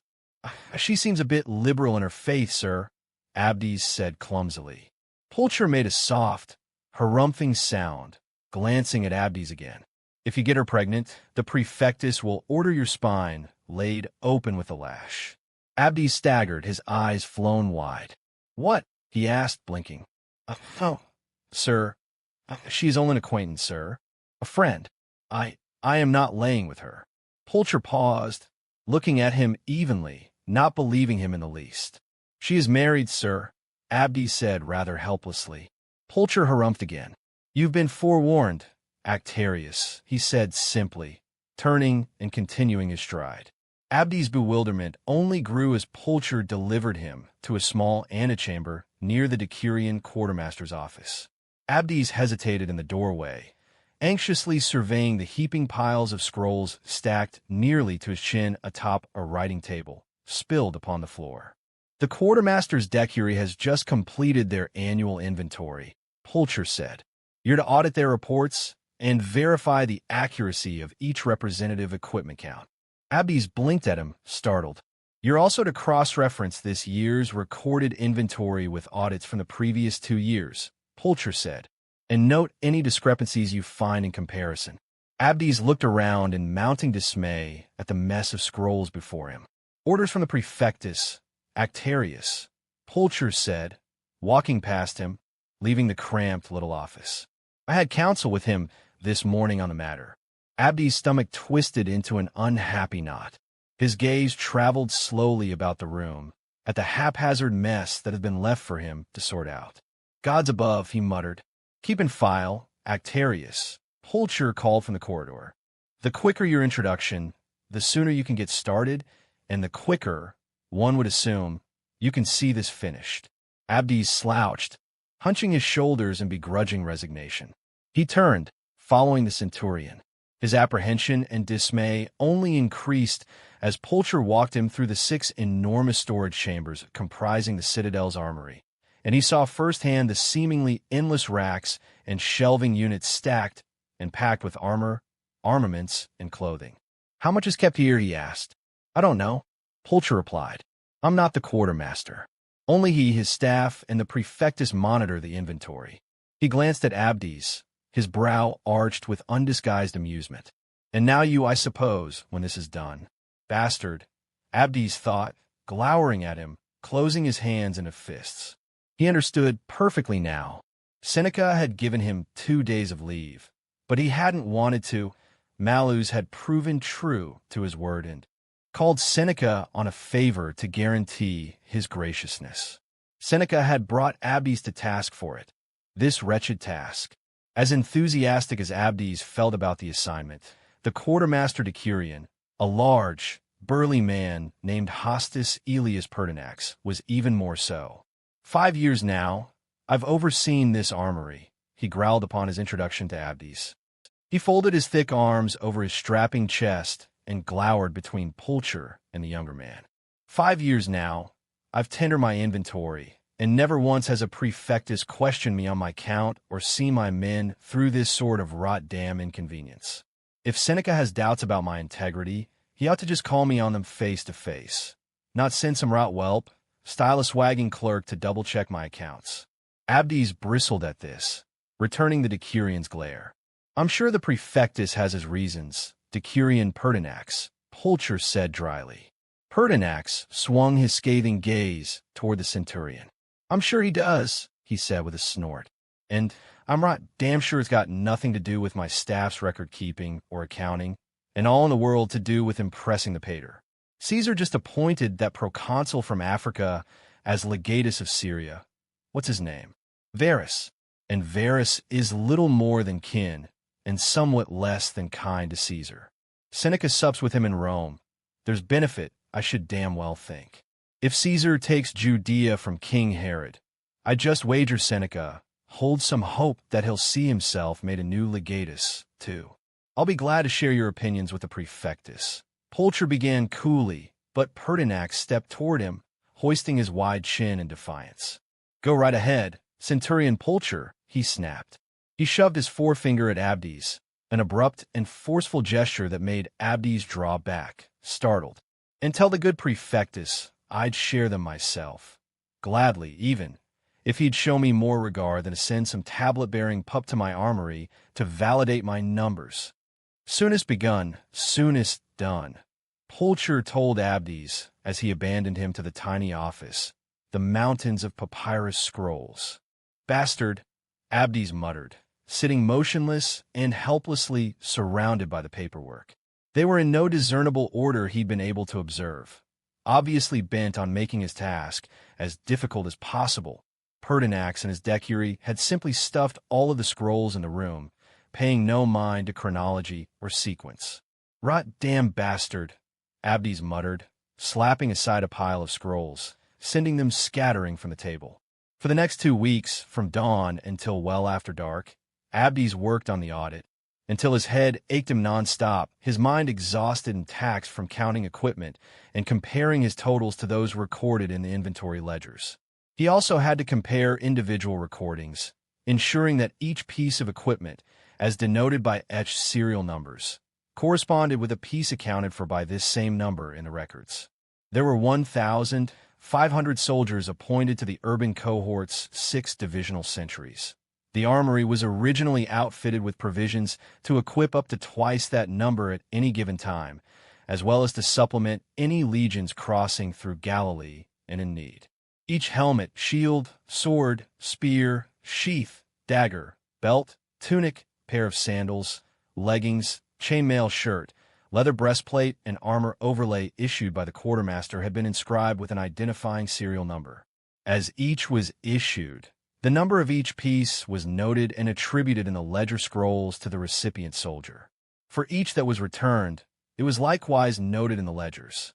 Every piece of equipment had to be strictly accounted for at all times given their value and relative scarcity.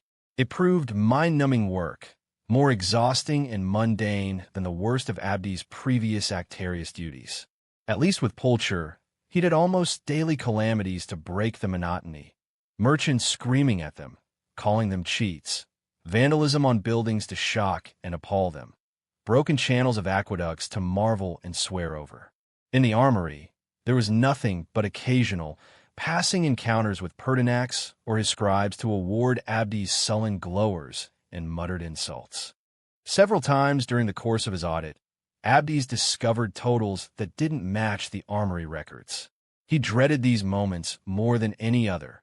He was then forced to return to the stock rooms and count the equipment in question again, wasting whole days by matching hundreds of serial numbers yet again. Each time, he had realized the mistake was his own accounting error, not any by Pertinax's clerks. In the end, when he had at last finished, he had validated the entire inventory report Pertinax's staff had originally compiled, finding no equipment unaccounted for whatsoever, which only served to confirm in the Decurion's mind the complete futility of the entire disruptive procedure. "I could have damn well told you that myself from the start," he yelled, standing over Abdes' table and glaring at him. "I did damn well tell you that from the start." Having spent the last weeks enduring Pertinax's hostility, as well as the residual disdain the Decurion had imparted to all of his staff, Abdes was fairly well exasperated. "I did find some discrepancies I'll report to the prefectus," he said, meeting Pertinax's gaze evenly and finding a momentary glimmer of satisfaction to watch outrage flash in the big man's eyes. "What discrepancies?" Pertinax snapped. "You just told me your accounts match my own." Abdes pushed his stool back from the table and stood, deliberately taking his time and unrolling several lengthy scrolls before him, allowing Pertinax to sputter impatiently. "These are reports from the last 2 annual inventories," Abdes told him, looking up. "And this is the inventory for this year. Last year, some equipment is missing that's accounted for both in the previous year and in this one." He tapped his fingertip against several ledger notations. "These helmets, number 1,214 and 432, and these breastplates, 789 and 1,178, along with 2 Imperial issue daggers, numbers 183 and 911, and 2 belts, 1,002 and 1319. I've checked through the registers. These items haven't been distributed or requisitioned back into inventory, according to the records. They just disappeared." He glanced up and found Pertinax scowling at him, puzzled. "But they're accounted for this year?" "Yes, sir," Abdes said. "They were missing last year and weren't issued or returned by anyone I could find record of." Pertinax remained unenlightened. "But they're accounted for," he said again. "Yes, sir," Abdes said. "I counted them on the racks myself." "Then where's the problem, Actarius?" Pertinax asked sharply, his brows furrowing with aggravation. Like Pulcher, he seemed to have developed a fondness for letting Abdes' meager title drop with thinly veiled disdain from his tone. Abdes returned his glower evenly, tired of his tantrums. "The problem, Decurion," he said, lending the same note of contempt to this courteous referral as Pertinax had offered him, "is that your clerks seem fully capable of putting together a reliable accounting of every piece of equipment in your charge, as you have repeatedly pointed out. I don't doubt this competence was upon them 2 years ago and again this year, but somehow remiss for the year in between. If your men don't miscount, then there's no logical reason that this equipment, which wasn't issued or returned by any cohort soldiers in the meantime, would be missing." Pertinax glared at him, his broad face infused with bright, outraged color. "What precisely are you suggesting?" Abdes arched his brow, rolling the scrolls closed. He gathered them together neatly, tucking them beneath his arm. My suggestions, decurion, will be tendered to the prefectus, along with my audit reports, he said. He walked around his table, shouldering past Pertinax and heading for the door.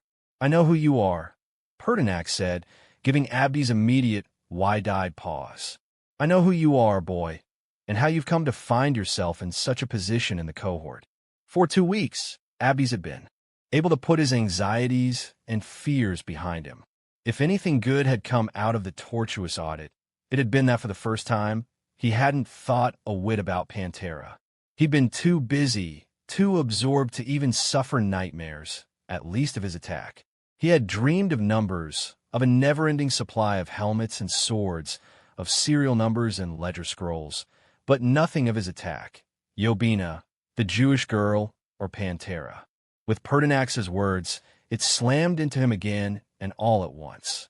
Oh gods, he thought, remembering what he had forgotten. The women in Nazareth whispering together, calling him Pantera. He had convinced himself that he was safe. Nothing had happened that he had heard tell of, and he had convinced himself that he'd been mistaken, that Maryam and Yoseph were safe. He felt his heart shudder to a standstill. He gulped softly for breath as his throat constricted tightly. He struggled to keep his alarm, his sudden anxiety show in his face, and he turned, glancing at Pertinax. From the 3rd Gallic in Syria, my ass, Pertinax snapped, closing his hands into fists. Abdes struggled to breathe, feeling all of the color, the blood in his face flushed downward to his toes. A sudden chill seized him, threatening to shudder through his shoulders, and he blinked at the decurion, mute and stricken. You think Seneca can sneak you in here from Rome with only your father's say in the Senate? Do you hope if Seneca gets his appointment in Judea that you'll get to follow him to Jerusalem? See some fancy post of your own. Abdes blinked at him again and then laughed. It spurted out of him uncontrollably. He was helpless to prevent it. Pertinax thought he was a pampered noble's son, given his appointment under some trumped-up pretense, because of the senatorial status of his kin. Abdes laughed in abject, relieved release. He laughed until his eyes smarted, until he was breathless from it, until he buckled over, staggering in the doorway, whooping for air. Pertinax stared at him as if he'd been struck daft. His expression, his wide eyes, and agape mouth triggered another snorting fit of laughter, and Abdes turned, stumbling away from him, gasping loudly. Your insight is astonishing, sir, he told Pertinax, glancing over his shoulder. Maybe you should employ it to find out where those pieces of equipment have been for the last year. Abdes decided to celebrate the completion of the wretched audit by spending his evening with Salome. As he approached the Tiguria, he spied her standing outside of her cell. He worried that she wouldn't remember him, or that she would scoff at him when he presented the token she'd given him, and send him away. He also wondered if Munekim or any of the strapping, burly thugs he employed as security would prevent him from reaching Salome. It didn't take a genius, or more than a passing glance, to accurately deduce that Abdes wasn't Salome's ordinary caliber of client. He drew to a hesitant, uncertain halt and ducked among the crowd of prospective patrons haggling with the Tiguria prostitutes. Malu's words resounded in his head. Trust me. Keep away from her. And he turned around to go back to the barack. This is madness, he thought. What am I thinking? She'll laugh herself sick if I walk up to her, token or not. And when she's done retching at my expense, Munekim and his pals will gladly see me on my way again. A couple of solid punches, a kick or two in the ass ought to do the trick. You came back for me. The voice, a soft and delicate murmur that left warm breath dancing against the nape of his neck. The edge of his ear startled him. He turned to find Salome behind him, and he stumbled clumsily, all wide eyes and choked breath. She was so beautiful. He felt his wits abandon him completely at her simple proximity. When she smiled at him, torchlight from the Tiguria walls gleaming against her dark eyes, he staggered again, his feet nearly spilling out from beneath him. Salome, he stammered. I expected you sooner. Abdes, Salome said quietly. She reached out, her hand draping against the front of his tunic, her fingers curling against the fabric. She drew him in tow, and he went with her, the world dissolving around him, the crowd disappearing from his notice. She led him into her cell, turning him about, closing the door behind him. The fragrance of incense lingered sweetly in the chamber, and her solitary lamp cast a golden glow that spilled about them. The door had not even latched in full, and then she stepped against him, her breast pressing against his chest with wondrous warmth. He didn't even have time to draw a breath in full, to stammer out some clumsy semblance of greeting, to offer her the token. She caught her face between his hands and kissed him deeply, her tongue delving into his mouth, catching the whimper that fluttered helplessly from his throat. Her hands were already at work, unfettering his belt, and his groin was already stoked with heat and heavy, insistent pressure. She eased him backward until he sat against the cot. All the while, she kissed him, not even giving him a moment to reclaim his breath. He felt her fingers coil in his hair, tightening, drawing his head back. Her lips left his, and he gasped softly against the gentle strain to his scalp. "I expected you sooner," she whispered, kissing him after allowing him the sharp, quick breath. He whimpered as she caught his bottom lip lightly against her teeth, drawing away from him with deliberate, maddening friction. "I thought I had not pleased you." She let go of his hair and slid between his legs, dropping abruptly to let her knees touch the floor. He gasped at the sensation of her breasts, the silken fabric of her clothes sliding against him, and then she draped her hands against his knees, pushing his legs apart. "No," he whispered. No, you please me very much." "You." Salome lowered her face, pushing aside his tunic hem, letting her lips settle against his inner thigh. His voice fumbled to a halt, and he closed his eyes, leaning his head back. "What's kept you away?" Salome whispered, her mouth and tongue trailing lightly, deliberately up his thigh, leaving him breathless, his hands folded into desperate fists. "What duties could you find in the army to please you more than me?" "None," he whimpered, and then her breath, the darting tip of her tongue brushed against his arousal, and he gasped. She paused at this taunting, fleeting proximity, and he trembled. They put me in the armory," he whispered, because she was looking up at him, waiting for his answer. "They made me count equipment." Slowly, deliberately, she curled her fingers around him, her hand moving slowly. Abdes couldn't think for the pleasure of it, the tremulous anticipation that had seized him, stripping his wits from him. 6 rooms of it," he said, closing his eyes again as the pace of her hand quickened. Oh, gods, I had to count," he moaned, arching his back as her mouth took the place of his hand. He might have dreamed or imagined a woman doing that to him, but he'd never hoped to live to experience it.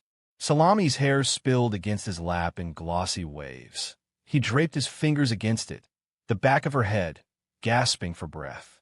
Her lips drew away from him, leaving him shuddering. She glanced up at him and smiled. "Counting what?" she whispered, and then she lowered her head again, drawing him fully into her mouth. "Equipment," he moaned, canting his head back, his breath hitching helplessly. He struggled to speak, tangling his fingers in her hair. "Swords," he gasped. "Swords and helms, spears and daggers, breastplates, the uniforms they give us." She paused again. He crumpled back against the wall behind him, whimpering in desperate implore. "Please," he gasped. "How many did you count, Abdes?" she whispered. "Enough," he said, his voice hoarse and warbling. "Enough for the entire cohort to be outfitted, and 1,272 more besides." Salome smiled at him. She moved, letting her legs unfurl slowly, crawling astride him. She took her time, draping her legs slowly on either side of his hips, letting her breasts drag against his chest. She kissed him, taking his voice, his breath, and need against her tongue.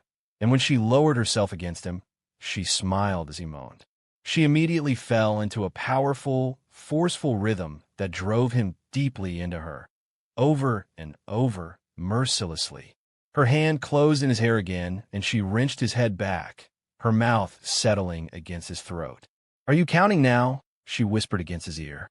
"No," he gasped, shaking his head. "Are you sure?" she teased, and he laughed softly, hoarsely. "By my breath, my honor, my life," he said. "I'm not counting." She laughed, turning loose of his hair, drawing him against her in something more tender than forceful. She drew her arms about him, and he clutched at her, feeling her hands against him, the warm shelter of her as she drove him to release. She held him when they were finished, as he pressed his cheek against her shoulder and trembled against her, exhausted and spent. She stroked his hair, running her hands gently from his head down the length of his back, her fingers brushing lightly against the definitions and contours of his spine, the muscles bridging his shoulder and neck, his torso. There was something so intimate in those quiet moments. He felt so bound to her, helpless against her, that it made even their lovemaking seem pale to him. Salome held him, and he could close his eyes and simply rest against her, his mind heedless and quiet, with nothing but the moment and her arms to hold him fast. He felt her move to leave him, to slide away, her arms loosening, her hands slipping from his body.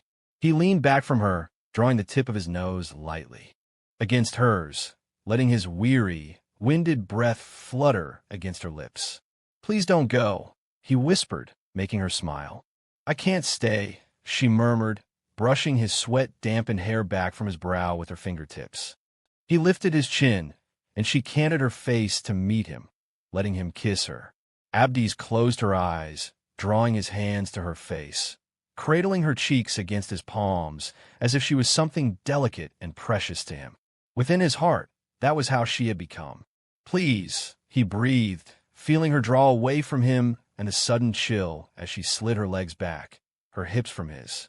She drew away from his touch, and he let her go. She smiled as he hung his head, weary and sorrowful that she meant to leave.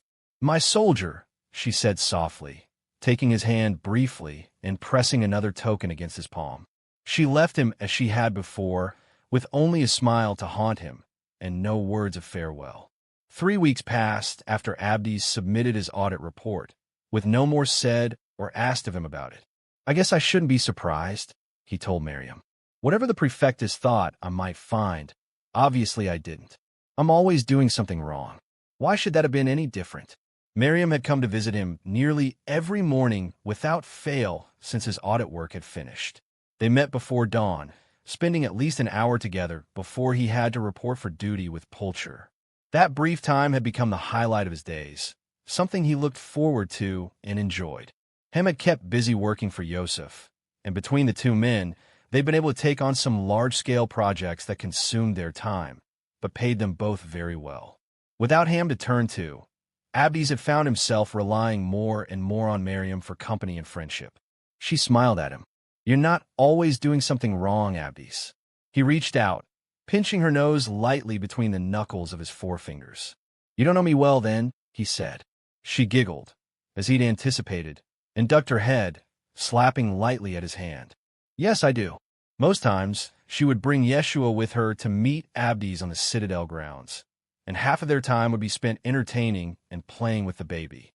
He knew why she brought Yeshua along, just as he knew why that day she had not. When she was alone, she'd left the baby in her mother's care. When she wasn't, it was because she hadn't told anyone she was in Sepphoris, much less meeting him. He felt an awkward sort of shame at this. Jews and Gentiles ordinarily didn't befriend one another or spend time together. Yosef may or may not have minded. Abdes didn't know, and it felt too intrusive to ask Maryam. Her mother, and would have minded, however. A devout Jew, she would have railed at her daughter had she realized. Already, Maryam was untruthful with her mother, as her excursions when she left Yeshua in Anne's care were under the pretense of going to the market or bringing food to Yosef at his work sites. It troubled Maryam that Abdes was a Gentile more than she would ever admit. He suspected this was because up until very recently, Maryam had shared her mother's devout Jewish faith. She had trusted without question the religious beliefs and practices of her people. Something had obviously happened to make her doubt what had once felt instinctive and right to her, and she struggled to reconcile it within herself. He could see it plainly. She'd never told him what might have caused her such reservations, and he'd wondered and worried that it had been her association with him. The fact that their friendship had seemed to develop with such relative and mutual ease between them, that Maryam and Abdes had enough in common to bond together, to befriend one another, had likely been unexpected and puzzling to her. Maryam leaned toward him, cocking her head to draw his gaze. "Maybe the prefectus just trusted you to find the truth," she said, "and he's accepted what you found. That's all." He admired this ingenuous outlook of hers and longed rather desperately sometimes to share it. He smiled for her, if only to soften the worry in her brows. "Maybe you should go to him," she said. "Talk to him about it." Abdes laughed, shaking his head. "Gods no," he said. "You might know me, but you don't know the prefectus." "Don't swear, Abdes," Maryam said, pretending to frown. "You swear all of the time. It's wrong." "I do not," he said. "Yes, you do," she said. "By my this, and by my that. Damn this, and damn that, and gods above, below, and to the right. It's wrong. It's only wrong to swear by your God, according to your God." "No, it's not," she said. "It's wrong. Abdes, no matter your God. You're a good man. Why should you swear at all? Your yes should mean yes. Your no should mean no, and that should be good enough." He smiled again, charmed. Sometimes her eyes were filled with such adulation when she looked at him. It made him feel pleased and uncertain all at once. Pleased because he'd realized to her he was something different than he really was, someone better, and uncertain because he knew it would only be a matter of time before he would fail her. "I can tell you worry too much, Abdes," Maryam said. "You have shadows around your eyes for it. You haven't been sleeping." He blinked at her, somewhat mortified. He hadn't been sleeping much lately, but not for the reasons Maryam suspected. Visiting Salome in the evenings had become as much of a habit as seeing Maryam in the mornings. Every time he saw Salome, she would press another token against his hand, an unspoken invitation to return. Last night had been no exception. He had spent well over an hour at the Tigurium with Salome astride him, leaving him breathless, sweat-soaked, and exhausted with exertion. "Where are you from?" he had whispered to her, stroking her disheveled hair back from her face when they were finished. Salome had smiled, looking down at him. "Does it matter?" "It matters to me," he had said, and her face had softened. He had fallen in love with her. It was foolish and futile, and Abdes knew it, but he was helpless to prevent it. Salome consumed his thoughts, his heart. He was mute to admit it, ashamed that she would laugh or scorn him, but it remained poignant and piercing within him. He loved her. "I'm from Gamala," Salome had told him. "My father owned a fishing boat and worked the Sea of Galilee. He had 12 employees, and he sold his wares here in Sepphoris. He came into some debt to Munechim, and the matter came to selling his boat and losing his livelihood, or handing over his daughter in remittance." Abdes had been paying for her. He had reached for her, drawing his thumb lightly against her cheek. "Munechim," he'd whispered. "He's your pander." She smiled again. The admittance neither shamed nor bothered her. "He's good to me," she said. "I want for nothing." Munechim seized to that. "I have more freedom with him than I would have found in 10 lifetimes in Gamala." She'd seen the sorrow, stark and apparent in his eyes, and she had stroked his face gently. "Don't look so sad," she had whispered, leaning over and kissing him. "Don't ever look sad for me, Abdes." He had grown to despise Munechim with a ferocity that bordered on murderous on account of both Salome and Maryam. Not only had he learned the horrific truth behind Salome's indentureship to him, Maryam had confided that she had nearly shared that fate. "My father owed Munechim money," she had told him. He hurt his back lifting a load of stone while working on an addition at a bathhouse. He strained something. He couldn't walk for it or even get out of bed. Yoseph had been helping him, and I remember Yoseph had to carry him home. He couldn't work for months, nearly a year in full, and he got behind on his taxes. She had looked sorrowful at the admittance. He was too proud to ask for charity, not even from Yoseph, and he's a friend to my family, distant kin to me even. So he borrowed from Munechim. He tried to go back to work to pay the debt, but his back hurt him so much he couldn't. I remember listening to him weep about it one night. He told my mother he thought we should leave, not just Sepphoris, but Galilee. He wanted to go to Syria because Munechim demanded full remittance. He had told my father either the money or me. She had looked stricken at this, her large eyes filled with fright. When Yosef found out, he offered to marry me, she had whispered.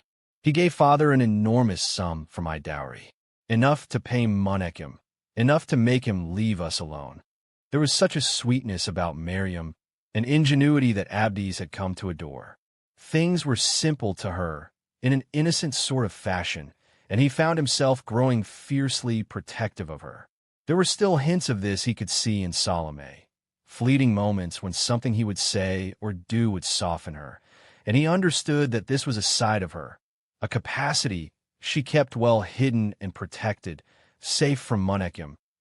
Already, he had to endure the good-natured ribbing of the morning's sentries and had grown weary of it. She's like a sister to me, sir. So you keep saying, Pulcher said. Maybe I keep hoping it will sink into your skull, Abdes said. He stumbled to a halt as soon as the words were out of his mouth, his eyes flown wide with shock at his own audacity. He'd grown accustomed to speaking freely in front of Maryam. He'd forgotten himself and his company momentarily. Pulcher stopped and turned, and Abdes blinked at his toes. He shifted the weight of his satchel against his shoulder, his face blazing with mortified color. I beg your pardon, sir, he said quietly. Pulcher chuckled. It marked the first time in the centurion's service that Abdes had ever heard such a sound come from him, and he blinked at the ground, startled and bewildered. Keep in step, Actarius, Pulcher said, and he pivoted, walking again. We've a busy day ahead of us. Yes, sir, Abdes said, following without lifting his gaze. He didn't quite understand why Pulcher hadn't cuffed him one, or at the least, completely withered Abdes with one of his dry, scathing comments. He was so surprised and bewildered that he didn't pay attention to the ground beneath him, and he stumbled, turning his ankle in a pitted hole. Water had pooled in the slight depression. It sloshed against his leg and seeped against the sole of his sandal in a sudden, cold splash. He yelped, staggering clumsily. There's a hole there, Pulcher said, apparently brimming with good humor that morning.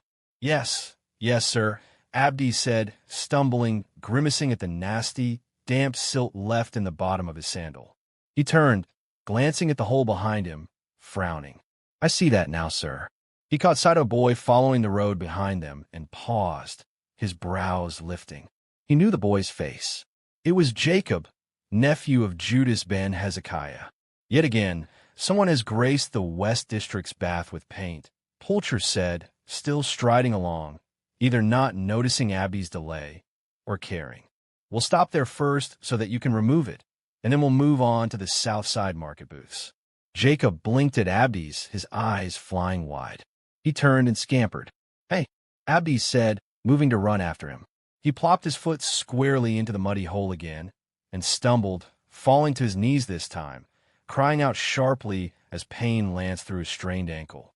Damn it, Abdes yelled, looking up and realizing Jacob was gone, having darted down an alleyway and disappearing. He looked over his shoulder as he limped to his feet, his knees crusted with mud, his tunic splattered. There was a boy following us, sir, he said, because Pulcher had paused long enough to look at him as if he had gone mad. I have seen him before. He is Judas ben Hezekiah's kin, one of the demonstrators who come to the... I know who Judas ben Hezekiah is, Pulcher said mildly. I don't live in a cave, Actarius. And I know the boy, too, Jacob ben Lamech. He's been following us for well over a month now. You've only just now noticed. Abdes blinked at him, stumbling as he settled his weight on his aching leg. A month? He asked. But why, sir? I don't know, Pulcher said. He raised his brow, sparing a disapproving glance at the mud on Abdes' uniform. You're the one who's just friends with the Jews. Maybe you should ask him. He turned and walked again. Abdes winced, hobbling along behind him. You're not concerned about it, sir? He asked. Not especially, Pulcher said.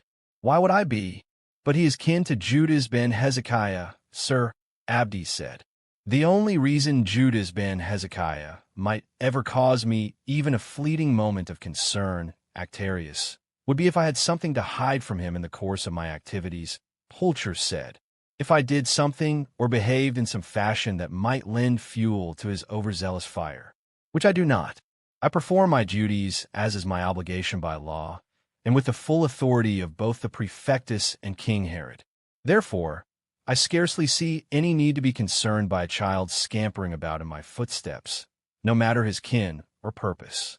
Abdes glanced over his shoulder, unnerved. Pulcher might not have been worried, but Abdes wondered if he should be. He had grown remiss in his concerns about the women in Nazareth recognizing him.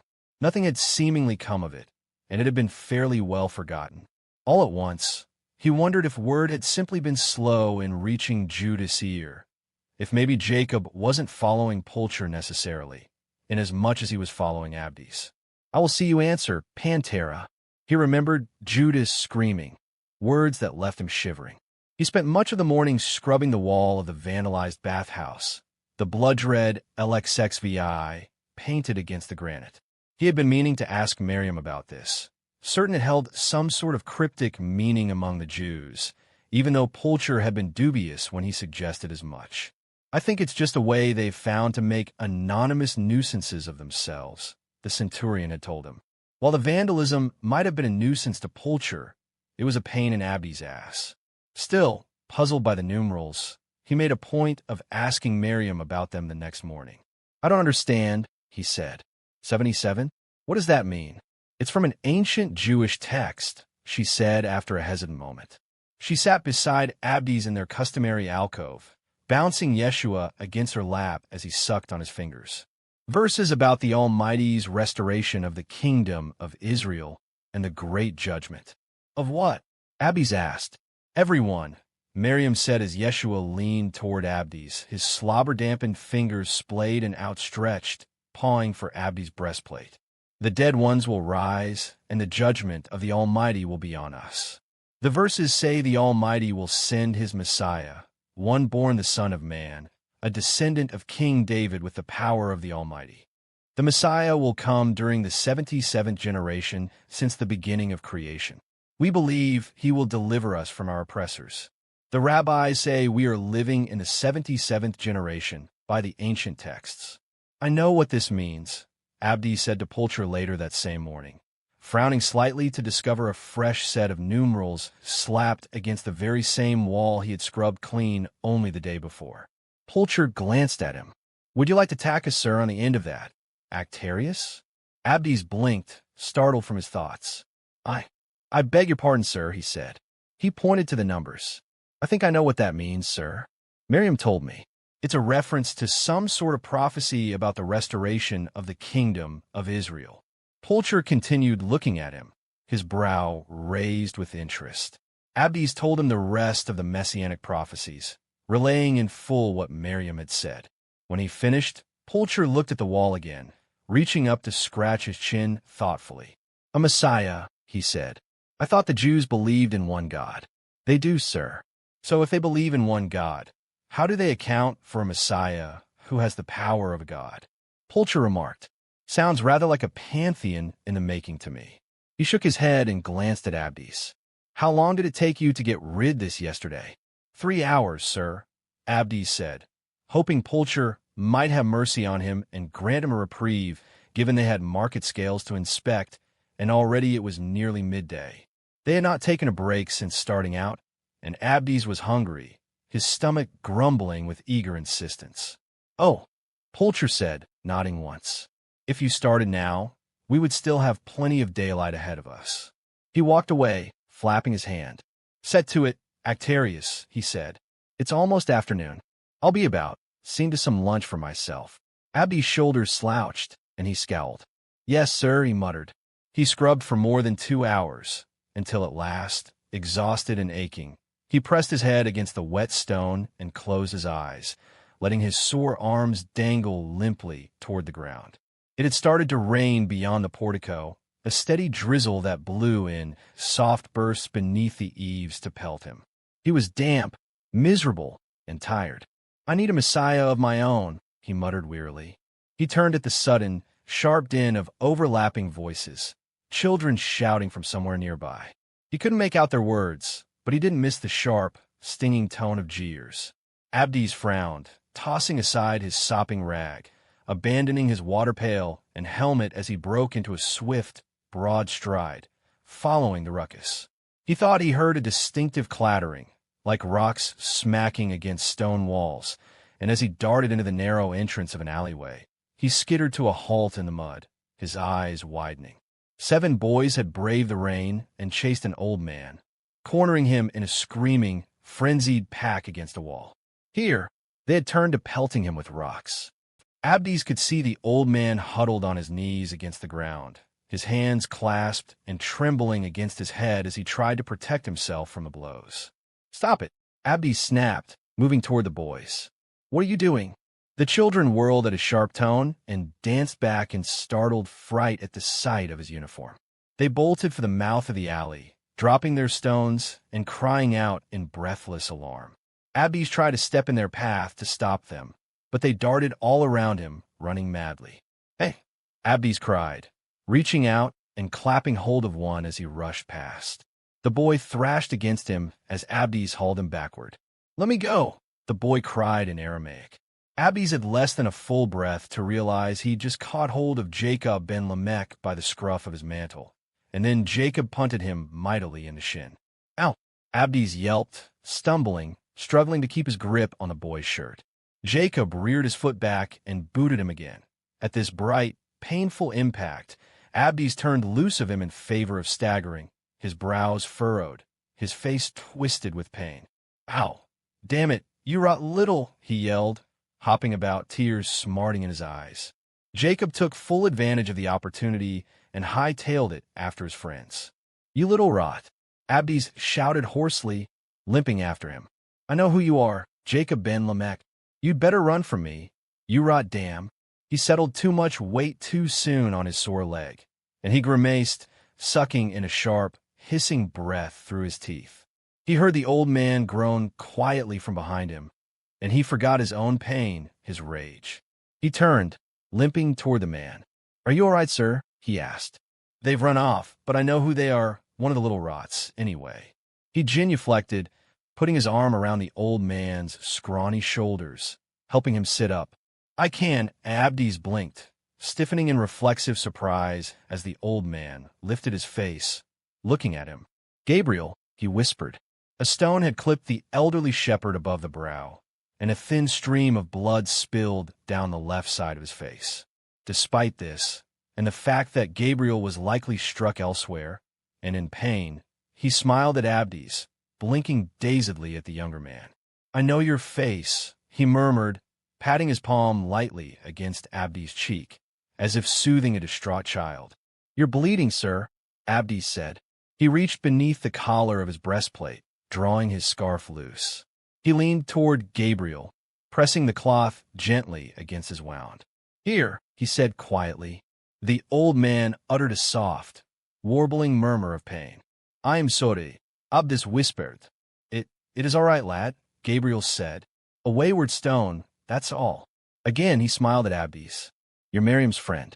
You tried to give me a coin once." "Yes, sir," Abdes said. Gabriel blinked, taking Abdes' uniform into account without seeming the least bit troubled.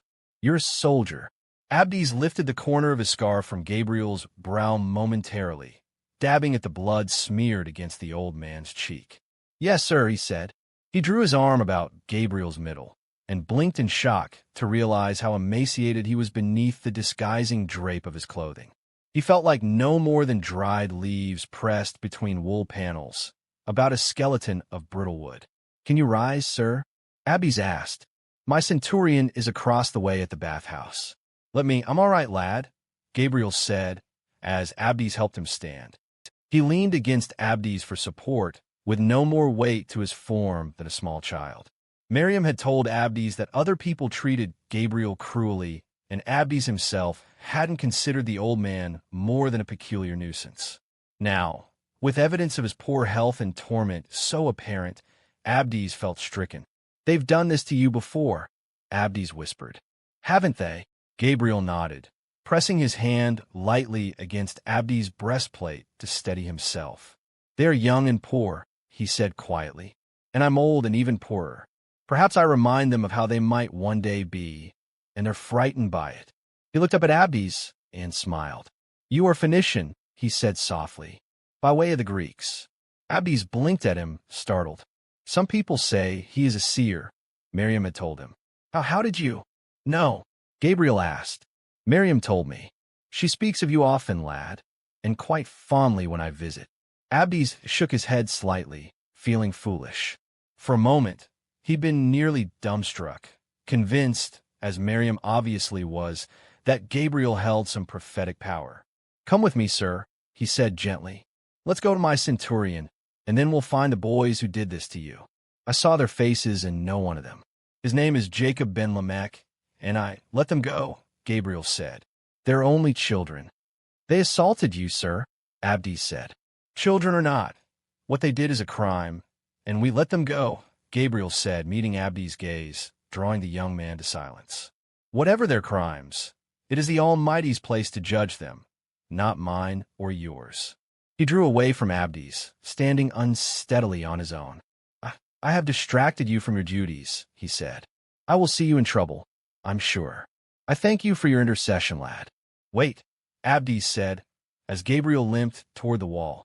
His walking staff had fallen here. Abdes hurried toward it, stooping before Gabriel even attempted to feet and compromised what precious little balance he called his own at the moment. Abdes picked up the staff, offering it to Gabriel. Thank you, lad, Gabriel said, curling his gnarled fingers slowly about the shaft.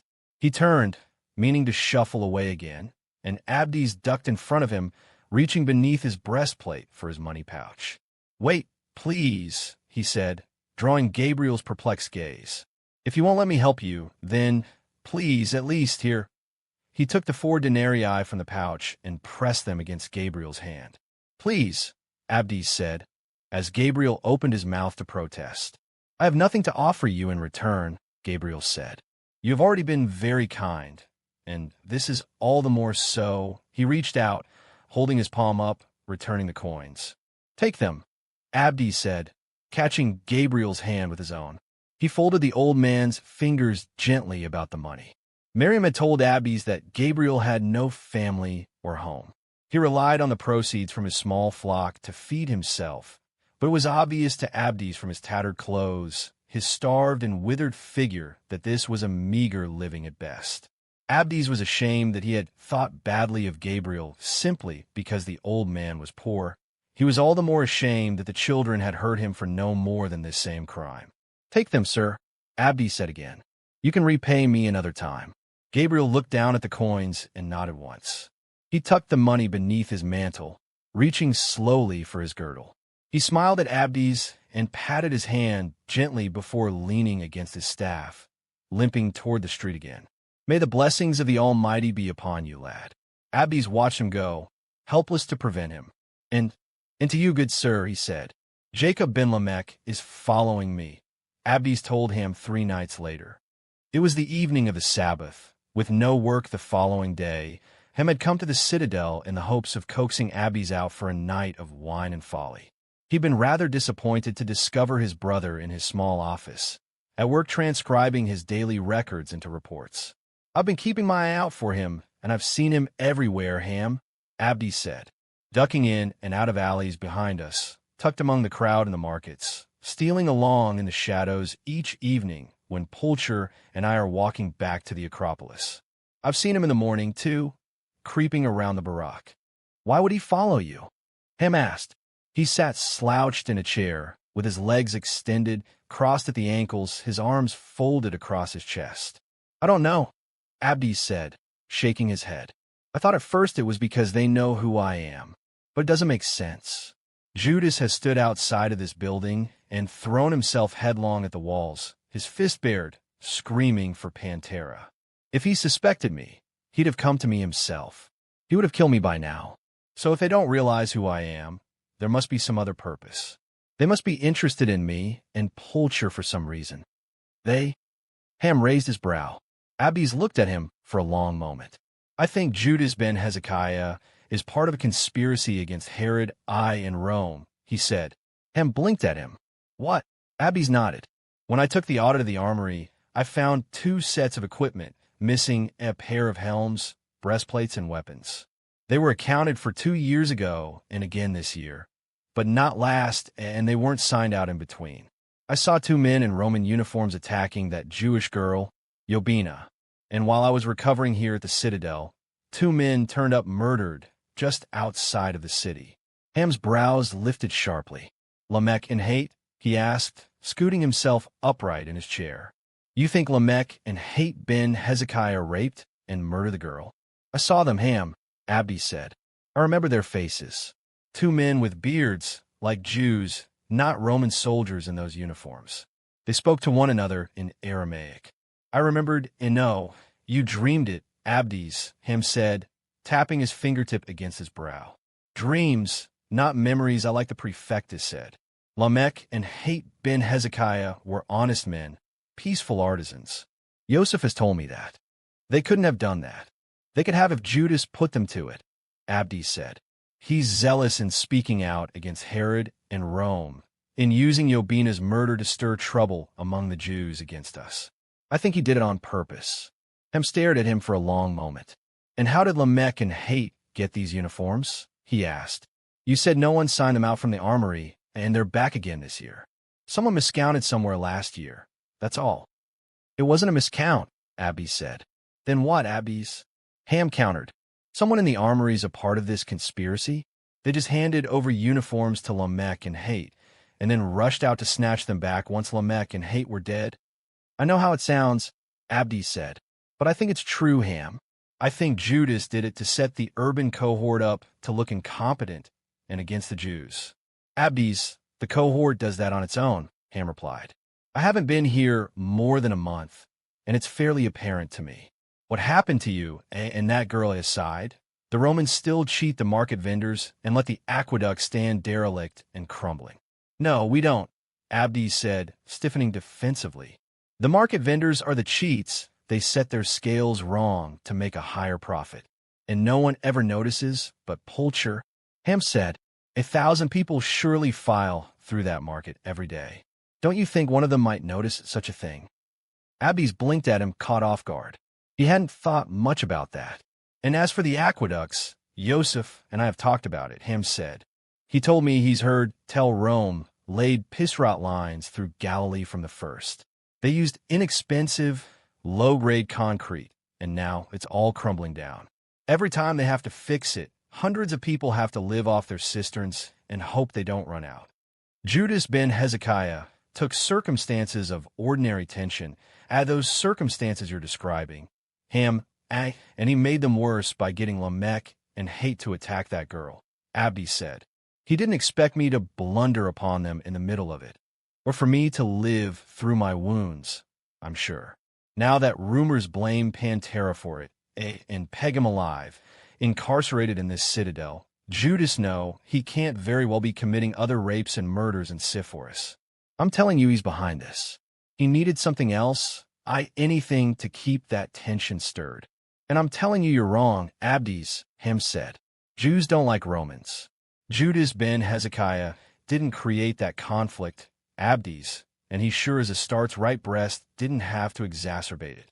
The more accusations he can level against Rome, we let the aqueducts fall apart. We cheat the vendors at the market is the worse that conflict is. The best way to make sure we keep issuing fines for cheating at the market, Ham, is to warrant them for the merchants to deliberately set the scales wrong. Hundreds of merchants, Ham said. And you said Pulcher changed his inspection schedule. He doesn't keep a schedule anymore. He checks them randomly.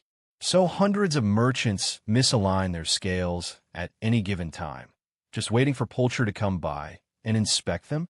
And none of their customers, 1,000 people at least every day, ever notice they're paying too much to get too little. And when they're eventually inspected, their fraud revealed, it serves no purpose, Ham added. Pulcher fines them heavily. They have to close their stall or shop until reinspection for compliance. That cuts into their profits, their purses. Do you really think they do that because Judas ben Hezekiah, a scribe who makes less in wages than I do, I asked them to? If not Judas, then someone else with him, Abdes said. Someone with the purse to make it worth the merchants while Ham raised an expectant brow. Zadok, Abdes said. The Pharisee priest. The Pharisee priest who's a member of the Sanhedrin. He's led demonstrations at the Citadel. Abdes said. He's a wealthy man, and one of the wealthiest in the city.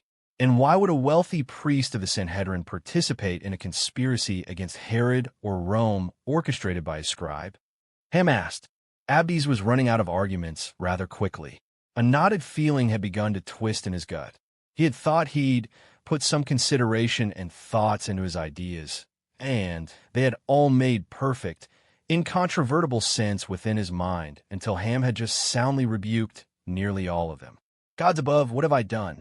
He thought, looking toward his desk. Part of the reason he was still working on his transcriptions at such a late hour was because the first several hours in his office that evening had been spent putting all of his suspicions onto papyrus. He had spared nothing.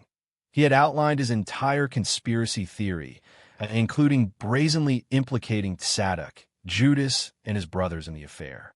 His stomach turned a bit more, tightening slowly like a damp rag being squeezed dry. I am an idiot, he thought. Then why would Jacob ben Lamech be following me? He asked Ham, without looking at him. Ham had all of the answers, it seemed. Because you're a Roman soldier who made himself accessible, Ham said quietly, gently. You were nice to him and his friends. Abdes. You know their language. You talk to them. Let his friends approach you. Play with your armor. You were nice to him. That probably defied everything the poor kid's been brought up to think or expect from a Roman. I think he's curious about you, and I think somewhere in his heart, the boy has taken a shine to you. Abdes closed his eyes, pressing his lips in a thin line. I'm an idiot, he thought again. Not only had he written all of his madcap ideas onto papyrus, he had sent them to the prefectus office. He had been overeager, excited by the prospect of at last doing something right beneficial, even in Seneca's regard. He had been too confident and heedless of any consequences except for the one he imagined, Seneca's praise. He had lost his wits, and he nearly cringed to imagine the prefectus' reaction to the scroll. He didn't know if Seneca was still in his office to have received it already or not, but it was gone, routed through the citadel's couriers, and Abdes had little hope of retrieving it. Gods above, I just ruined myself, he thought, dismayed. I have heard Judas speak at the synagogue with Yoseph, Ham said. He's not a bloodthirsty revolutionary to me. He's a man who misses his brothers and still grieves for them. They were all the family he had left. He loved them like I love you, Abdes. Abdes glanced at him and then closed his eyes again, angry with himself. He's fervent about his God, and his God's promise to the Jews, sure, Ham said. But he doesn't have anything left, Abdes. He doesn't have hope in much else. He rose to his feet and walked around the writing table. It was a good thought, he said, but I think you're looking too hard for answers. I think you're trying too hard to impress the prefectus. Abdes opened his eyes, and Ham smiled. He's not father, he said, and Abdes blinked at him, breathless all at once. This has nothing to do with father, he whispered. Ham nodded in gentle concession. All right, he said, but you're trying to please the prefectus, just like you always tried so hard to please father, a man whom neither of us could please, no matter what we did, or how hard we tried.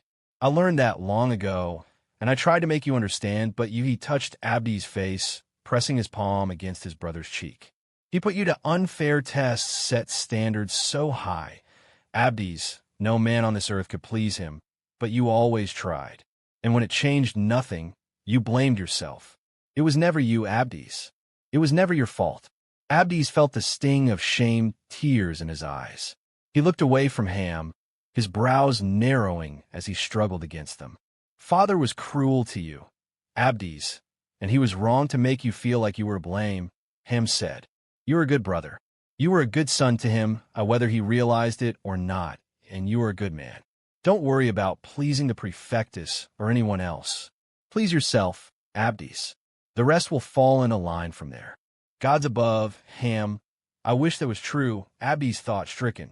Seneca may not be father, but he'll come around to Moloch's way of thinking, if he hasn't already, when it comes to me. I've ruined it, Ham.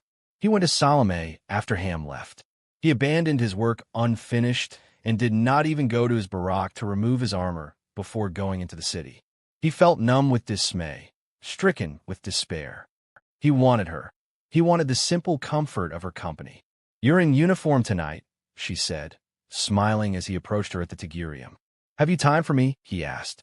Her smile widened, and she hooked her hand against his shoulder, drawing him in step as she backed into her cell. "We'll leave the armor on. Stay with me," he said. She had taken him wildly, as if the sight of his armor had inspired something eager and relentless within her. She had driven him to a massive climax. She had clasped him by the hair and wrenched his head back as it had come upon him, and he had arched his back from the stone wall behind him, crying out hoarsely, desperately, in release. She meant to leave him now. It was her habit, and it broke his heart. He had let everything go. All of his days' frustrations and fears had waned at her touch, her kiss, and he was loath to part with her. He reached for her, catching her by the hand as she stood. "Please," he said, "please don't go." She must have seen it in his eyes, his sorrow and uncertainty, because she smiled, her face softening with that hidden, inner sweetness. "All right," she whispered. She straddled him again, nothing provocative in the posture this time. She held him, slipping her arms around him and drawing his head against her shoulder. She kissed his hair, brushing her fingertips lightly against the back of his neck, his shoulders. "What is wrong?" she asked softly. He closed his eyes, drawing the wondrous, soothing fragrance of her skin against his nose. He didn't answer her. He couldn't. He trembled, tucked against her, comforted by her. "Did I not please you?" Salome asked, her voice fragile and quiet, a tremulous insecurity within that he'd never heard before. He looked up and realized she was afraid. She was frightened by his silence and thought she was to blame. "No," he whispered, shaking his head. "God's no, Salome. You're one of the only things in my life that does please me." She smiled at this, not a prostitute affecting dutiful charms, but a nearly shy smile, that of the 18-year-old girl she kept hidden deep inside of her. "Then what is it?" she said. "Tell me what's wrong." He looked at her for a long moment, his brows lifted. "How much is your father's debt to Monachim?" She blinked at him, that momentary innocence fading as fleetingly as it had come upon her. "More than a Roman soldier's salary can afford," she said. "Why? Would you remit in my stead if you could? Would you buy me away from my pander, Abdes?" He closed his eyes, lowering his face, letting his hands fall away from her. "I would give him 10,000-fold if I could," he whispered. She drew him against her, touching his hair. He pressed his cheek against her shoulder and trembled against her. "I'm sorry I failed you, too," he thought.